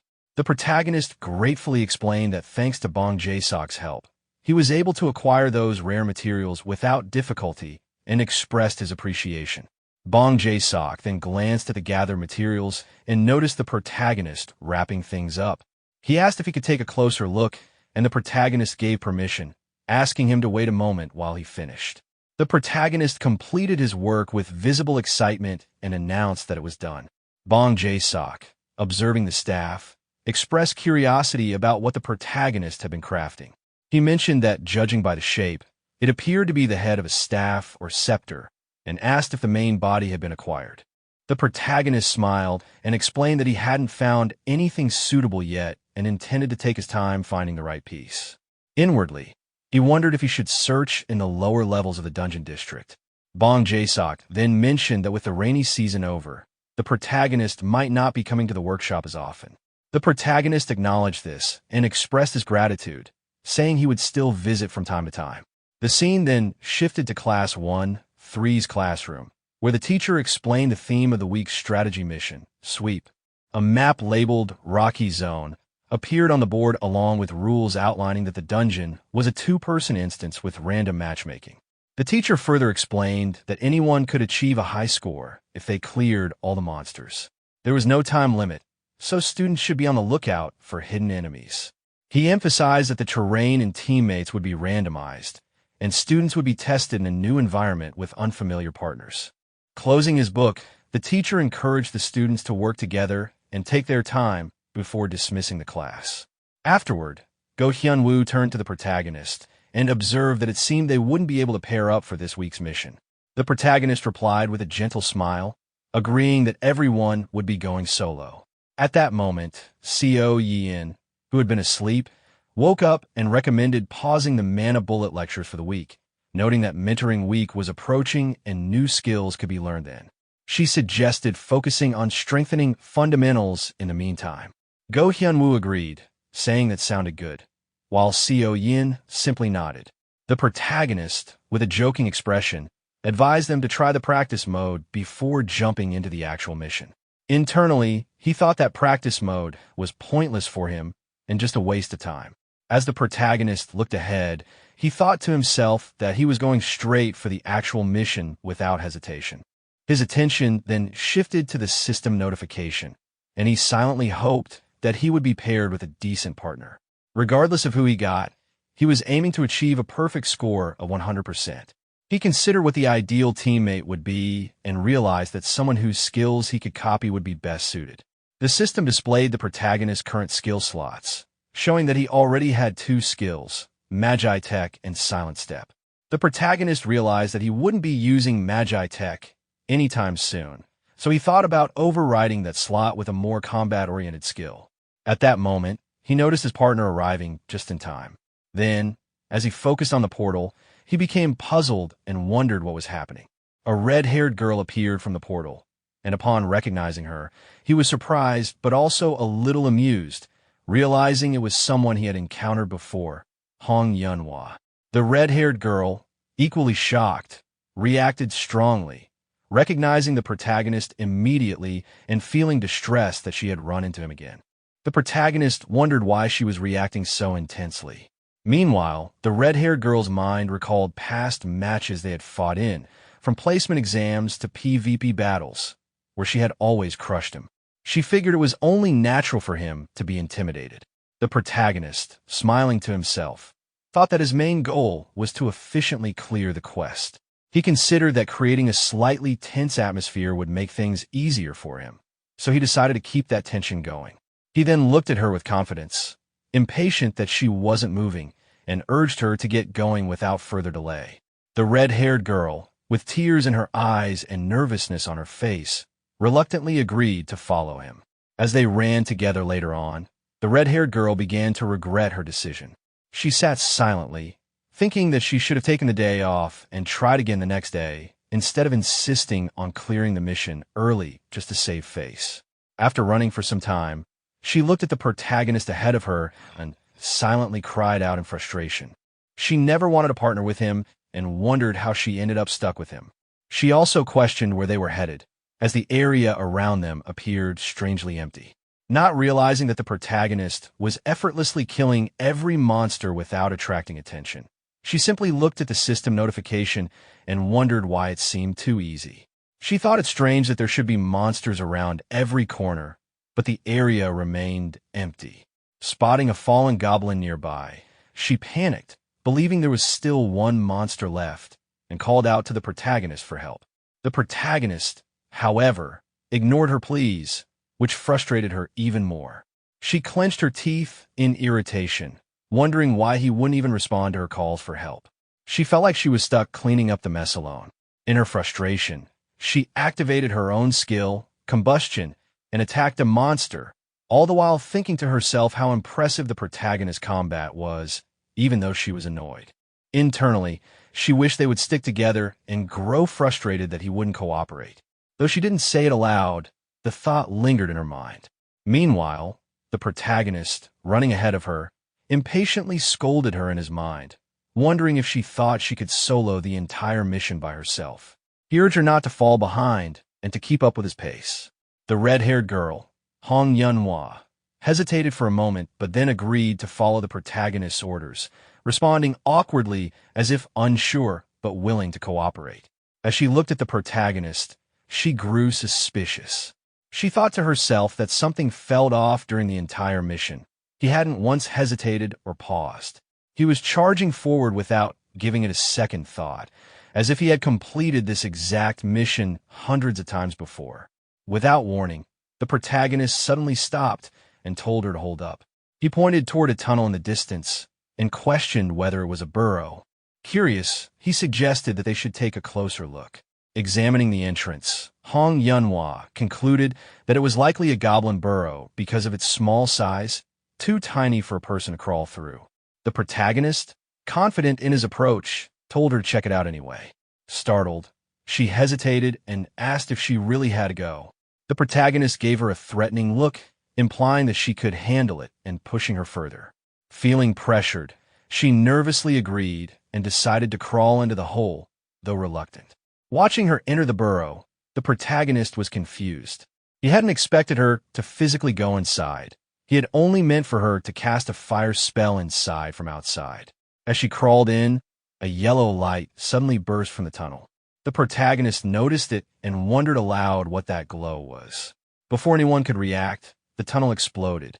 The protagonist, unfazed, commented that such fiery explosions were typical in a dungeon like Ruby Tower. After the dust settled, Hong Yunhua crawled out of the burrow, rubbing her face in frustration. She complained about the ordeal, wondering why she was putting herself through this, yet resignedly admitted that dungeon crawling often led to such chaotic moments. Standing up, she expressed relief that they had found the goblin burrow in time and that they managed to eliminate the goblins before they could escape. Just then, the system notification informed them that only one monster remained. The protagonist noted this and said that they only needed to defeat the final boss to complete the mission. However, before they could react, a dangerous monster suddenly appeared from behind them. The protagonist quickly grabbed Hong Yunhua and warned her not to lose focus in a dungeon. Feeling awkward, she apologized, blaming the explosion for possibly alerting nearby monsters. The large boss monster now stood before them. The protagonist explained that this must be the dungeon's boss and reassured her that since they had to fight him anyway, it was a good opportunity. He encouraged her to stay sharp, promising that the battle would be manageable if they attacked together. Observing her, he thought to himself that she still seemed shaken and partially blamed himself for that. He resolved to help boost her confidence. With that in mind, he surprised her by telling her to take the boss on solo. The girl was shocked by this sudden challenge, unsure how she could face such a powerful opponent alone. The protagonist, however, confidently urged her on, insisting she could handle it and encouraging her not to back down. Motivated by his words, she bravely stepped forward and accepted the challenge, saying she'd give it a try. Inside, the protagonist smiled to himself, eager to see her true potential and silently cheering her on to prove her worth. The girl then positioned herself for an attack, gathering magical energy at the tip of her wand.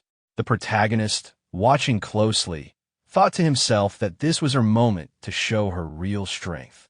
She activated her skill, Overheat, and launched the attack. The monster, instantly irritated by the sudden strike, charged toward her in anger. Seeing the monster's reaction, Hong Yunhua panicked, thinking about how fast it had retaliated. She questioned when it could have moved so quickly. As the monster raised its weapon to strike, she felt desperate not to lose. Fueled by determination, she jumped into the air, activating her next skill, Flame Orb, and launched an attack directly at the monster. Seeing the attack hit the monster perfectly, she felt a rush of excitement and satisfaction, believing that she had struck it dead on. But to her dismay, the monster barely flinched. It reappeared from the explosion, seemingly unharmed and ready to attack again. Hong Yun's attack barely affected the dungeon boss. As she watched the result, tension and frustration showed clearly on her face. She quickly realized that the boss had taken almost no damage, leading her to suspect that the dungeon was designed with a damage reduction trait. The thought only deepened her irritation at whoever had structured the dungeon this way. Before she could reassess her approach, the dungeon boss hurled its axe at her with immense force. She narrowly avoided the attack, knowing she was running out of time before the overheating effect wore off. Almost immediately, the boss followed up by throwing a second axe. The unexpected combination left her little room to maneuver. Lowering her stance instinctively, she realized it was already too late to dodge cleanly. With her options shrinking, she prepared to raise a barrier to protect herself. However, before she could act, the protagonist intervened, using magic to deflect both axes away from her. The sudden rescue left her momentarily stunned, but relieved to realize she had survived. The protagonist urged her to stop hesitating and use her remaining power. She understood what he meant and recalled the fire pillar technique she had been avoiding. Memories tied to that skill briefly surfaced, one she clearly wished to forget. Still, she acknowledged that while the ability was powerful, its effective range was limited. The protagonist made it clear that he would restrain the boss, allowing her to concentrate fully on unleashing its power. As he charged forward, she tried to stop him out of concern, but he moved too fast. With a simple motion, he used his magic to slam the dungeon boss into the ground, forcing it into a vulnerable position. Fighting back her hesitation, Hong Yun focused entirely on her role. The boss began to struggle violently, reacting to the magic circle forming beneath it. She noticed immediately that it had sensed the spell, but the protagonist insisted she continue without distraction. He maintained pressure on the boss, deliberately keeping it occupied and unable to escape. Using his magic, the protagonist repeatedly drove the dungeon boss into the ground, preventing it from breaking free. Once the magic circle was complete, Hong Yun moved closer and warned him to leave the area immediately. Despite the boss rising again in anger and attempting another attack, the protagonist calmly avoided the strike and repositioned himself just outside the range. After confirming the distance was sufficient, Hong Yun steadied herself. She concentrated all of her remaining strength, knowing this single strike would determine the outcome. When she released the fire pillar, it engulfed the dungeon boss completely, leaving no chance for recovery. As the flames consumed the boss, the protagonist observed the result with quiet confidence. Once the fire faded, the dungeon was cleared entirely, and the system registered a perfect completion with a full score and bonus rewards. Exhausted, Hong Yun acknowledged that the fight was finally over. The protagonist reflected briefly on how efficiently the battle had ended, even against the boss, though he recognized that he had pushed himself harder than usual. After a moment of hesitation, Hong Yun approached him with a personal request. She asked for the replay of the battle to be made private, clearly uncomfortable with it being publicly viewed. To compensate for the loss of points, she offered a ruby, insisting it was more than enough for such a request. The protagonist was surprised by the value of the ruby and questioned internally why she would go so far over a replay. From her perspective, his reaction made her worry that the offer might not be sufficient. In response, she attempted to raise the offer further, only for him to stop her and agree to settle with what she had already given. He acknowledged her effort in the battle and addressed her by name, which caught her off guard.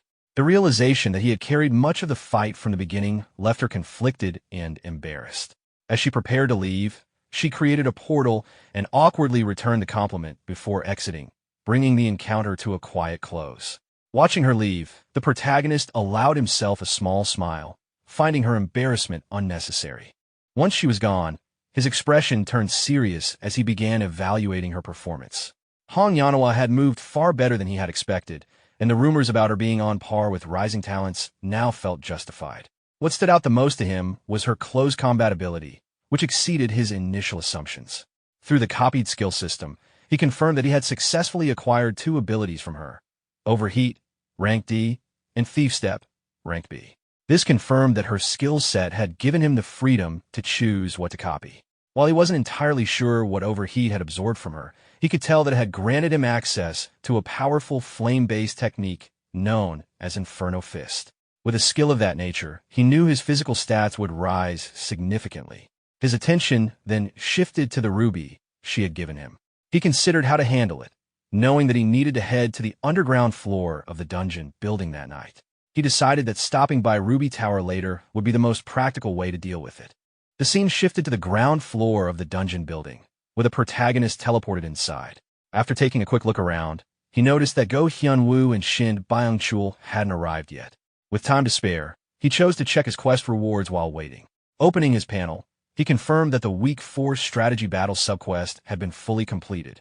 The objective had been cleared with a perfect completion rate, and the reward granted him an additional copy trait slot.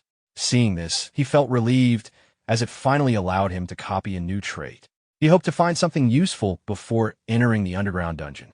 At that moment, someone appeared behind him, complaining that he had gone ahead without saying anything. Turning around, the protagonist found 2 familiar faces. One of them urged the group to leave soon since it was already getting late, while Hyunwoo confidently expressed that he wouldn't disappoint. Before they moved out, the brown-haired boy mentioned that he had something to distribute. He handed both of them second-year tie pins and anonymous badges, instructing them to put the items on. After equipping them himself, He explained that the accessories blurred facial features and made their appearances seem ordinary. With these on, even encounters with senior students wouldn't raise suspicion. The effect was immediate and noticeable, leaving the protagonist momentarily surprised at how indistinct the boy's face had become. Hyunwoo pointed out that simply walking past others would prevent anyone from recognizing them. Internally, the brown-haired boy found the sensation strange but amusing. Satisfied, the protagonist signaled for them to proceed downward together. As they descended the stairs, Hyunwoo expressed confusion at how long the path seemed to be. The brown-haired boy reassured him that they were almost there. Hyunwoo then admitted that while he knew the dungeon building was large, he hadn't expected it to be this vast, especially considering how long it took just to reach the D-rank floors. He began imagining how deep the lower levels must go. Before he could dwell on it further, the protagonist explained that teleportation devices were normally used for travel, but since they had entered discreetly, those options weren't available. He added lightly that a skilled guide could still bypass those systems if necessary. The brown-haired boy agreed, laughing it off as they neared their destination. Upon arrival, the brown-haired boy formally guided them forward and announced the location. They had reached dungeon number 388, known as the Feathered Serpent Altar. The protagonist, Hyunwoo, and their guide stood quietly in front of the magical teleportation door, preparing for what lay ahead. Hyunwoo noted that they had arrived safely without being discovered. The protagonist acknowledged this with a relaxed smile, reminding the group that everyone had already memorized the strategy guide and that they should begin immediately. At that moment, loud voices echoed from behind them. A separate group emerged through a teleportation door, clearly frustrated and blaming a failed dungeon attempt on someone else's actions. Despite the commotion, the protagonist and his companions did not react or engage with them in any way. The irritated group soon realized that the protagonist team had also arrived to clear the dungeon. Observing them quietly, the protagonist confirmed inwardly that the anonymous badge was functioning exactly as intended, successfully concealing their identities. Hyunwoo suggested that they enter the dungeon quickly before attracting more attention. The brown-haired boy agreed, but paused to handle the surrounding security system first. He produced a magical device, placed it on the ground, and disabled all nearby security mechanisms. With the area temporarily secured, he decided to remain outside and keep watch while the others proceeded. The protagonist agreed, stating that they would clear the dungeon quickly and return without delay. With no time to waste, the group entered the teleportation door. Inside the dungeon, the protagonist pointed out a large monument ahead. He identified it as the Feathered Serpent Altar, the core of the dungeon that Hyunwoo would be responsible for handling. He warned that numerous barbarians guarded the area and advised caution. His companion recognized the information, recalling it from the strategy guide he had been given earlier. Before they could move further, a hidden barbarian suddenly launched a spear from behind. The protagonist and his companion narrowly avoided the attack. Turning back, the protagonist noted how the enemies appeared the moment they were mentioned. 3 barbarians quickly revealed themselves, one of them identifying the intruders as sacrifices and ordering that they be captured alive. Within moments, even more barbarians emerged, surrounding the protagonist and his companion from all sides. Their chants echoed through the area as they repeated the same command to capture them. Observing their behavior, the protagonist questioned the contradiction between their intent to capture and their use of lethal weapons. Before he could reflect further, the barbarians charged forward, rushing toward them in an aggressive attempt to overwhelm them. Hyunwoo asked whether they should proceed according to the original plan. The protagonist confirmed without hesitation, signaling the start of their operation. With a simple hand gesture, the protagonist used magic to knock away the attacking barbarians. At the same time, Hyunwoo drew his sword and moved swiftly, cutting down multiple enemies with precise strikes. After exchanging brief words of encouragement, the two prepared to separate. One of the barbarians, shocked by their strength, shouted in alarm and ordered the others to capture them at all costs.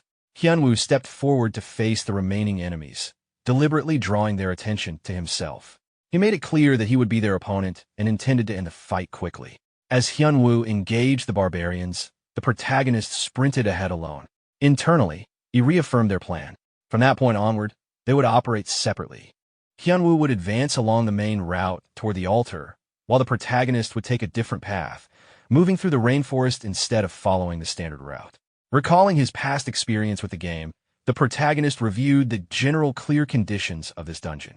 Normally, clearing it required breaking through the barbarian forces while simultaneously stopping the ritual. Both objectives had to be handled together for a successful completion. Pulling himself back to the present, he reflected further.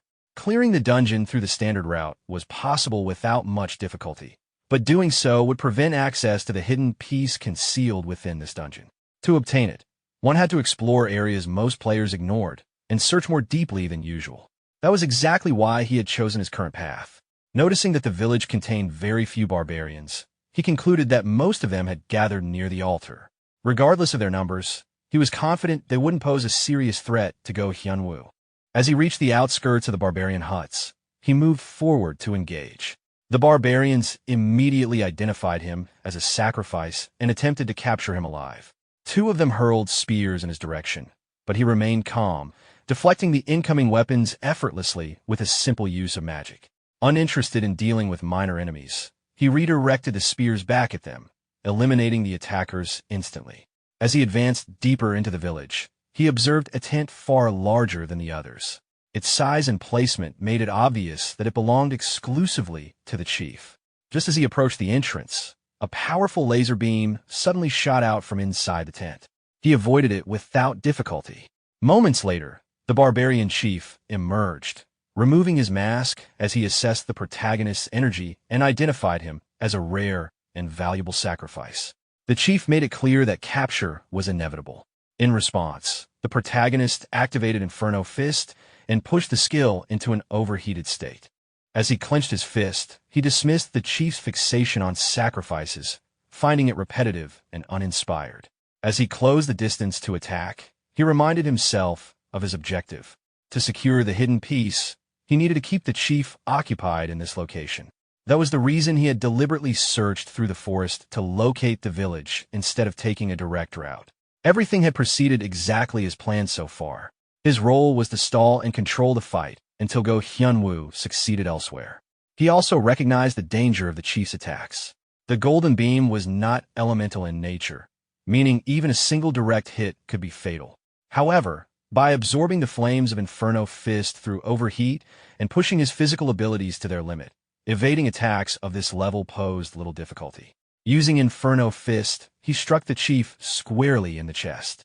The impact sent the chief flying backward through the air before crashing down at a distance.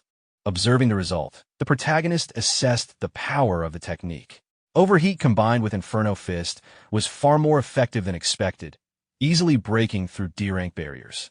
Still, he acknowledged that a boss-level opponent wouldn't fall so easily. The chief quickly regained his composure, and the protagonist noted that the damage dealt so far was not significant. Lightly mocking the chief's lack of defensive awareness, he continued to provoke him. Enraged, the chief fired another laser attack. The protagonist dodged again with minimal effort, continuing to speak casually. Before he could finish, the chief vowed that the protagonist would not be allowed a peaceful death. Finding the reaction amusing, the protagonist observed how furious the chief had become. The chief continued firing beams relentlessly. As he avoided each attack, the protagonist reflected on a key detail. The priest's top priority was completing the ritual, and enemies like this often disengaged if not pressured properly. To prevent that, provoking them into a rage was the most effective method.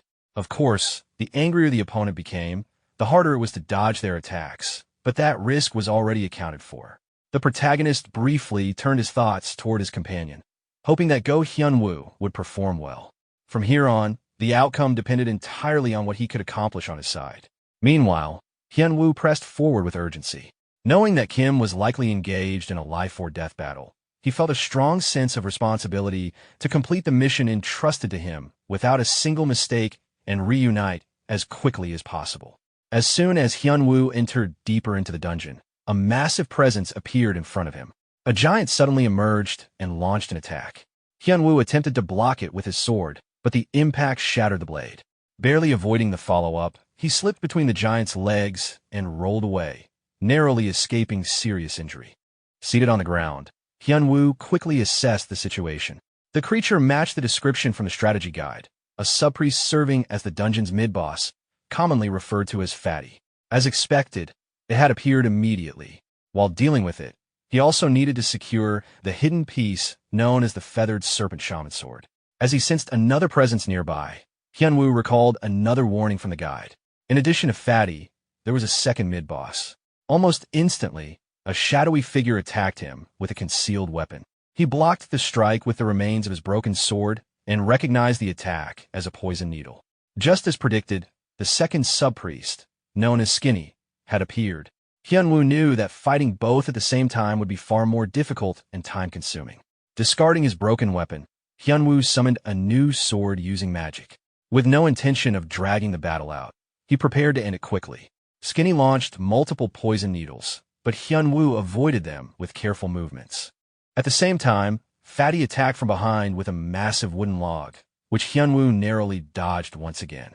Assessing the situation, Hyunwoo realized that continuing at this pace would only waste valuable time. With no other choice, he decided to push himself further. When both enemies attacked simultaneously, he gathered his strength and struck decisively. Skinny was cut down instantly, while Fatty suffered a devastating blow to the chest. Hyunwoo then moved toward a nearby table, believing the immediate threat had been handled. However, he remained cautious, knowing that Fatty's vitality was unusually high and that the fight might not be over yet. As expected, the giant rose again, groaning as it regained its footing. Hyunwoo wasn't surprised. Still, his priority remained clear. Securing the hidden piece came first, and finishing the enemy would follow. Before he could reposition himself, Fatty hurled its wooden log toward him. Just before impact, Hyunwoo grasped the Feathered Serpent Shaman Sword. With a single swing, he sliced the log cleanly in half, shocking the giant. Now holding the sword firmly, Hyunwoo acknowledged how close the attack had been. Without hesitation, he advanced once more, fully committing to the final exchange. The giant let out a roar, but it was futile. With a single decisive strike, Hyunwoo brought Fatty down for good. The scene then shifted back to the Feathered Serpent Altar Village. The protagonist continued evading the barbarian chief's relentless magical beam attacks. While doing so, he reflected that simply running around was becoming tedious. By now, Go Hyunwoo should have already secured the shaman sword. At that moment, the chief sensed a sudden change. A powerful aura surged from the altar, causing visible panic. He immediately realized what had happened. The shaman sword placed on the altar had been taken. Shortly after, the system confirmed the discovery. The hidden piece tied to the Feathered Serpent dungeon had been successfully obtained. After receiving the confirmation message, the protagonist felt satisfied.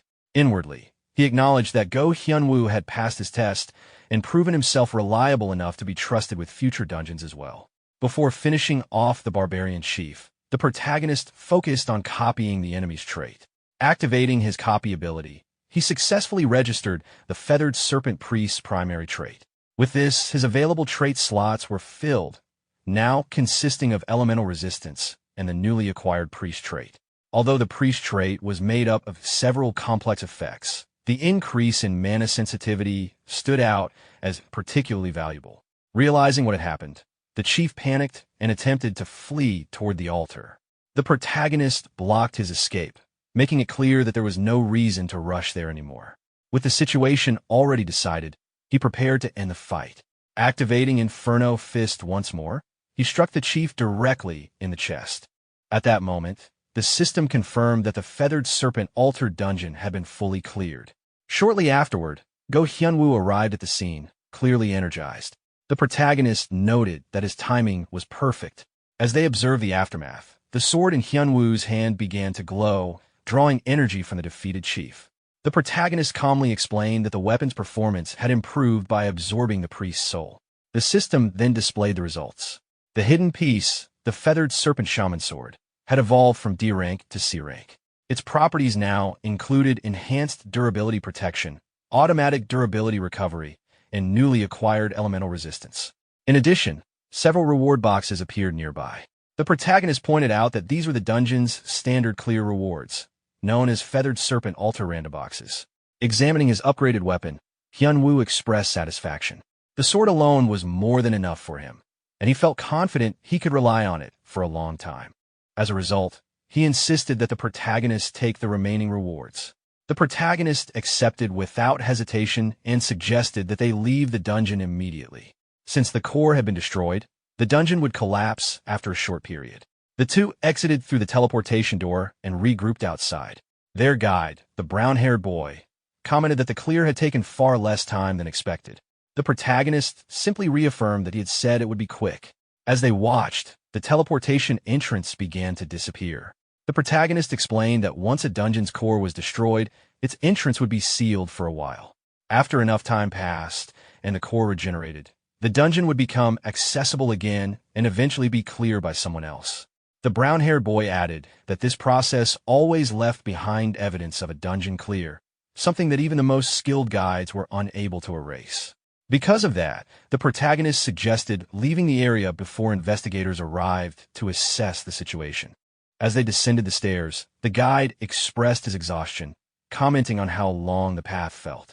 Hyunwoo laughed it off, pointing out that climbing upward was naturally more tiring than going down. Even so, the distance still felt excessive. Despite that, the guide admitted relief that they hadn't encountered anyone on the way back. He asked for the return of the anonymous badge and tie pin. Hyunwoo handed his back first, thanking him sincerely for ensuring their safe passage. The protagonist followed, returning his items as well and mentioning that he would be relying on him again in the future. The brown-haired boy brushed it off casually, treating it as part of his job. Just then, two girls approached the group.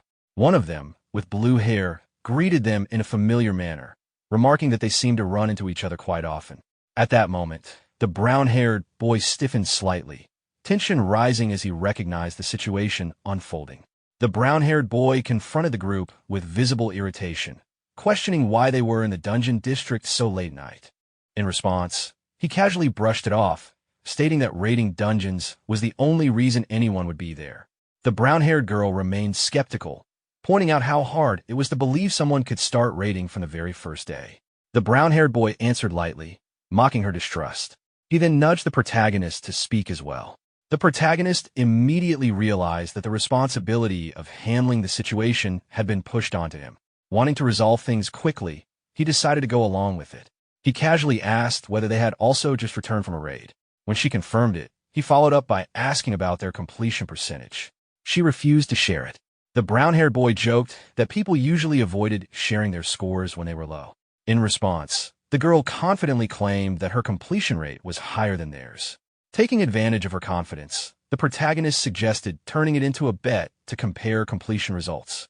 She agreed immediately and proposed the stakes herself, suggesting that the loser would owe a favor or have to answer a question. With both sides agreeing, they decided to reveal their results at the same time. When the countdown ended and the results appeared, the girl was visibly stunned. The protagonist's rage showed a full 100% completion.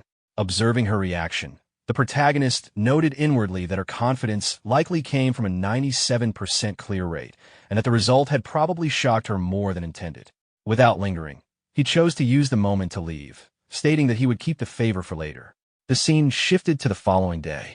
The protagonist was now seated inside a cafe with his companions, relaxing with cold drinks. Hyunwoo commented that it had been a long time since they skipped training during lunch. The protagonist responded calmly, explaining that rest was also part of training, especially after pushing themselves hard the previous day. Hyunwoo then asked why he had been called there. The protagonist explained that he wanted to show them another benefit of clearing dungeons, the experience of opening random reward boxes. Soon after, the Feathered Serpent Dungeon's random boxes appeared on the table. With everything prepared, the protagonist initiated the unboxing. His companions reacted with excitement as the first box was opened, revealing a rank-up item. It wasn't a bad start. The second box contained a priest-tagged accessory, which immediately pleased the protagonist. Inwardly, he acknowledged that pulling both a rank-up item and a priest-type accessory already made the rewards worthwhile. He then offered Hyunwoo a chance to open a box himself. After some hesitation, Hyunwoo accepted. When he opened it, however, the result left him awkwardly disappointed, a wooden cup belonging to the serpent tribe. The protagonist teased him lightly about his poor luck. Hyunwoo apologized, but the protagonist reassured him, pointing out that he was the one who had dragged him into the dungeon in the first place. Still feeling embarrassed, Hyunwoo admitted that he had never been particularly lucky with these things. Shortly after, Seo Yin opened another box and froze in shock. Inside was a feather cushion ranked at B class. Both Hyunwoo and the protagonist were stunned. A B-rank item appearing from a D-rank random box was almost unheard of. As the protagonist examined it more closely, he realized that despite its name, it was essentially a combat-oriented item. That only made the result more surprising, especially considering who had pulled it. A system window appeared, displaying the details of the feather cushion. It was an item made from the feathers of an unknown divine beast, capable of accelerating fatigue recovery, curing mental-type status ailments, and gradually improving resistance to such effects with long-term use. After reviewing the item, the protagonist felt a slight sense of regret. As a sleeping-related lifestyle item, it wasn't particularly useful to him. Still, items like this had their own demand. There were plenty of buyers in the market, making it easy to sell or exchange for something else. He briefly considered sending it to the errand center or listing it for auction. The group fell into an awkward silence, all eyes fixed on the cushion. Noticing Seo Yin's reaction, the protagonist paused and realized she might want it. Rethinking the situation, he concluded that giving it to her made more sense. With improved fatigue recovery, her sleep time would shorten, giving her more waking hours and better training efficiency. Considering its long-term impact, handing it over was the more practical choice. When Seo Yin hesitated, unable to respond, the protagonist made the decision for her and gave her the item. She reacted with clear excitement and hugged the cushion tightly, expressing her gratitude. Just then, the protagonist's thoughts shifted as his phone began to ring. Hyunwoo noticed and asked what was going on. Checking the caller ID, the protagonist saw it was Shin Byung-chul and wondered what he wanted. He answered the call and learned that Shin Byung-chul wanted him to come to the club room immediately. When the protagonist asked what was happening, he was reminded of the deep dungeon request they had discussed earlier. Apparently, the situation had become complicated, and Shin Byung-chul's sister wanted to meet him personally. The scene shifted to the thieves' clubroom. As the protagonist entered, Shin Byung-chul's sister greeted him, noting that they had been waiting. Inside the room were several others. A long-haired boy casually observed him, while a green-haired boy sitting on the table commented that this was the person he had been working with recently. Another remark followed, mentioning that the protagonist had even clashed with a magic engineering club. The green-haired boy continued teasing, mentioning how he had warned others to stay away from their junior and how Bong Jae-suk had been scolded publicly. He found it amusing and commented on how unusual it was to see his sister react that way. Before the conversation could continue, Shin Byung-chul's sister abruptly intervened. Using magic, she summoned ropes, silenced the boys, tied them together, and forcibly threw them out of the room. Once the interruption was dealt with, she dismissed their comments and told the protagonist not to mind them. The protagonist responded respectfully, which caught her off guard. She reacted in surprise, remarking that he answered too quickly and should at least think things over. The protagonist replied lightly, saying he would consider it. Stretching slightly, she decided to drop the small talk and get straight to the issue. She explained that there was a problem with the Black Serpent dungeon request he had taken. A bid had been placed on it. When the protagonist asked whether it was a regular bid or a priority bid, she clarified that it was the latter.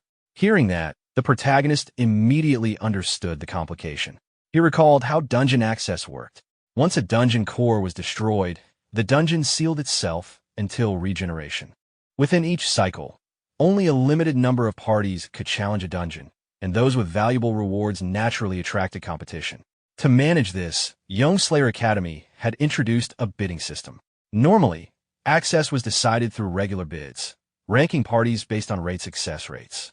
However, priority bids overrode all such conditions. Each club was given a limited number of priority bid tickets, and using one granted immediate access rights regardless of rank. At present, the Black Serpent dungeon was under a priority bid. Shin Byung-chul's sister continued, explaining that since they planned to enter unofficially, access itself wasn't the issue. The problem was what came afterward. Once the dungeon was cleared, it would close, and the club that placed the priority bid wouldn't simply let it go. With a sharp expression, she revealed the final detail. The club that had placed the priority bid was the Swordsmanship Club, one of the Academy's top 2 clubs. She asked whether he still intended to proceed. The protagonist answered without hesitation. He wanted to push through. Surprised by his decisiveness, she questioned whether he was serious. The protagonist responded calmly, stating that he would handle the consequences and asking her to move forward with the plan. She stood up from her chair, clearly amused. If their junior was that confident, then he must have something in mind. Clenching her fist with a confident smile, she agreed to proceed and committed fully to the decision. Tension briefly filled the room as the brown-haired boy questioned his sister about whether she intended to go personally. She answered without hesitation, stating that she would join Davin herself. Turning her attention to the protagonist, she added that extra payment would be required if she were involved, treating it as a straightforward deal. The protagonist agreed calmly, making it clear that if they were going to proceed, it would be done properly. The sister then asked who else he planned to bring along, mentioning the gray-haired companion she had seen before. The protagonist corrected her, explaining that he would be going with Go Hyunwoo instead, reminding her that she had likely seen him during the duel with Emerald. This jogged her memory, and she recognized him as the handsome fighter from that incident.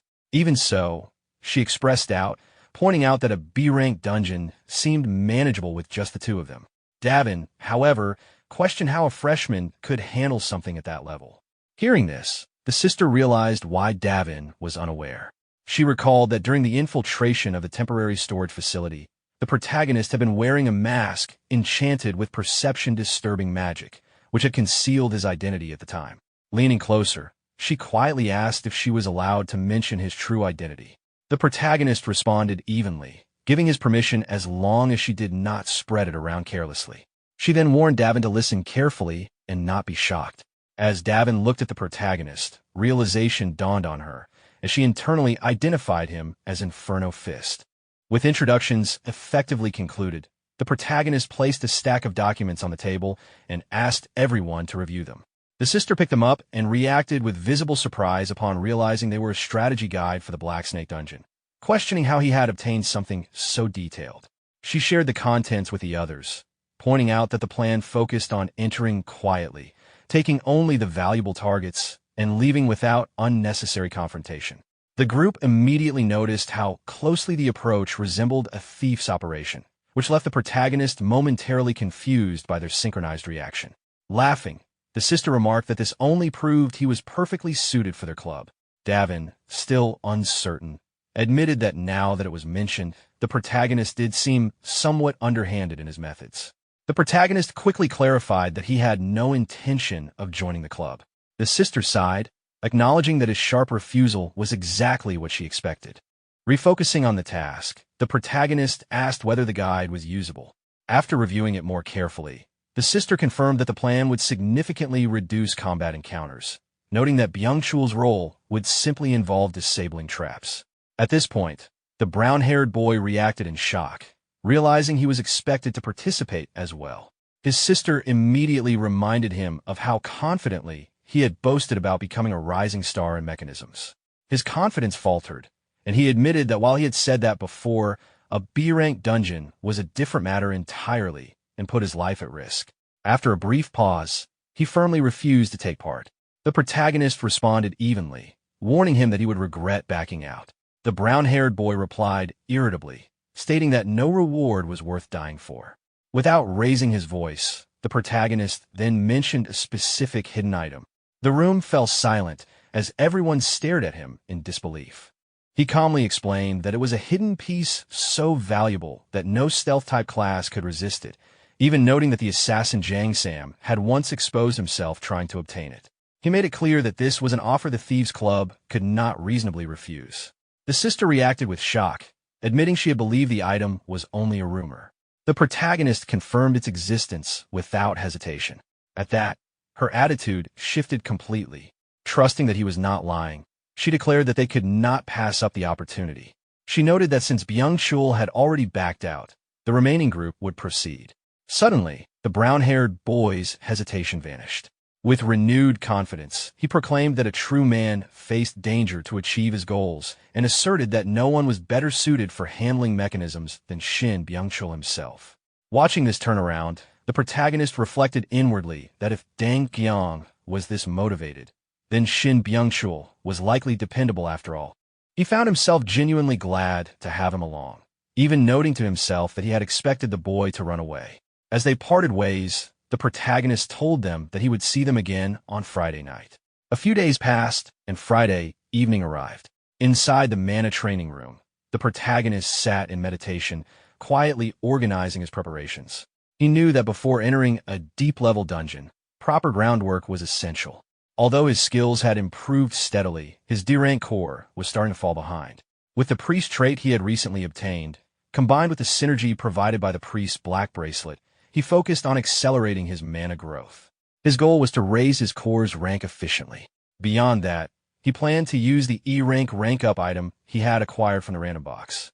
Since amplification was a core skill that was difficult to level through normal means, he decided to rely on the rank-up item to strengthen it directly. When he finished his meditation and opened his eyes, he confirmed inwardly that all preparations were complete. Leaving the mana training room, he walked through the training center while reviewing everything in his mind. From his perspective, he had prepared everything he could. Given his current state, it should be enough to handle a deep-level dungeon. As he moved forward, Hyunwoo emerged from behind him, surprised to see him there. The protagonist turned toward him, noting that he seemed to be heading out and remarking on the dedication it took to train right before entering a dungeon. Hyunwoo explained that he had been testing a new weapon and felt confident that he had adjusted to it well enough for real combat. Hearing this, the protagonist concluded that they were both ready and suggested that they leave together. The scene shifted to the dungeon district. The protagonist and Hyunwoo arrived together, where the sister was already waiting for them. She confirmed their arrival and told them to move in once they were ready. Hyunwoo hesitated slightly, questioning whether it was truly fine to enter so openly, especially considering the item Shin Byung-chul had provided earlier. The protagonist reassured him calmly, explaining that the item would not be necessary. At that moment, the sister activated her shadow butterfly flight skill. Numerous butterflies formed from her magic and spread out ahead of them. She told them to watch closely, confident that they would soon understand. As the butterflies flew toward the dungeon gates, Hyunwoo realized their purpose and noted that they were being used for scouting. The protagonist confirmed this, explaining that all they needed to do was follow them. He then gave the signal to move, and the group began running forward, keeping pace with the butterflies. While advancing, Davin deployed his equipment, releasing 2 spherical devices into the air. These devices moved rapidly alongside the group, following the butterflies as well. After entering a room deeper inside, the sister stopped everyone and instructed them a halt. After a brief pause, she explained that she and Davin would remain behind to cover the entrance. From that point onward, everything ahead would be left to the others. Standing before the teleportation door leading to the Black Snake Chamber, she issued a final warning. What awaited them inside would be unlike anything they had faced before. She wished them luck and told them to return alive. The protagonist, Hyunwoo, and the brown-haired boy then stepped through the teleportation door and entered the chamber. As soon as they were inside, the protagonist observed the brown-haired boy closely. He had been visibly restless since they arrived. The protagonist wondered if this nervousness stemmed from the pressure of entering such a dangerous dungeon. He knew that if he allowed this unease to continue, even the most solid plan could fall apart. Something had to be done to steady him. Calling his name, the protagonist drew his attention and directly asked whether he was scared. Internally, he noted that challenging someone's pride was often the most effective way to provoke a reaction. The brown-haired boy immediately denied it, insisting he was not afraid. However, the protagonist noticed his legs trembling and pointed it out. The boy awkwardly brushed it off, claiming it was merely a habit and continuing to deny any fear. At that moment, the brown-haired boy looked around the chamber more closely.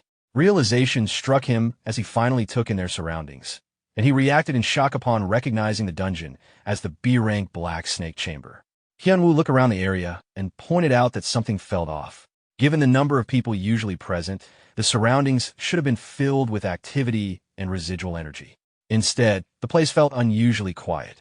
After observing the environment more carefully, he noted again how unnatural the silence was. The protagonist responded calmly, explaining that incidents have been occurring continuously in this area. While it was unfortunate, those disturbances created an opportunity they could make use of. As long as they followed the guide and focused on collecting the valuable targets, their objective would be met. With that decided, he led them toward their first destination. They entered a restaurant and took their seats. A staff member greeted them and took their order, which the protagonist placed without hesitation. The service was quick, and the food was brought out soon after. When Hyunwoo casually remarked on the speed, the waiter explained that preparations began before dawn and then excused himself. At that moment, the The brown-haired boy quietly questioned whether the people they were waiting for would really come. The protagonist confirmed that they would, explaining that young men were taken from this place on a regular basis. He subtly indicated that the waiter was their next target. Not long after, several warriors entered the restaurant. One of them casually spoke to the waiter, asking about business.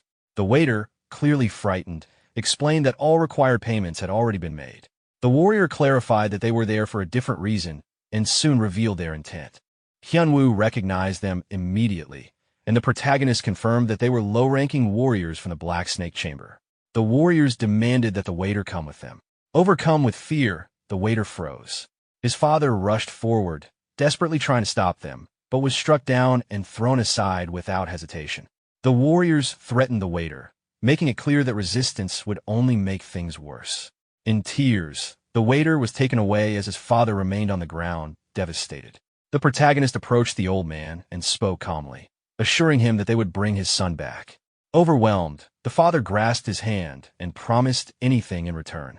The protagonist accepted the request with a simple condition and then left the restaurant with his companions. Outside, the protagonist observed that the warriors had not gone far and decided to follow closely. Hyunwoo noted that they had turned toward a less traveled area. The protagonist concluded that they had likely already been noticed, but that worked in their favor. As expected, the warriors turned to face them. One wondered aloud whether the group from the restaurant had followed them, while the other dismissed it as foolish heroics.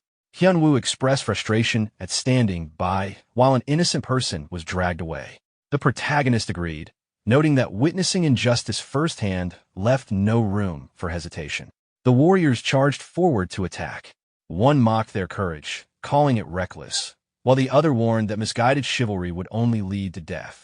Remaining calm, the protagonist instructed his companions to avoid damaging their clothes. As one warrior attempted to strike him, the protagonist tried to restrain him with magic, but it proved ineffective. He adapted instantly, dodging the attack and forcefully slamming the warrior to the ground. Observing the other fight still unfolding, he noted internally that one side was finished while the other was not yet resolved. The brown-haired boy rushed in to assist but was kicked away and sent flying. Watching the situation unfold, the protagonist acknowledged that without certain abilities in play, the fight had become messier than expected. Eventually, both warriors were subdued, restrained, and stripped of their equipment. The brown-haired boy remarked that they were surprisingly weak for their position. The protagonist confirmed that they were the weakest members present, noting internally that while they might be considered mid-bosses in a lower-level dungeon, it was not worth focusing on that detail. With the situation stabilized, the protagonist suggested returning. Back at the restaurant, the waiter reunited with his father, tears welling in both their eyes. Overcome with relief and gratitude, the father thanked the protagonist repeatedly for saving his son. The protagonist briefly apologized for interrupting the emotional reunion, reminding the old man that there was still the matter of settling the bill. The old man quickly composed himself and asked what they needed. The protagonist pointed toward a nearby statue and indicated that they would take that instead. The old man looked confused at first, noting that it was just a Daruma statue, but then immediately insisted that they take it, even offering as many as they wanted. The protagonist accepted politely and added that they would finish their meal before leaving. The old man smiled and offered to reheat the food right away. As they ate, Hyunwoo examined the statue closely and remarked that it did not seem ordinary. The brown-haired boy, speaking while eating, guessed that it might be related to information techniques. Hyunwoo was confused by that idea, struggling to connect such a simple object to formations. The protagonist clarified that the statue was indeed used in formations, specifically as a key designed to break certain types of formation structures. Hyunwoo continued observing it carefully and pointed out that calling it merely a formation key was an understatement. The protagonist explained that the sculptor's will was embedded inside it. The brown-haired boy suggested keeping it for now, reasoning that there would likely be a place where it could be used. Once they finished eating, the protagonist noted that they were full and said it was time to move on to their real objective. Standing in front of the building, the protagonist reminded his companions that although they had already memorized the strategy guide, he would go over it once more. He explained that, in broad terms, the Black Snake Chamber strategy resembled the Feathered Snake Altar. While he would occupy the main forces, including the Black Snake Lord, the others would secure the target items using a diversion tactic.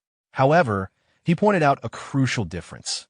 Unlike before, the Black Snake Lord was too powerful to defeat directly. After a brief pause, he explained that they would resolve the situation using alternative means instead. He confirmed that they had brought all the items listed in the guide. The brown-haired boy and Hyunwoo both confirmed that they had prepared everything. The protagonist then distributed emergency escape scrolls and in-ear communicators, instructing them to equip the communicators immediately and keep the scrolls stored safely. Once the communicators were in place, he explained that he would split off from the group at this point. He told them to contact him if anything went wrong, adding that as long as they followed the plan, there should not be any major issues, but caution was still necessary. Hyunwoo wished him luck as they separated. As the protagonist moved ahead alone, a nearby warrior was startled by his sudden appearance and questioned who he was.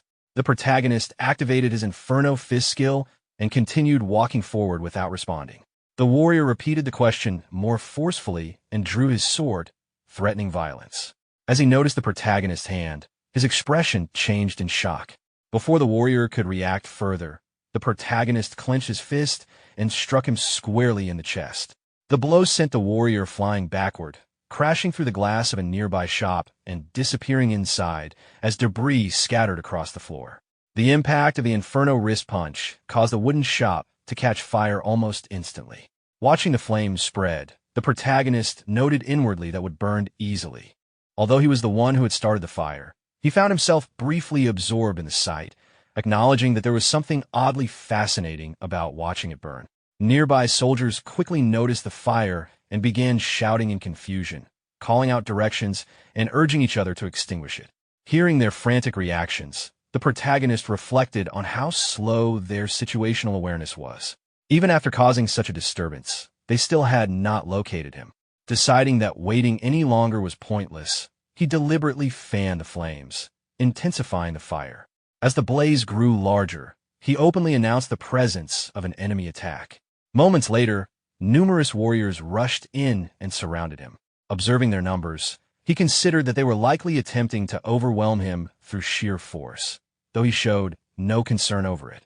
One of the warriors demanded to know who he was. The protagonist responded casually, implying that his actions made the answer obvious. Another warrior dismissed him as unstable and ordered the attack. All at once, the warriors lunged toward him. Watching them close in, the protagonist accepted their assessment without resistance and calmly prepared himself. He then leapt high into the air, far above their reach, shocking the warriors below. While airborne, he activated Inferno Fist and, with deliberate force, struck downward. The resulting impact caused a massive fiery explosion that engulfed the warriors instantly. The blast shattered the ground beneath them, leaving destruction in its wake. Afterward, the protagonist landed quietly, his posture steady. He reasoned that after causing this much destruction, the true authority of the area would have noticed by now. To speed things up, he decided that creating even more chaos would draw the individual out faster. As expected, a mysterious figure soon appeared, emitting a green glow. The newcomer assessed the protagonist's techniques and questioned whether he was connected to the flame tyrant, remarking on the damage done to his domain. The protagonist was briefly surprised by how quickly the figure appeared, realizing that his provocation had worked sooner than planned. The man declared that the destruction would be paid for with the protagonist's life. Internally, the protagonist identified him as the Black Serpent House Master. He noted the misunderstanding regarding the Flame Tyrant and Inferno Fist, but decided that allowing the confusion to persist would actually benefit him by keeping the man's attention fully focused. The protagonist dismissed the House Master with open contempt, provoking immediate anger. The House Master charged forward, demanding proof through combat. The protagonist avoided the attack with ease, remarking on the lack of courtesy in striking without warning. The House Master acknowledged the dodge and pressed the attack again. As he continued evading, the protagonist analyzed the man's martial style, recognizing a lethal mix of claw techniques and poison arts. Even a minor injury from such techniques would be fatal. The House Master mocked his evasiveness, comparing him to something slippery, and demanded that he stop retreating. The protagonist calmly responded, noting his own speed, and continued avoiding every strike. He taunted the House Master by commenting on the filth coating his hands, deliberately provoking him further. Enraged, the House Master reacted violently, promising a painful death. The protagonist responded coolly, pointing out that the man seemed too slow to make such threats credible. As the exchange continued, the house master questioned how long the protagonist intended to keep evading. Internally, the protagonist clarified his objective. He only needed to maintain the house master's attention until receiving confirmation from Go Hyunwoo's side. Once that happened, he could withdraw. However, stalling too obviously might expose the diversion, and it was clear the house master was beginning to suspect something. That meant it was time to strike back. Refocusing, the protagonist prepared himself and activated Inferno Fist again, pushing the skill beyond its normal limits. As heat surged through his clenched fist, he declared that he would finally respond properly. The house master, watching the energy build, became convinced that the protagonist truly was a disciple of the Flame Tyrant. The protagonist neither confirmed nor denied it, allowing the misunderstanding to remain. He then leapt high into the air once more. The house master, alarmed, assumed the protagonist intended to destroy the area again and followed him upward, warning that aerial combat would nullify his agility. As the house master attacked midair, the protagonist avoided the strike by flipping smoothly through the air. Reappearing behind him, he calmly questioned whether that assumption was truly correct. The protagonist combined wind force with Inferno Fist and released a powerful punch toward the house master. The impact struck directly, sending the man flying backward and crashing through multiple shops, tearing through walls as burning debris scattered around him. Observing the result, the protagonist assessed the outcome inwardly. Although the strike had landed cleanly, it was far from enough to defeat the house master. He compared the strength involved, recalling that the Feathered Serpent Priest had only been a D-rank boss. The reason the leader of an underworld group was ranked B was not because he was ordinary, but because the Black Serpent House itself was no simple criminal organization. Its master was a survivor of the ancient war between the righteous and demonic factions. Moments later, the house master emerged from the wreckage, stepping out from between burning wooden fragments. He acknowledged the protagonist's movement techniques and expressed surprise at seeing Void steps, admitting that he had underestimated him. Internally, the protagonist sensed a shift. The man was no longer holding back. This was not merely the Black Serpent House Master. This was the Black Serpent Pavilion Lord of the Heavenly Demon Cult. As the man prepared to escalate the fight further, the scene shifted away. Inside the dungeon, Go Hyunwoo and the brown-haired boy ran through the interior corridors while warriors rushed toward the main gate in response to the fire. Hearing the commotion, Hyunwoo noted that they had slipped through without being detected. The brown-haired boy observed that, at this rate, they might avoid combat entirely. Spotting a heavily guarded door ahead, they both recognized it as the entrance to the treasury. The brown-haired boy attempted to mislead the guards by loudly redirecting their attention toward the main gate and the reported intruder. Hyunwoo, watching closely, acknowledged inwardly that his acting was far better than expected. However, the guard stationed at the door paused, evaluated them, and quickly saw through the deception. Drawing his weapon, he confronted them, making it clear that their infiltration had been noticed. The brown-haired boy realized that despite their disguise, they had been exposed. The guard's reasoning, absurd as it was, boiled down to recognizing a face he could not forget. Both Hyunwoo and the brown-haired boy processed the situation in their own way. Without hesitation, Hyunwoo removed his mask, acknowledged the guard's attention, and immediately charged forward. Before the guard could react, Hyunwoo struck decisively, cutting him down in a single, clean motion. He accepted the necessity of the action without hesitation. Turning back, Hyunwoo noticed that the brown-haired boy was already at the door, working on the locking mechanism. Surprised by how quickly he had moved, Hyunwoo watched as the man focused on his task despite his irritation. He made it clear through his actions that he had not come to fight, but to do exactly what he was best at. Hyunwoo expressed confidence in his abilities, having heard of his reputation as a skilled technician. Encouraged, the brown-haired boy responded by preparing to demonstrate his expertise. He retrieved 3 specialized tools, positioning them carefully as he began unlocking the treasury door with practiced precision. The brown-haired boy moved his hands quickly over the lock, working through the mechanism with practiced ease. Within only a few seconds, the sealed door was fully opened. Hyunwoo froze for a moment in disbelief, clearly not expecting the lock to be cleared so fast. The brown-haired boy, confident in his work, indicated that the path ahead was now open. As they stepped forward, Hyunwoo carefully examined the passage in front of them. It was a key route leading toward Vigo, yet there were no visible security devices. The absence of obvious defenses immediately felt unnatural. The brown-haired boy quickly pointed out the flaw in that assumption, recognizing that a place this important would rely on concealed traps rather than exposed mechanisms. His concern proved correct almost instantly. A hidden device activated without warning, launching an arrow through the air. Hyunwoo narrowly avoided it, watching as it embedded itself deep into the opposite wall. The precision of the trap confirmed just how carefully it had been hidden. Hyunwoo acknowledged that without the brown-haired boy's awareness, the situation could have ended badly. The brown-haired boy reinforced the point through his actions, making it clear that even a moment of carelessness in a place like this would result in immediate death. Hyunwoo, recognizing his own limitations in this environment, placed his trust entirely in him. Taking the lead, the brown-haired boy instructed Hyunwoo through a series of precise movements. He guided him step by step, directing where to stand, where to apply pressure, and when to pull. At his signal, Hyunwoo pulled the rope exactly as instructed. The mechanism responded correctly, allowing the brown-haired boy to sprint forward and disable the remaining trap. Once finished, he signaled that the path was now safe to cross. Hyunwoo could not hide his admiration. He had heard stories about the man's skill with mechanisms, but seeing it firsthand made the reputation feel entirely justified.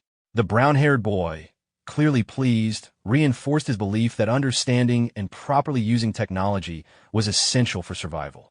However, Hyunwoo soon noticed that the path ahead appeared to end abruptly at a solid wall. The brown-haired boy explained that the storeroom entrance had been deliberately concealed behind a false wall. His plan was simple. Hyunwoo would break through the outer stone layer, and he would handle the rest. Hyunwoo drew his sword and stepped forward, asking the brown-haired boy to move aside. With a series of forceful strikes, he carved a large opening into the wall. After inspecting the opening, the brown-haired boy confirmed that it was sufficient and took over once again. Before proceeding, he requested the Daruma statue Hyunwoo had obtained earlier. Hyunwoo handed it over without hesitation. As he examined the lock, the brown-haired boy reasoned that if the statue was a key component of the formation, it would also serve a purpose here. He dismantled several internal parts, then carefully inserted the statue into a specific slot within the mechanism. The moment it was placed, the internal system activated. Gears shifted, the structure responded, and a hidden door to the treasure vault slowly opened. Inside the vault, the brown-haired boy opened a chest filled with gold, momentarily calculating its immense value. Hyunwoo, after only a brief glance around, understood that everything stored here was priceless. Despite the temptation, the brown-haired boy remained cautious. He noted that dying in the vault would benefit no one. His attention shifted to a black talisman attached to a nearby box, recognizing it from the guide as a special device linked to the Black Lord Serpent. Even the slightest contact would trigger a deadly poison. He forced himself to suppress any greedy impulses, repeatedly reminding himself to stay focused. Watching this, Hyunwoo quietly observed that the boy was muttering to himself, finding the habit oddly reassuring rather than concerning. Refocusing on their objective, Hyunwoo recalled the guide's information that only one item in the vault lacked a talisman. His attention was drawn to a small black box faintly glowing on the floor. He picked it up carefully, examining it closely. It matched the description perfectly. With the objective finally secured, Hyunwoo turned to the brown-haired boy with a relaxed expression, indicating that it was time to leave. The brown-haired boy agreed without hesitation, acknowledging that remaining any longer would only increase the risk. They immediately began moving toward the exit at full speed. As they ran, the brown-haired boy appeared confident, explaining that following the guide made everything straightforward. The traps along their route had already been disarmed earlier, so reaching the safe zone should have been uncomplicated. After a brief pause, he casually admitted that part of him almost wished something unexpected would happen, simply to make things more interesting. Hyunwoo reacted sharply to that comment, clearly uncomfortable with tempting bad luck. The brown-haired boy quickly realized his mistake and brushed it off, admitting that he spoke too freely. Moments later, Hyunwoo suddenly froze at the sight ahead. Something at the exit gate caught his attention, stopping him mid-stride. The brown-haired boy questioned him and turned toward the gate himself. The moment he did, his expression drained of color as sweat formed on his face. Standing calmly at the exit was an old man dressed entirely in white. The warning from the guide immediately came to mind. The old man examined the surroundings with interest, acknowledging the precision and cleanliness of the work done inside. Hyunwoo responded respectfully, his fear evident. Gathering his courage, he asked whether the man before them was an elder of the heavenly demon cult, Baek Hyakuseo, known as the White Serpent. As Hyunwoo studied him more closely, his thoughts raced. The White Serpent was the vice lord of the Black Snake Chamber, once an elder master of the demonic cult, infamous as one half of the Black and White Twin Serpents. Even the Lord of Black Serpents struggled to fully control him. He wandered the chamber without pattern, appearing only when misfortune was at its peak. Realizing this meant they had encountered the worst possible individual, Hyunwoo understood that measuring the man's true mastery was impossible. Direct combat would guarantee defeat. Breaking free from his thoughts, Hyunwoo immediately drew his sword and ordered the brown-haired boy to run if escape was still possible. The brown-haired boy hesitated, questioning what Hyunwoo planned to do. Hyunwoo, gripping his sword tightly, assessed the situation internally. The gap in martial ability was overwhelming, making escape unrealistic. With that in mind, only one path remained if survival was to be achieved. He shouted for the brown-haired boy to flee, promising to find a way. The White Serpent observed him calmly, remarking on how impressive it was for someone not yet 20 to reach such a level. Hyunwoo responded with honesty, crediting his master and companions. The old man acknowledged those words, but expressed regret that such a promising martial artist would have to die by his hand. Raising his sword, the White Serpent declared that fate itself had placed them together. As a final act of mercy, he allowed Hyunwoo to strike first. Without hesitation, Hyunwoo rushed forward, activating his flow of the bird technique as he closed the distance. He prepared himself mentally, treating the exchange as a lesson he would endure heeding. The old man watched carefully, recognizing that Hyunwoo was not merely controlling wind, but the flow of ki itself, an advanced art far beyond the ordinary. Just as Hyunwoo's attack was about to land, the old man's sword moved unnaturally, bending and whipping through the air like a rope. Hyunwoo barely had time to register the realization that it was a flexible sword before the strike landed squarely against his chest. The White Serpent's poisonous snake guard technique sent him flying backward. Pain tore through Hyunwoo as he was launched through the air. Watching him, the old man judged the technique calmly, strong, but reckless, a movement that disregarded what came after, meant for mutual destruction. Mercy, in such a fight, was never an option. Hyunwoo crashed to the ground some distance away. Struggling to rise, blood spilled from his mouth as he forced himself upright. Internally, he acknowledged the reality of the gap between them. A single exchange had sent him flying. This was not an opponent that could be faced half-heartedly. If there was any chance left, he would have to commit everything he had. Steadying his breathing, Hyunwoo regained his stance and prepared to fight once more. The White Serpent advanced, swinging his sword again with calm confidence, expressing approval of Hyunwoo's effort while making it clear that endurance alone would not be enough. He closed the distance, attacking once more. Standing firm, Hyunwoo focused his thoughts. This was precisely why he could not fail. In that moment, he recognized something familiar. The movement of the sword mirrored the patterns carved into the Daruma statue. One of the engraved lines overlapped perfectly with the sword's path. Understanding finally clicked. Hyunwoo surged forward, narrowly dodging the attack. The White Serpent acknowledged the feat, impressed that someone so young could move with such refinement, encouraging him to take pride in it. As Hyunwoo recovered his balance, he assessed himself honestly. His clear stream technique had been close to flawless, yet it still fell short. The gap remained. The old man concluded that offering mercy now would only be disrespectful. With that, he prepared to reveal even more of his martial art. Hyunwoo faced the old man, feeling an intense presence pressing down on him. His mind raced with the realization that the man before him moved like a massive serpent ready to strike. The techniques the old man wielded belonged to the seasonal arts, and at his current level, Hyunwoo had no chance of outright blocking them. Still, he could not give up, not with the long-cherished wishes of his sect, the will of his master, and the faith of his friends resting on him. Drawing on all his resolve, he shouted and prepared to attack, refusing to collapse. The old man responded immediately, swinging his sword with a declaration that the next strike would be his last. Hyunwoo reacted by blocking the attack and forming a magical shield around himself using his sword, creating a protective barrier. The old man studied him, noting the technique's extreme softness and flexibility used to deflect attacks. He knew it would not be enough to stop the full force of his strike, and warned internally that pity would not save Hyunwoo. He struck again, activating his skill. White silk ascends to heaven. The power of the attack forced Hyunwoo back a significant distance, despite his defensive efforts. Both assessed each other carefully, then charged simultaneously. The old man observed Hyunwoo struggling to stand, realizing that the boy had not even attempted to attack, but had solely defended.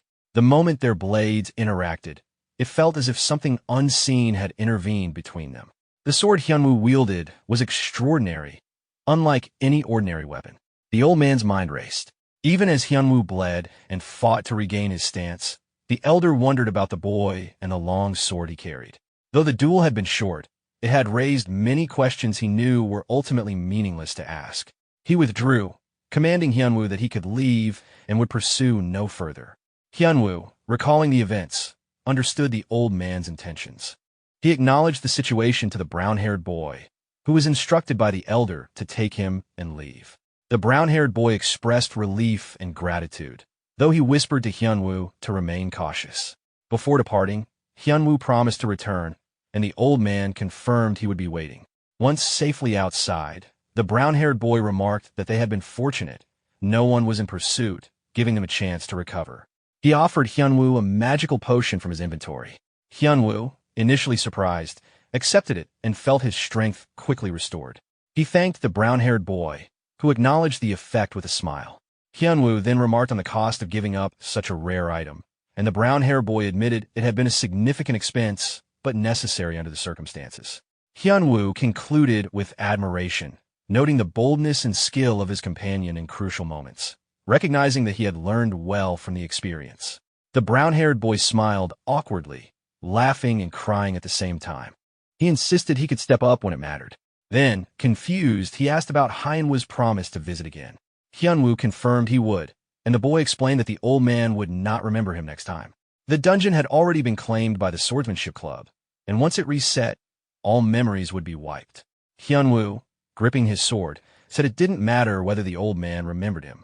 What mattered was that their duel was not finished. Looking at his sword, he realized the reason the elder had spared them was pride, a desire to face him again when he had grown stronger. In other words, the duel had been postponed, not ended. Someday, he would return to settle it properly as true warriors. Meanwhile, the scene shifted to the ongoing battle with the Black Serpent. Observing the protagonist's movements, the Black Serpent commented aggressively on his footwork and accused him of dishonoring the Flame Tyrant's name. The protagonist dodged and clarified that he was not the Flame Tyrant's disciple. A message arrived through the brown-haired boy's earbud. The mission was complete, and it was time to reach the safe zone. Hyunwoo acknowledged it and prepared to wrap things up. Smiling, he told the Black Serpent he was leaving.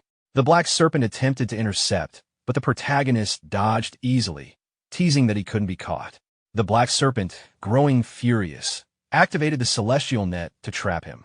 The protagonist stopped, combined his Inferno Fist with Wind Force, and struck the Black Serpent with a powerful punch. The blow sent him crashing into a building, shattering it and setting ablaze. Observing his burnt hands, the protagonist noted the expected damage from amplifying his Inferno Fist, recognizing that while it had bought time, it would not defeat the Black Serpent entirely. The Black Serpent groaned from within the wreckage, signaling he was recovering. Understanding the situation, the protagonist began fleeing, planning to leave the dungeon before the situation escalated. He identified a nearby abandoned house as the likely safe zone, wondering if Hyunwoo and Shin Byung-chul had arrived ahead of him. Opening the door slowly, he found his friends inside. He greeted them, noting Hyunwoo's pale appearance and asking if he had struggled against the guards. Hyunwoo admitted he had, smiling at the recollection. The protagonist then took out the escape scroll and commended them for their efforts. He combined the two pieces of the scroll, acknowledging that they had spent longer in the dungeon than expected and that those waiting outside must have been worried. Once the pieces joined, the escape scroll created a teleportation door. Looking at the glowing doorway, the protagonist told everyone it was time to leave. After teleporting to the dungeon district building, the brown-haired boy waved to his sister to indicate they had returned. Hyunwoo reminded everyone to be careful and move quickly to avoid being caught. In front of them, a black curtain appeared. Hyunwoo, confused, asked about it. The brown-haired boy explained that it was his sister's skill, which could hide people in a shadow space, and reassured him to relax and trust it. Hyunwoo acknowledged the explanation. The sister then guided everyone toward the ground floor, noting the presence of many people above and instructing them to proceed carefully. Hyunwoo asked if the black sand room had been cleared safely, and the protagonist confirmed there were no major issues. The sister praised the first year for clearing the dungeon efficiently, but then realized that her familiar had detected someone nearby, Gwaak Sung-jae. She explained quietly that they had only come down to the basement to observe and had not entered the dungeon. Sung-jae appeared through a teleportation door, greeting the sister. He explained that he had come across the group on another floor and requested that they accompany him to the disciplinary committee room. The sister agreed. At the disciplinary committee head's office, a brown-haired girl welcomed them inside. Sung-jae reported that he had found the group near the basement entrance and brought them there. The committee head asked if they were on their way down, and Sung-jae clarified that they were on their way up. The committee head expressed surprise. Sung-jae then inspected the protagonist's hand and created a portal to check the dungeon. Observing the group, the committee head considered that they had likely completed their activities in the basement and wanted to verify. He offered drinks, which Davin and the sister accepted according to their preferences, while the brown-haired boy declined. The protagonist had brought honey water for everyone. The committee head speculated that the protagonist might have joined the sisters' club, and she confirmed something had occurred. The protagonist stated he was remaining independent. The committee head advised careful consideration about switching clubs. The committee head then asked why the sister brought a first-year student to the basement. She explained that she only wanted to show him the area and had not entered the dungeon. The committee head reminded the protagonist that first years were not allowed in the basement without permission, and he acknowledged this rule. When asked why he went down despite the rules, the protagonist admitted curiosity. The committee head noted that curiosity was natural, but emphasized the importance of following rules. He then began to recall that Sung-jae had previously inspected the basement and wanted to confirm the situation. The committee head informed the group that Sung-jae had called to confirm that no unauthorized dungeon clears had been recorded that night. The protagonist realized that because they had used an emergency escape scroll without actually clearing the dungeon, the disciplinary committee could not prove anything and could only rely on suspicion, which meant they were no longer at risk. The committee head noted that the first years had gone to the basement and the others had accompanied them. He decided to issue 1 demerit point each as a warning and allowed them to leave. The sister expressed relief at avoiding further trouble, and Sung-jae asked the brown-haired girl for her assessment of the situation. She explained that the combination of people involved suggested a dungeon was the objective and noted Go Hyunwoo's condition, indicating possible internal injuries. Sung-jae agreed, estimating the dungeon's difficulty based on the evidence and observing a burn mark on the protagonist's right hand, which suggested a recent encounter. He concluded that any future attempt to enter that dungeon would be closely monitored. The sister then dismissed everyone for rest, while the brown-haired boy waved goodbye. She asked to speak privately with the protagonist. During their walk, she apologized for boasting and being caught, acknowledging Sung-jae's strategic intervention. The protagonist reassured her that a single demerit point was not a problem. She examined his hand and noticed signs of heavy use of Inferno Fist, noting that it might be a concern if the Black Sand Room replay remained visible. The protagonist requested her help in keeping the replay private, and she agreed, mentioning that their service had been lacking and emphasizing the importance of avoiding exposure. She also questioned why he consistently took reckless actions. Internally, the protagonist reflected that in just a month he had repeatedly broken rules and confronted various factions, understanding her concern. He explained that his repeated experience at the Dragon-Slaying Academy had exposed him to both successes and failures, including serious dangers. He reaffirmed his decision to protect what was his, whether objects or people, and acknowledged that achieving this required becoming stronger until such challenges were manageable. The sister appreciated his resolve, encouraged him to rest, and told him she would see him on Monday. When he questioned why Monday, she replied playfully that she wouldn't say. A few days later, Hyunwoo greeted the protagonist energetically, noting that he had spent the weekend recovering and felt much better. The protagonist acknowledged his improvement and asked how he had managed to survive the encounter with a white snake. Hyunwoo admitted that he had used his sex sacred treasure because he could not have blocked the attack with his own abilities. The protagonist reflected internally on the power of the treasure and the pride Hyunwoo must have sacrificed to use it. They discussed the importance of regaining the prestige of his sect, and the protagonist encouraged him, confident in his potential. They then headed to class, noting that Co Yin was already there. The familiar smell in the classroom suggested she had been baking, and both Hyunwoo and the protagonist reacted to the cookies she had prepared. There was a brief, awkward moment as they clarified the type of cookies and enjoyed them, appreciating her effort. Before anyone else arrived, the protagonist suggested opening the rewards from a dungeon. They opened Ark's black chest, finding the fixed items as well as 2 B-rank random boxes, which contained materials useful for crafting high-grade weapons. The protagonist noticed the potential of Yin's luck when she drew a rare item, the 10,000-year-cold iron ingot, from the ingot box. They also received a decent elixir, which they divided between them. Internally, the protagonist considered the implications of Yin's luck and realized he needed to process the ingot quickly. He planned to stop by the blacksmith's workshop immediately after class to handle it. The scene shifted to the blacksmith's workshop during lunchtime. The protagonist arrived to request the production of a custom item, but the blacksmith explained that the queue for the semester was already full. The protagonist insisted, asking to see the club president, and presented a VIP production ticket. The blacksmith, surprised to see a first year with such a ticket, still tried to refuse, but another craftsman arrived to see what the request was. The protagonist showed the blueprint he had prepared in advance, revealing it was for a piece of magic equipment. The craftsman noted the uniqueness and complexity of the design and agreed to make an exception, asking about the materials. The protagonist provided a 10,000-year-cold iron ingot as the main material and a black mithril bracelet as a submaterial.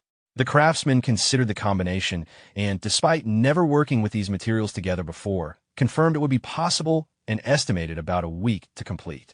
The protagonist internally anticipated that, in practice, the craftsman would likely contact him sooner. The scene then shifted to the arena entrance. The protagonist walked there, relieved that he wouldn't be late. Inside the classroom, the teacher reminded the students that mentoring sessions would begin this week and instructed those participating in the first session to move to the arena. The protagonist reflected on how quickly time had passed. As he moved, he noticed familiar faces. Han Somi and Song Chunhai were also participating, and a blue-haired student recognized him as a caster-type all-rounder. The students discussed potential pairings for the mentoring session. The brown-haired girl acted impatiently, prompting a brief exchange, after which the blue-haired student excused herself to join the opposite group. The protagonist then realized he would be placed in the same group as the brown-haired girl. He also noticed Kwok Ji-cheol, another all-rounder caster, and Hong Yunhua from the Ruby Magic Tower among the participants. The presence of familiar faces made him wonder who their mentor would be. Finally, the sister appeared, revealing herself confidently as their mentor, Dang Gyung, the vice president of the thieving club. The protagonist connected this with her earlier comment about seeing him on Monday, understanding the timing of the mentoring session. The sister addresses everyone, reminding them that they all joined under her guidance to become all-rounder type mages. She explains that being an all-rounder means they cannot rely on magic alone and that she does not yet know where each of them is lacking. Today's session, she says, will be used to assess their actual level of skill. She gestures toward the circular arena and explains that this week's PvP match will be used for that purpose. As a result, the match will also count as mentoring. She then instructs everyone to focus as she begins explaining the rules. Pointing to herself, she introduces the first rule, called Strong Opponent, clarifying that the strong opponent refers to her. After a short pause, she acknowledges that it would be unfair for first-year students to fight a third year under normal conditions, so she has prepared special restrictions. She presents a bracelet and explains that once worn, it will limit all of her skills to rank C, functioning similarly to a fixed rank zone. Under that restriction, if the pair facing her manages to remove all 3 stickers attached to her body, they will be declared the winners. As she places the stickers on herself, she explains the final rule, 2-man, which simply means that the challengers must fight together as a pair. After finishing the explanation, she gives everyone the opportunity to ask questions or voice complaints. The group responds only with awkward silence. Seeing no reaction, she concludes the briefing and tells them to enter the arena in pairs when ready. With that, she teleports into the arena. Left behind, the group processes the instruction about fighting in pairs. The brown-haired girl thinks carefully and concludes that no matter what happens, she must avoid being paired with the protagonist. Breaking out of her thoughts, she quickly asks the green-haired boy to partner with her. He agrees without hesitation. Hong Yun, watching this unfold, becomes visibly anxious, realizing she has not been chosen. The protagonist turns to her and suggests that they form a team again and simply do their best. Hong Yun reacts awkwardly, clearly flustered, while the protagonist notes internally that her behavior has not changed. While waiting, the protagonist opens his pop-up window and scrolls through it. He wonders how long Hong Yun will keep reacting this way and decides to pass the time by checking his quests. He chooses to review the PvP rewards first, planning to look at the mentoring event later. After examining the rewards, he notices that they vary depending on completion time. From this, he concludes that dragging the match out would be disadvantageous, making it better to finish things as quickly as possible. As he is lost in thought, the brown-haired girl and the green-haired boy teleport back from the arena. The protagonist is surprised by how quickly the match ended. Both of them are visibly exhausted and struggling to stand, their injuries clearly taking a toll. The brown-haired girl informs him that the next pair is being called. Observing their condition, the protagonist reflects that the gap between first years and third years is exactly as expected. Soon after, Hong Yun and the protagonist teleport into the arena. The sister tells them to enter whenever they are ready. Internally, she notes that despite the previous matches, the arena remains completely undamaged. Even with her rank restricted, the difference in skill between her and the previous challengers was overwhelming. Hong Yun quietly asks the protagonist if he has a plan. After brief consideration, he suggests that she try fighting alone first. Hong Yun is clearly shocked by this suggestion. The protagonist observes her reaction and internally reasons that she is expecting support like last time.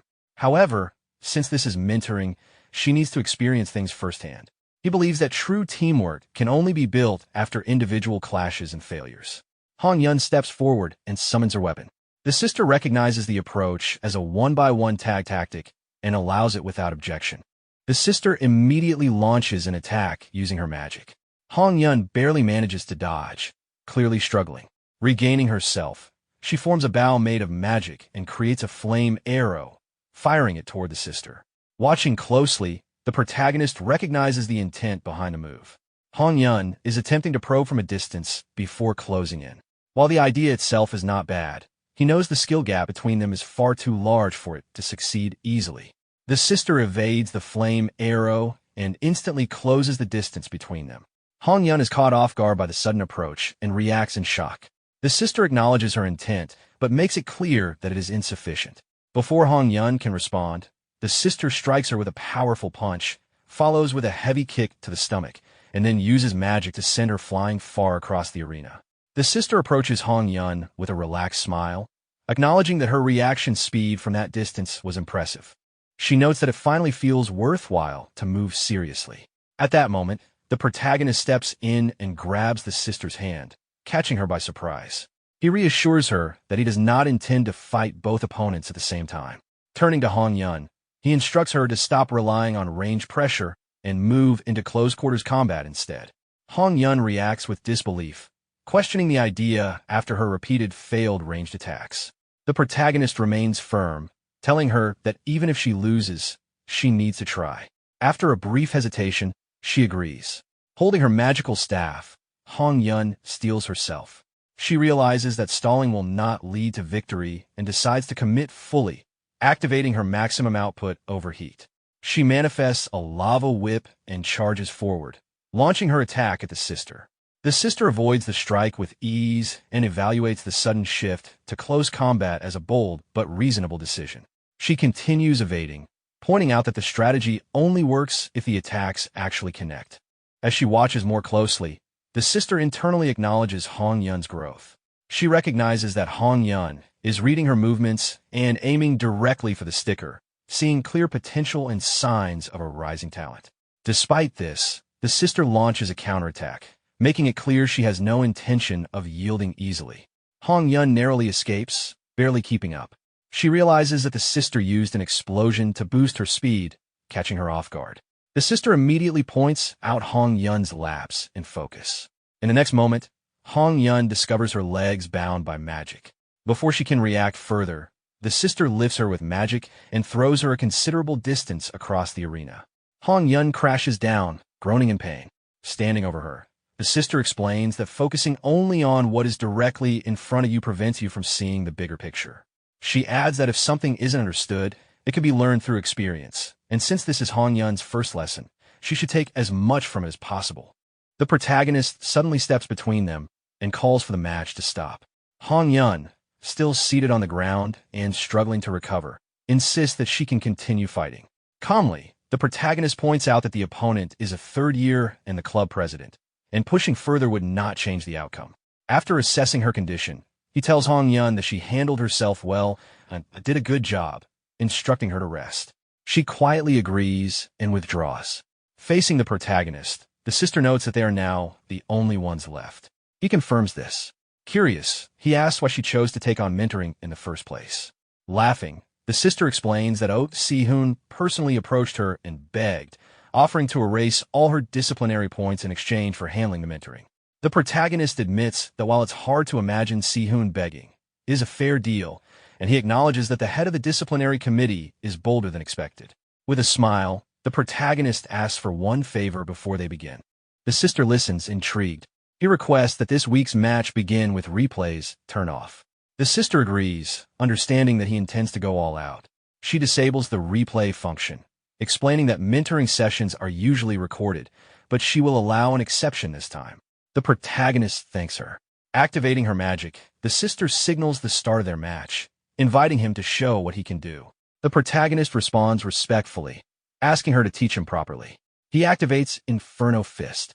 Internally, he notes that amplification causes overheat to grow exponentially stronger at higher ranks, and that the Absorb skill is a top-tier fire spell.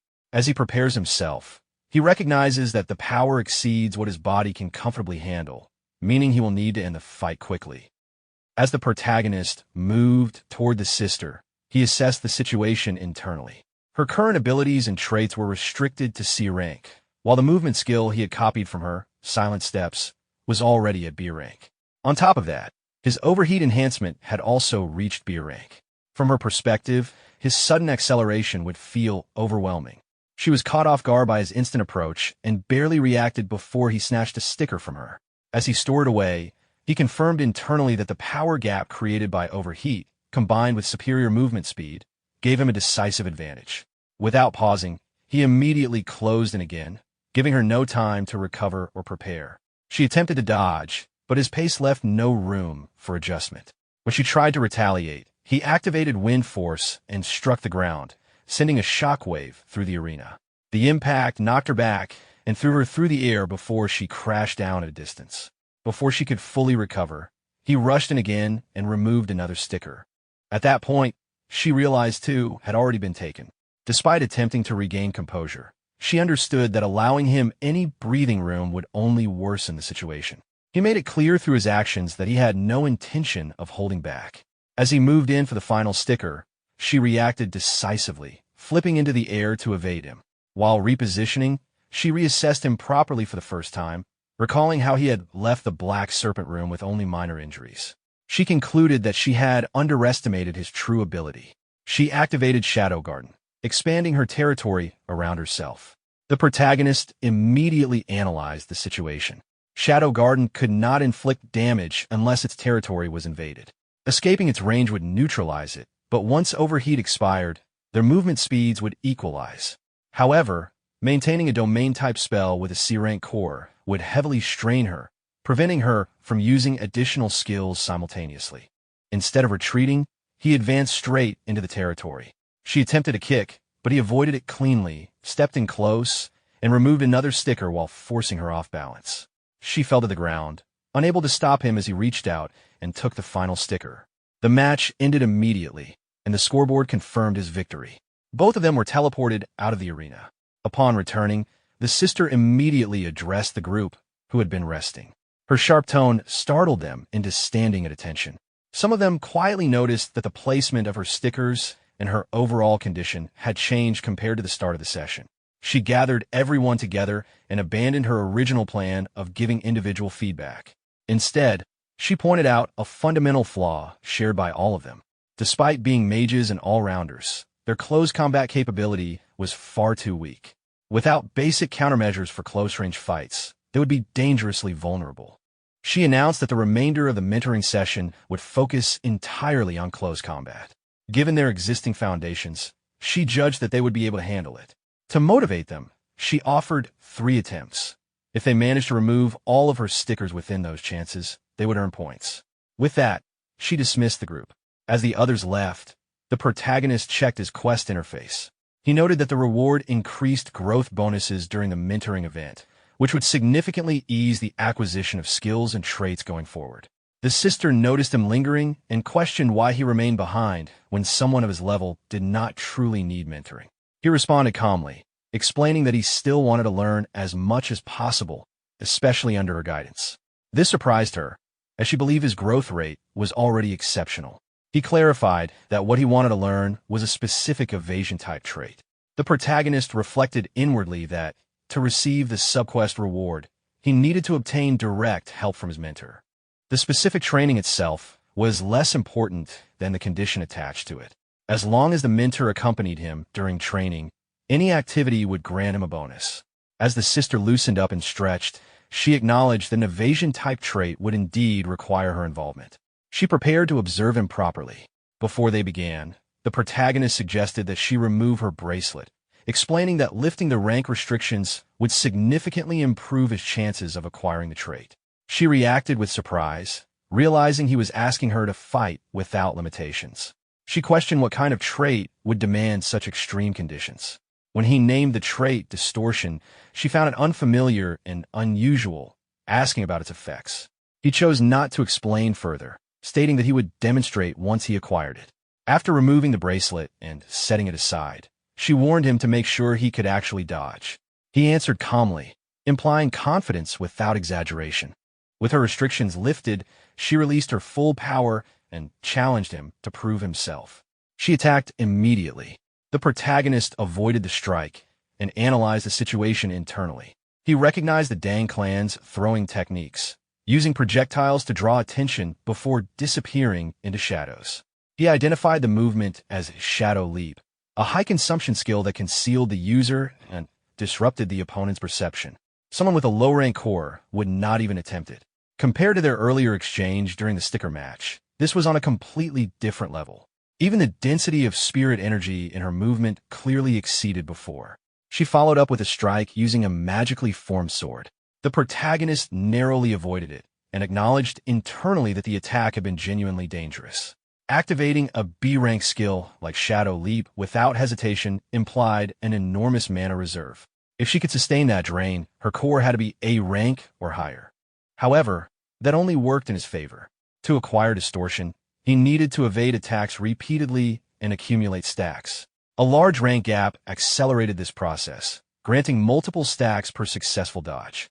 Once he reached the minimum requirement of 1,000 stacks, he would finally gain a chance to learn the trait. This was precisely why he had forced himself into repeated boss battles across numerous dungeons. Based on his current progress, he estimated he already had several thousand stacks, meaning the trait would be obtained during this mentoring session. She continued attacking, and he continued dodging without interruption. Eventually, the sister stopped and sat down from exhaustion. The protagonist questioned the sudden halt, but she made it clear that she was finished and needed a rest.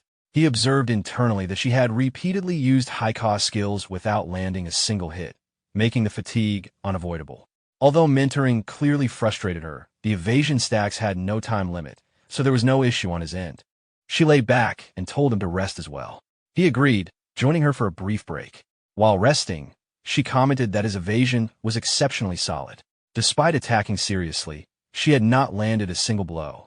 He replied casually that this ability was the result of experience accumulated over hundreds of repeated graduations. She acknowledged the dedication and asked whether he intended to maintain that approach long-term. He confirmed that for now he did.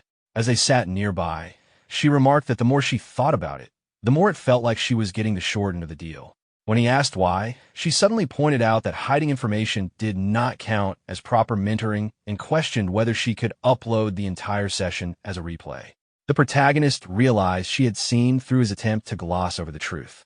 The existence of the distortion trait, and especially its acquisition requirements, was extremely rare knowledge. Keeping it secret would inevitably come at a cost. He asked what she wanted in return.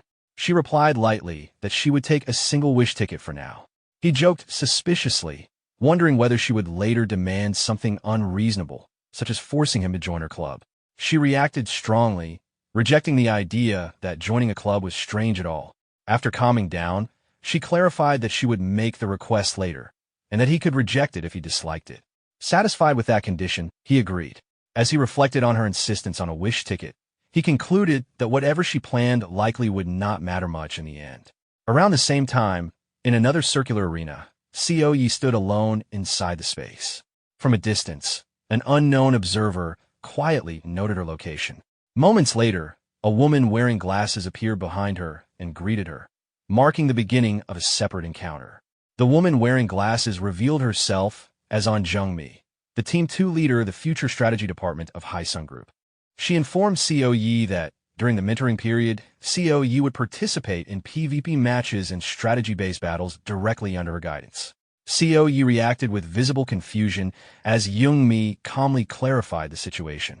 The formidable opponent referenced in the weekly PvP rules was none other than Jung-mi herself. Before explaining the detailed rules of the matches, she intended to personally assess how much Yi had grown. For the first lesson, Jung-mi decided to use a barrier bangle. Activating it, she generated a reinforced magical shield and explained that she had strengthened it deliberately, trusting that Yi had improved. She made it clear that if Yi approached the shield with the same level of ability as before, breaking through would be impossible. With that, she invited Yi to begin. 2 weeks earlier, Jung-mi had reacted with disbelief after receiving a report that Yi had voluntarily applied for mentoring. From her perspective, Yi had always been unmotivated despite possessing exceptional talent and potential. Watching someone so gifted remain idle had been deeply frustrating for her. The fact that Yi had applied on her own raised questions. Jung-mi wondered whether the Future Strategy Department's last resort project involving Dragon Slayer Academy admission had finally produced results. Even consistent class attendance would have been enough to satisfy her. But the possibility that interaction with peers had sparked real change could not be ignored. Regardless of the reason, Yi's application presented a rare opportunity to teach her properly. At the time, Jung-mi resolved to pour everything she knew into guiding her. Returning to the present, Jung-mi steadied herself, deciding to maintain composure. She formally initiated the session. Yi, however, remained silent and simply stared at her. Jung-mi recognized that expression immediately. It was the look Yi wore when something displeased her. She briefly questioned whether she had misjudged the situation and whether the difficulty needed adjustment. Yi then equipped her firearm. Observing closely, Jung-mi realized how much Yi had changed. Just a month ago, Yi's magic had been crude and unfocused. Now, the magic bullet she formed was refined to near perfection. Still, Jung-mi reasoned that precision alone would not be enough. Without supporting skills, the shield should remain intact. While maintaining the barrier, Jung-mi planned her lesson internally. She intended to acknowledge Yi's improvement with restraint before introducing the concept of projection. Yi fired. The magic bullet shattered Jung-mi's shield instantly. Jung-mi smiled in disbelief, internally acknowledging how remarkable Yi's growth was. In only 1 month, the improvement was beyond expectations. Before she could fully process what had happened, the bullet struck her directly, knocking her to the ground. After regaining her composure, Jung-mi adjusted her glasses and approached Yi. She questioned how Yi had managed to master both magic bullet and projection within such a short time, and not only learn them, but raise them to C rank. When she realized that someone named Kim Ho had guided her and encouraged her to participate in mentoring, her curiosity deepened. Seeing Yi actively learning filled her with both pride and confusion. She wanted to understand what had caused such a drastic change. Yi briefly recalled the past, then returned to the present and responded with a simple smile, giving no explanation beyond that. Jung-mi was genuinely stunned. Seeing Yi smile was something she had rarely witnessed. She expressed her desire to meet Kim Ho, and Yi quietly agreed. The next day at lunchtime, inside the cafeteria, the protagonist asked Hyun-woo about his mentoring experience. Hyun-woo described it as extremely satisfying, praising both the mentor and the quality of those training alongside him. When asked who else was present, Hyun-woo mentioned that Han Seo was part of the same group. As the protagonist drank his cold beverage, he reflected that this explained the heavy presence of Sword Club members in that area. He had suspected it, and now it was confirmed that Han Seo had ended up grouped with Han Saman. He then encouraged Hyun-woo to try sparring with her. Hyun-woo responded shyly with a faint smile, explaining that he had already asked Han Saman for a sparring match, but she had refused. The protagonist reacted with mild confusion and suggested that if Hyun-woo tried again more politely, she might reconsider. He also mentioned that he was coincidentally in the same group as Song Chun-hai and intended to find out what Han Saman was interested in. Hearing this, Hyun-woo looked relieved and thanked him.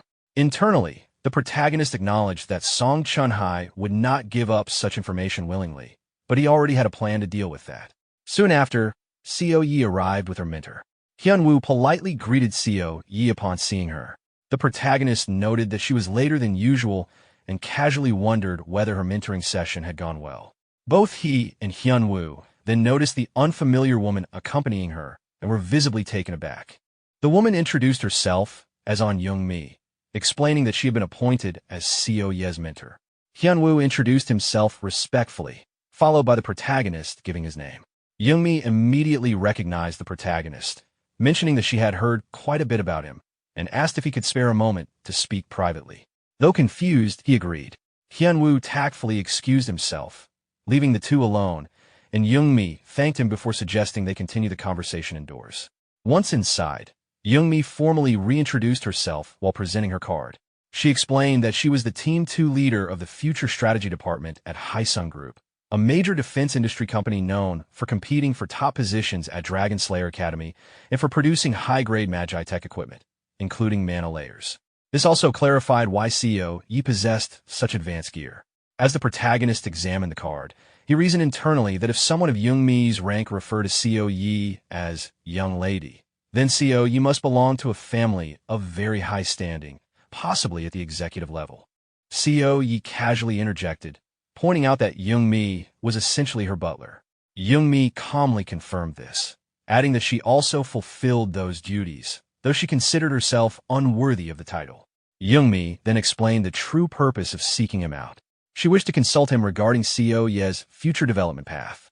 The protagonist expressed doubt, stating that he was only a student and surely not the most appropriate person for such guidance.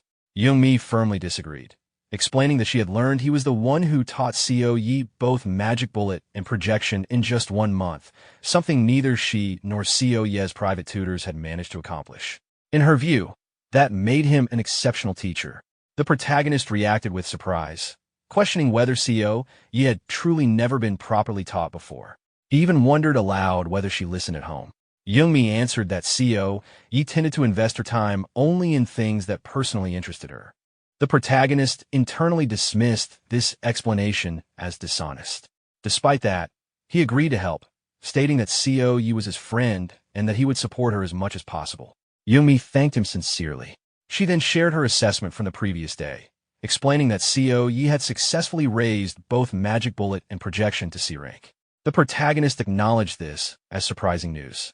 After considering it briefly, he explained that while the destructive power was now sufficient, Seo Yi still lacked mobility and defensive options needed for prolonged combat. He suggested that learning a movement skill should come first. Young-mi agreed with his assessment and asked for a specific recommendation. The protagonist proposed Feather Walk and calmly explained its function. Like silent steps, it lightened the caster's body and increased movement speed, but it also generated weak turbulence around the user, subtly deflecting incoming attacks and providing a defensive benefit. The only drawback was the high cost of the skill book, something he noted would not be an issue for Haesung Group. Young-mi accepted the recommendation immediately and stated that she would procure the skill book without delay. She then opened her inventory and offered him an item as a token of gratitude for helping Seo Yi with her training up to this point. The protagonist was momentarily stunned as she handed him a pair of shoes identified as Cloud Stepper. She emphasized that it was meant as thanks and asked him to accept it without feeling burdened. Holding the shoes, the protagonist internally noted that Cloud Stepper must be extremely valuable and that only a company like Haesung could casually give such an item as a reward. Coming back to himself, he accepted the gift, explaining that he had many things he needed and would not refuse. Young-mi smiled, and asked that he continue to take good care of Co Yi from now on as well. A few hours later, in the Dragon Slayer Academy corridor, as he walked down the corridor, the protagonist reflected calmly. For now, Co Yin's training could be left to Zhongmi, and Hyunwoo seemed genuinely satisfied with how the mentoring had turned out. All that remained was arranging a spar with Han Somi, which wasn't urgent. With that in mind, he decided to head toward the blacksmith's workshop until something unusual caught his attention. Ahead of him, a sluggish figure moved down the corridor. At first glance, the posture looked strangely limp, and from the direction she was coming from, it seemed likely she had just finished a PvP match. As she drew closer, it became clear that this was Song Chun-hai. However, her condition was noticeably worse than usual, so much so that he briefly wondered if she had taken a heavy loss against Dang Gyung. This was nothing like her normal, composed self. When he called out to her, she immediately straightened her posture and responded in her usual disciplined manner. Watching her, he couldn't help but think, amused, that this was probably her way of maintaining the dignity of the discipline committee. He commented that she looked like she had just finished mentoring and that it must have been rough. She brushed it off, insisting she was fine, but he pointed out that the exhaustion was obvious on her face. That was the final straw. Her irritation burst out, and after venting, she finally admitted, reluctantly, that she was indeed tired.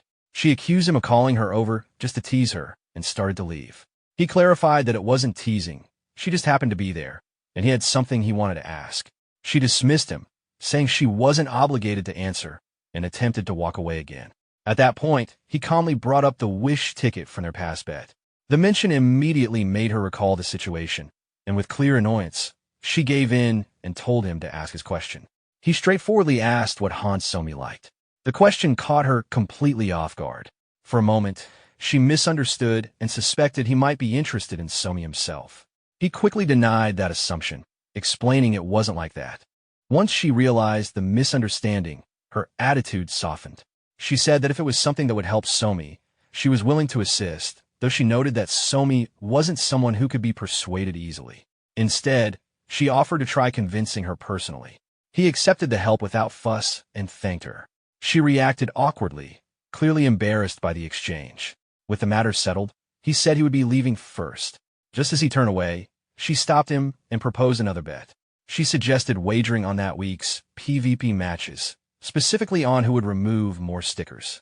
Internally, he noted that he had already removed all of his, but saw no reason to mention it. When he asked what the stake would be, she proposed another wish ticket, the same as last time. He briefly considered what she likely wanted, probably information about the burn marks he had received from the underground level, but dismissed any concern. The injury had healed cleanly, and he was confident he wouldn't lose anyway. With nothing to lose, he agreed to the bet, placing a wish ticket on the line. The scene then shifted to the blacksmith's workshop. Upon arriving, he immediately sensed trouble. He had been called here. After all, it rarely meant good news. As soon as he entered, the blacksmith explained that there had been an issue during the processing. Hearing this, the protagonist simply acknowledged it inwardly, exactly as he had expected. The blacksmith explained that combining the two items themselves had not been the issue. The real problem appeared afterward. The cold energy contained within the material was not ordinary cold. No matter how many times it was processed, it refused to respond properly, and most of the furnace's heat simply leaked away instead of being absorbed. Hearing this, the protagonist acknowledged it calmly. His reaction made the blacksmith realize that this outcome had likely been anticipated. The blacksmith pointed out that it seemed as though the protagonist had already expected failure and had probably prepared an alternative solution in advance.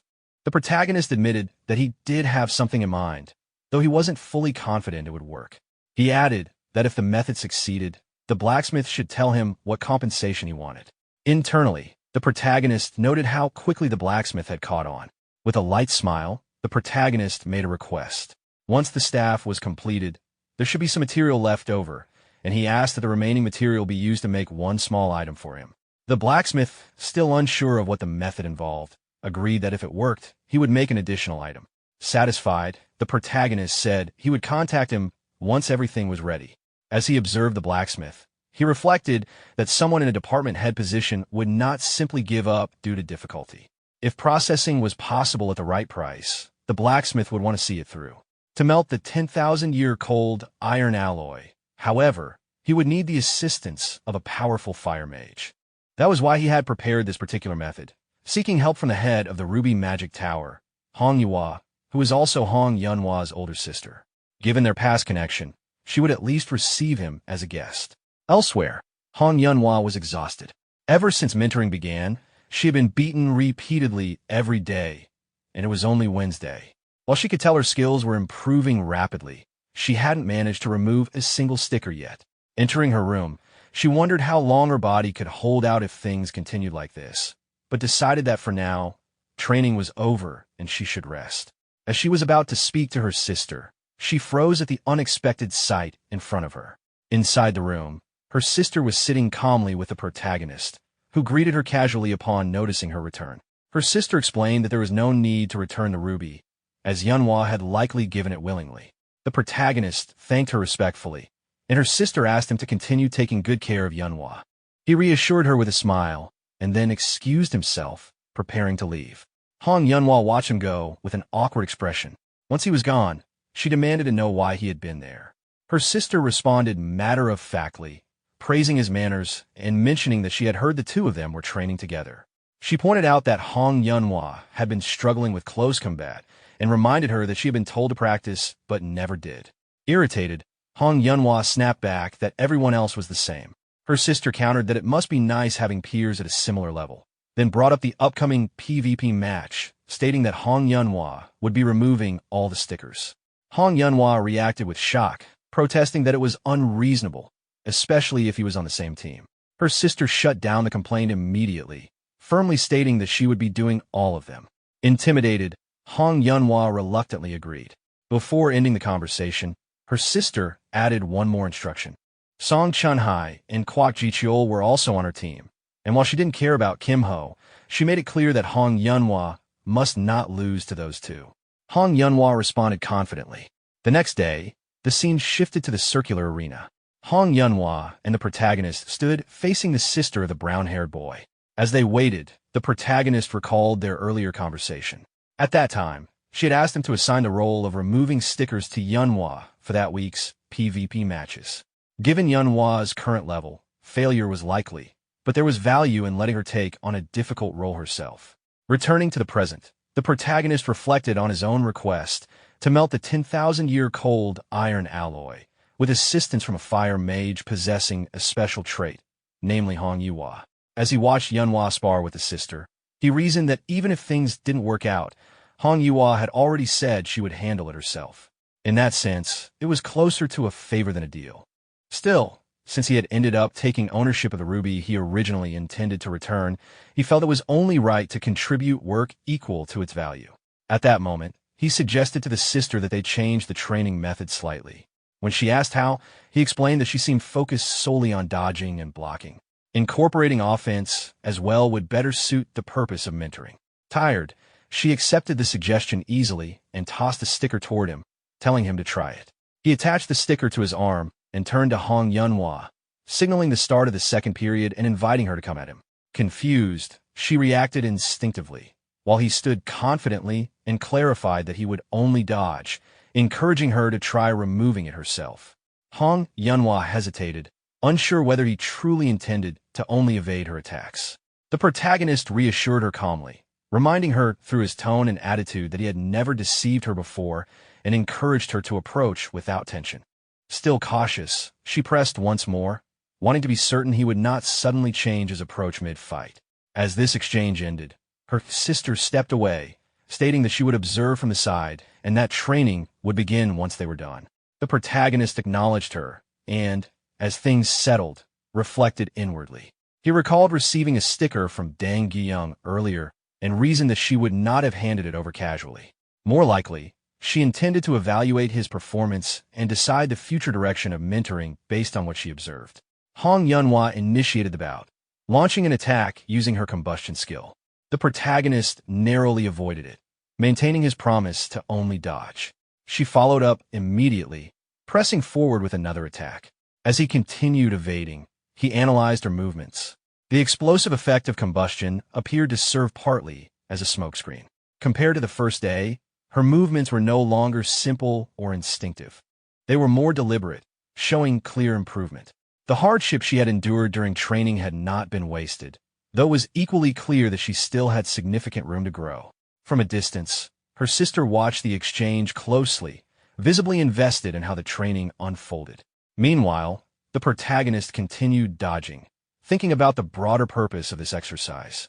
Training focused entirely on dodging would not only benefit Hong Yunhua, but Deng Guiyang as well.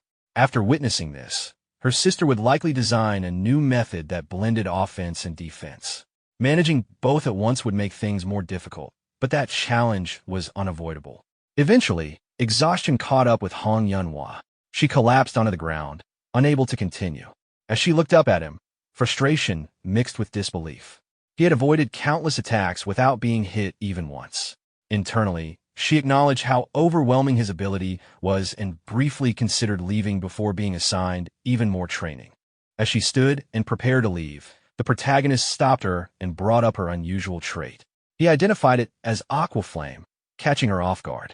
She was startled that he knew, and he explained that he had learned about it from her sister. Aqua Flame was an exceptionally rare trait among fire mages, capable of burning even in deep-sea conditions, granting overwhelming advantage against water and ice attributes. After a brief pause, he mentioned that he had also heard the trait's growth had stalled before reaching E rank. Her irritation made it clear this was a sensitive topic. Internally, she reflected on the reality of powerful traits like Aqua Flame, rare and potent, yet notoriously difficult to develop under normal conditions. The protagonist then proposed an alternative possibility. What if there were a way to push Aqua Flame beyond its current limit? This immediately shook her. She questioned how such a breakthrough would even be possible. In response, he calmly explained the underlying principle. Skills and traits advanced by overcoming system-imposed barriers, and the nature of those barriers depended on the skill itself. For Aqua Flame, which excelled at penetrating water and ice, the key lay in relentlessly burning something that embodied extreme cold. She pointed out that she had already attempted that countless times, fighting ice golems, ice spirits, and similar enemies. He acknowledged this and noted that such targets melted almost instantly. Then he introduced a crucial difference. What if the target possessed intense cold, but did not melt easily? The scene shifted back to the blacksmith's workshop. The blacksmith looked between the protagonist and Hong Yunhua, asking whether this had been the solution he had prepared from the start. The protagonist confirmed it. The blacksmith then addressed Hong Yunhua, remarking that what she was attempting was reckless and noting that he had already tried seeking help from another fire mage. Turning back to the protagonist, he expressed doubt that the result would be any different, given that she was still only a first-year student. The protagonist pressed on regardless, asking for one more chance. After a moment of consideration, the blacksmith agreed to let them try. Hong Yunhua stared at the protagonist in confusion before shifting her focus to the cold iron ore. As she sensed it, her thoughts aligned with his earlier explanation.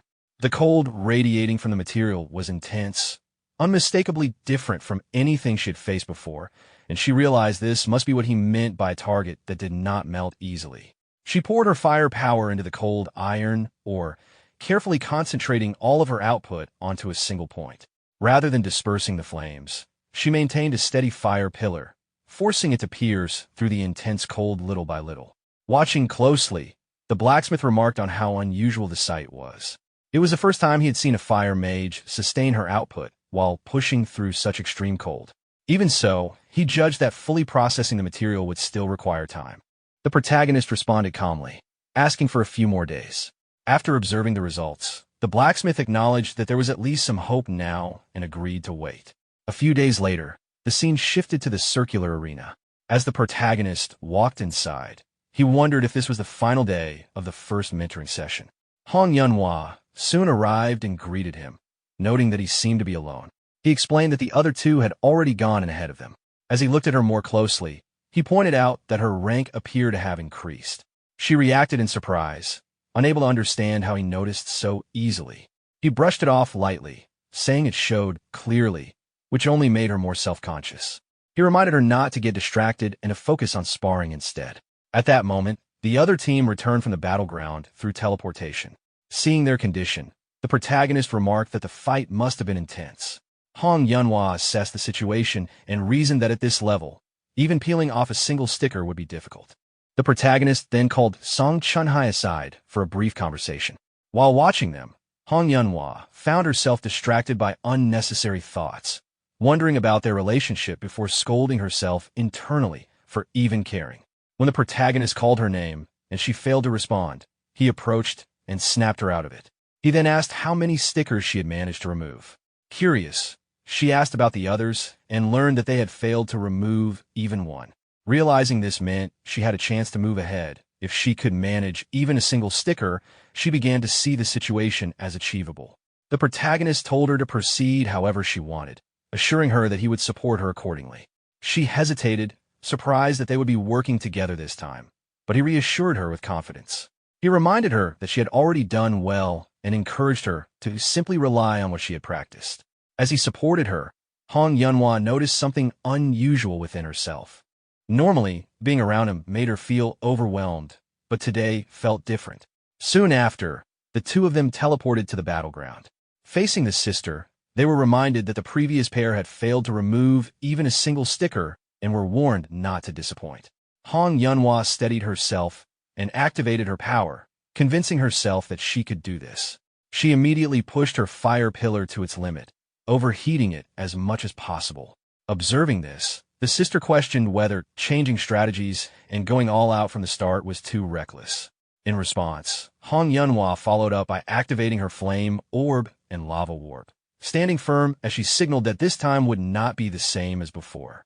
Hong Yunhua charged forward to attack, pouring her momentum straight into the clash. The sister calmly equipped a magical sword, observing her movements while trying to grasp the intent behind this approach.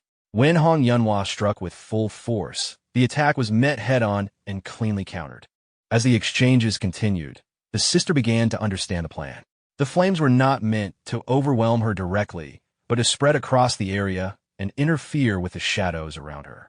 Hong Yunhua kept pressing forward, repeatedly attacking, each strike met by the sword. At one point, the sister realized the true target was not her body, but her weapon. The next impact knocked the sword from her hand. Hong Yunhua immediately recognized the opening. With the weapon gone, she closed the distance and attempted a follow-up kick. For a brief moment, the sister did not move, which caused Hong Yunhua to hesitate in confusion. That hesitation proved costly. Shadow butterflies suddenly bound her leg, disrupting her balance. The sister seized the opportunity to counterattack, and Hong Yunhua narrowly avoided taking a direct hit. The protagonist reminded her not to lose focus simply because things were going according to plan. She acknowledged this and steadied herself. Watching closely, the sister noted that with continued support, she would need to raise the difficulty. She advanced again, warning against careless behavior during combat. Hong Yunhua barely evaded the strike and responded with renewed aggression. From the sister's perspective, Hong Yunhua's judgment had improved, and her movements were now functional in a real fight. However, her attack patterns were still too easy to read. The protagonist decided to intervene slightly, activating his magic to assist. Even so, the sister warned him that this balance would not last forever. Then, an opening appeared. Seeing the sister momentarily exposed, Hong Yunhua reacted without hesitation. She reached out and successfully removed the sticker from the sister's arm. The result surprised even herself. From the protagonist's point of view, the most important part was not the success itself, but how she acted immediately when the chance appeared, without panicking. He reminded her that the duel was not finished and that she needed to stay alert. The sister acknowledged the achievement and challenged her to try removing the remaining stickers.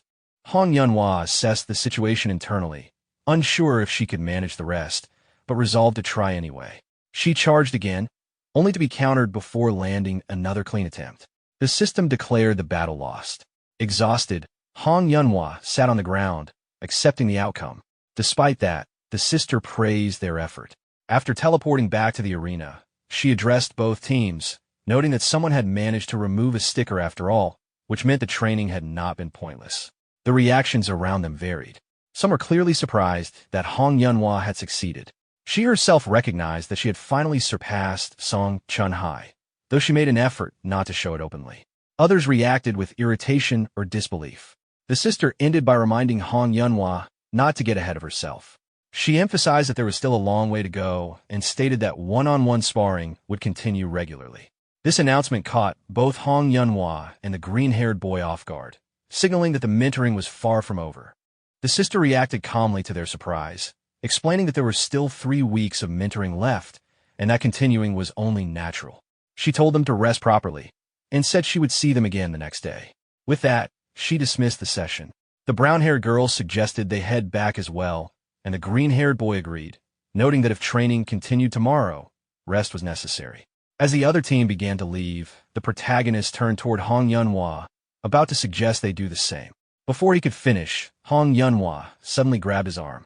She hesitated, then thanked him for helping her remove the sticker, acknowledging that his constant pressure had created the opening she needed. He responded calmly, telling her there was no need to thank him and that the result came from her own effort. Watching him, Hong Yunhua reflected inwardly that she might have misjudged him until now, realizing he was kinder than she had assumed.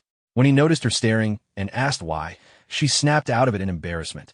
She quickly waved, thanked him again, and hurried off, saying she would see him tomorrow. Left behind, the protagonist watched her go, confused by her sudden behavior and wondering if something urgent had come up. At that moment, the sister reappeared behind him, clearly irritated. She complained that while she was stressed because of someone, he seemed completely carefree. The protagonist was surprised she had returned, pointing out that she had left earlier. She explained that his strange wind skill had annoyed her enough to come back and say something. He replied that it was the only usable skill he currently had.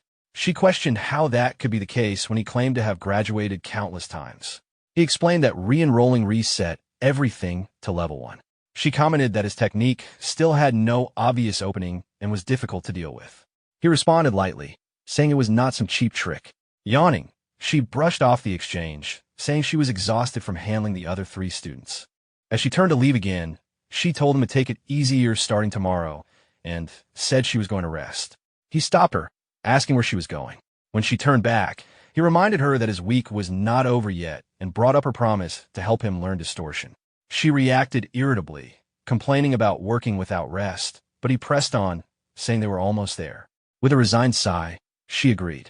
Internally, she questioned why she had made that promise in the first place. He thanked her, and they immediately began practicing seriously. During their training, the sister attacked relentlessly. As he dodged, he noted that she seemed to be in a hurry. She explained that if they were doing this anyway, she wanted to finish quickly and rest. While continuing to evade her strikes, he observed that unlike before, she maintained her offense without tiring, recognizing that her skills had improved as well. She asked whether he was still far from unlocking the trait. He answered that he was almost there. As he avoided another attack, he instinctively opened the system panel. At the same time, she warned him that she was about to attack more seriously and charge forward. Mid-movement, she suddenly froze, unable to proceed. Confused, she questioned what had happened, certain she had landed a hit. The protagonist calmly explained that he had just learned it, the distortion trait. By distorting space itself, it allowed him to evade enemy attacks, though it came with a long cooldown. The practice ended there, marking the moment he finally acquired the trait he had been working toward. The sister reacts with visible shock at the ability he has just demonstrated, clearly seeing it as something far beyond normal standards. The protagonist responds calmly, explaining that while the ability is powerful, it comes with a strict limitation, a full day of cooldown after use.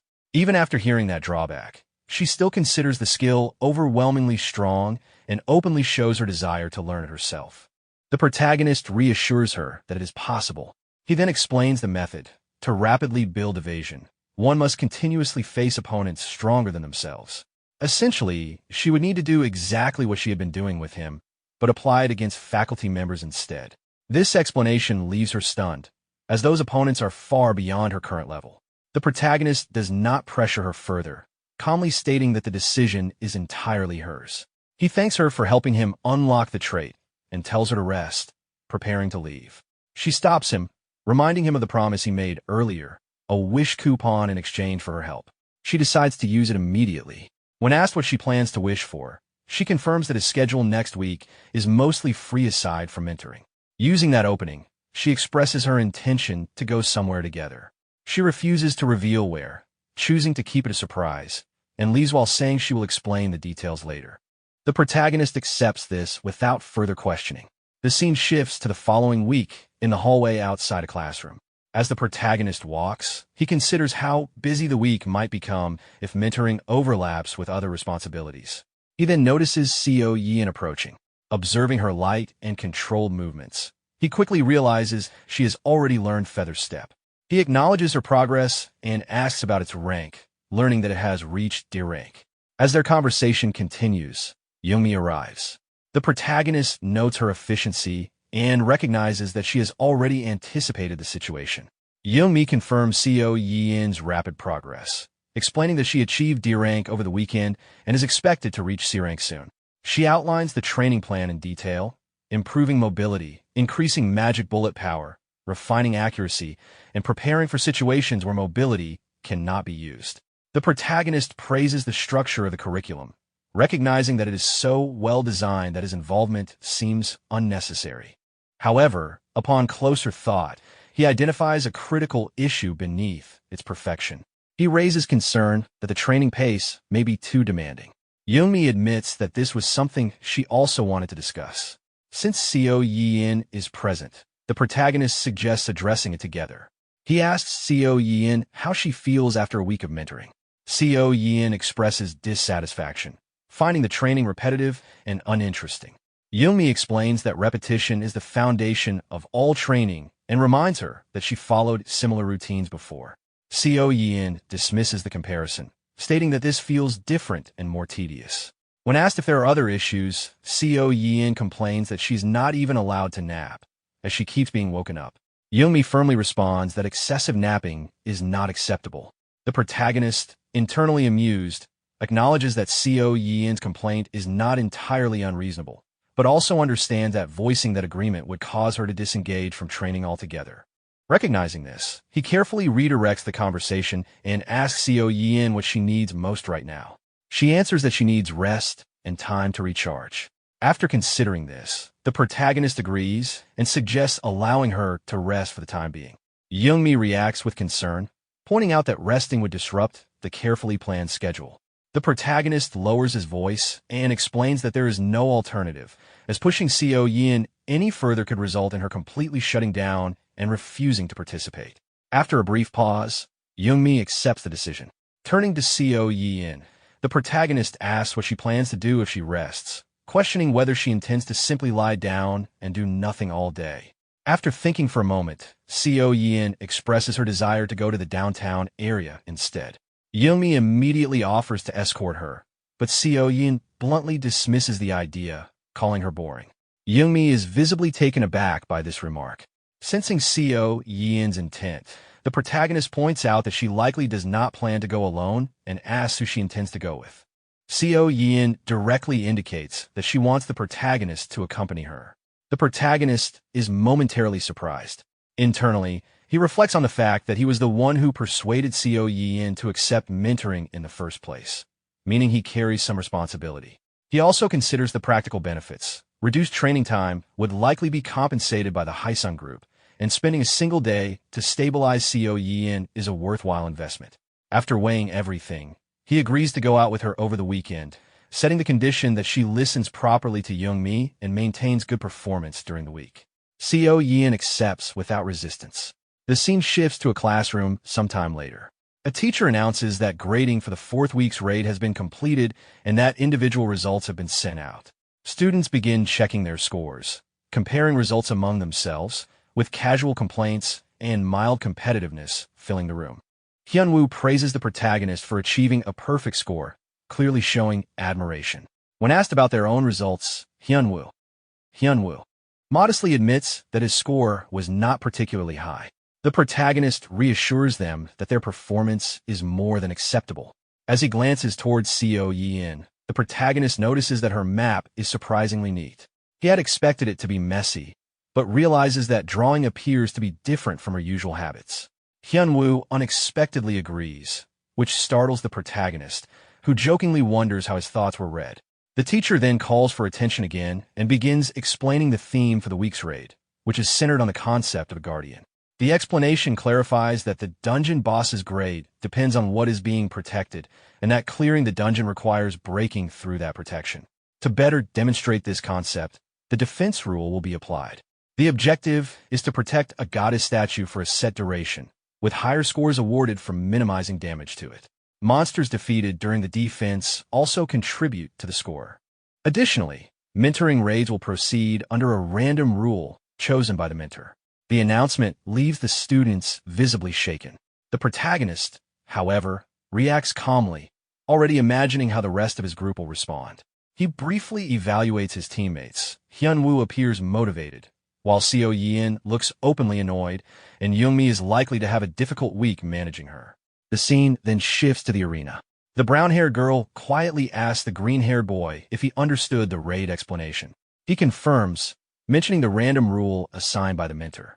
Hong Yeon voices her frustration, recalling how badly they were overwhelmed in the previous PvP matches. The green-haired boy admits he has no idea what kind of mission they will face this time. Observing everyone's expressions, the protagonist notes that morale is generally low. At that moment, the sister steps forward and silences the group, scolding them for being noisy. With a composed smile, she announces that she will explain the raid rules, skipping the basics already covered by the teacher and moving directly to the additional conditions. She displays a map and explains that there are 2 extra rules.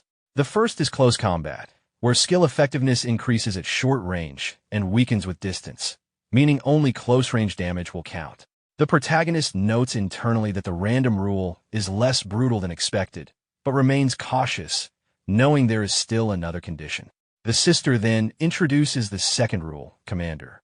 She explains that monsters on the upper floors usually lack intelligence due to their low level, but the Commander rule compensates for this weakness. With clear confidence, she reveals that she herself will be commanding the monsters throughout the raid.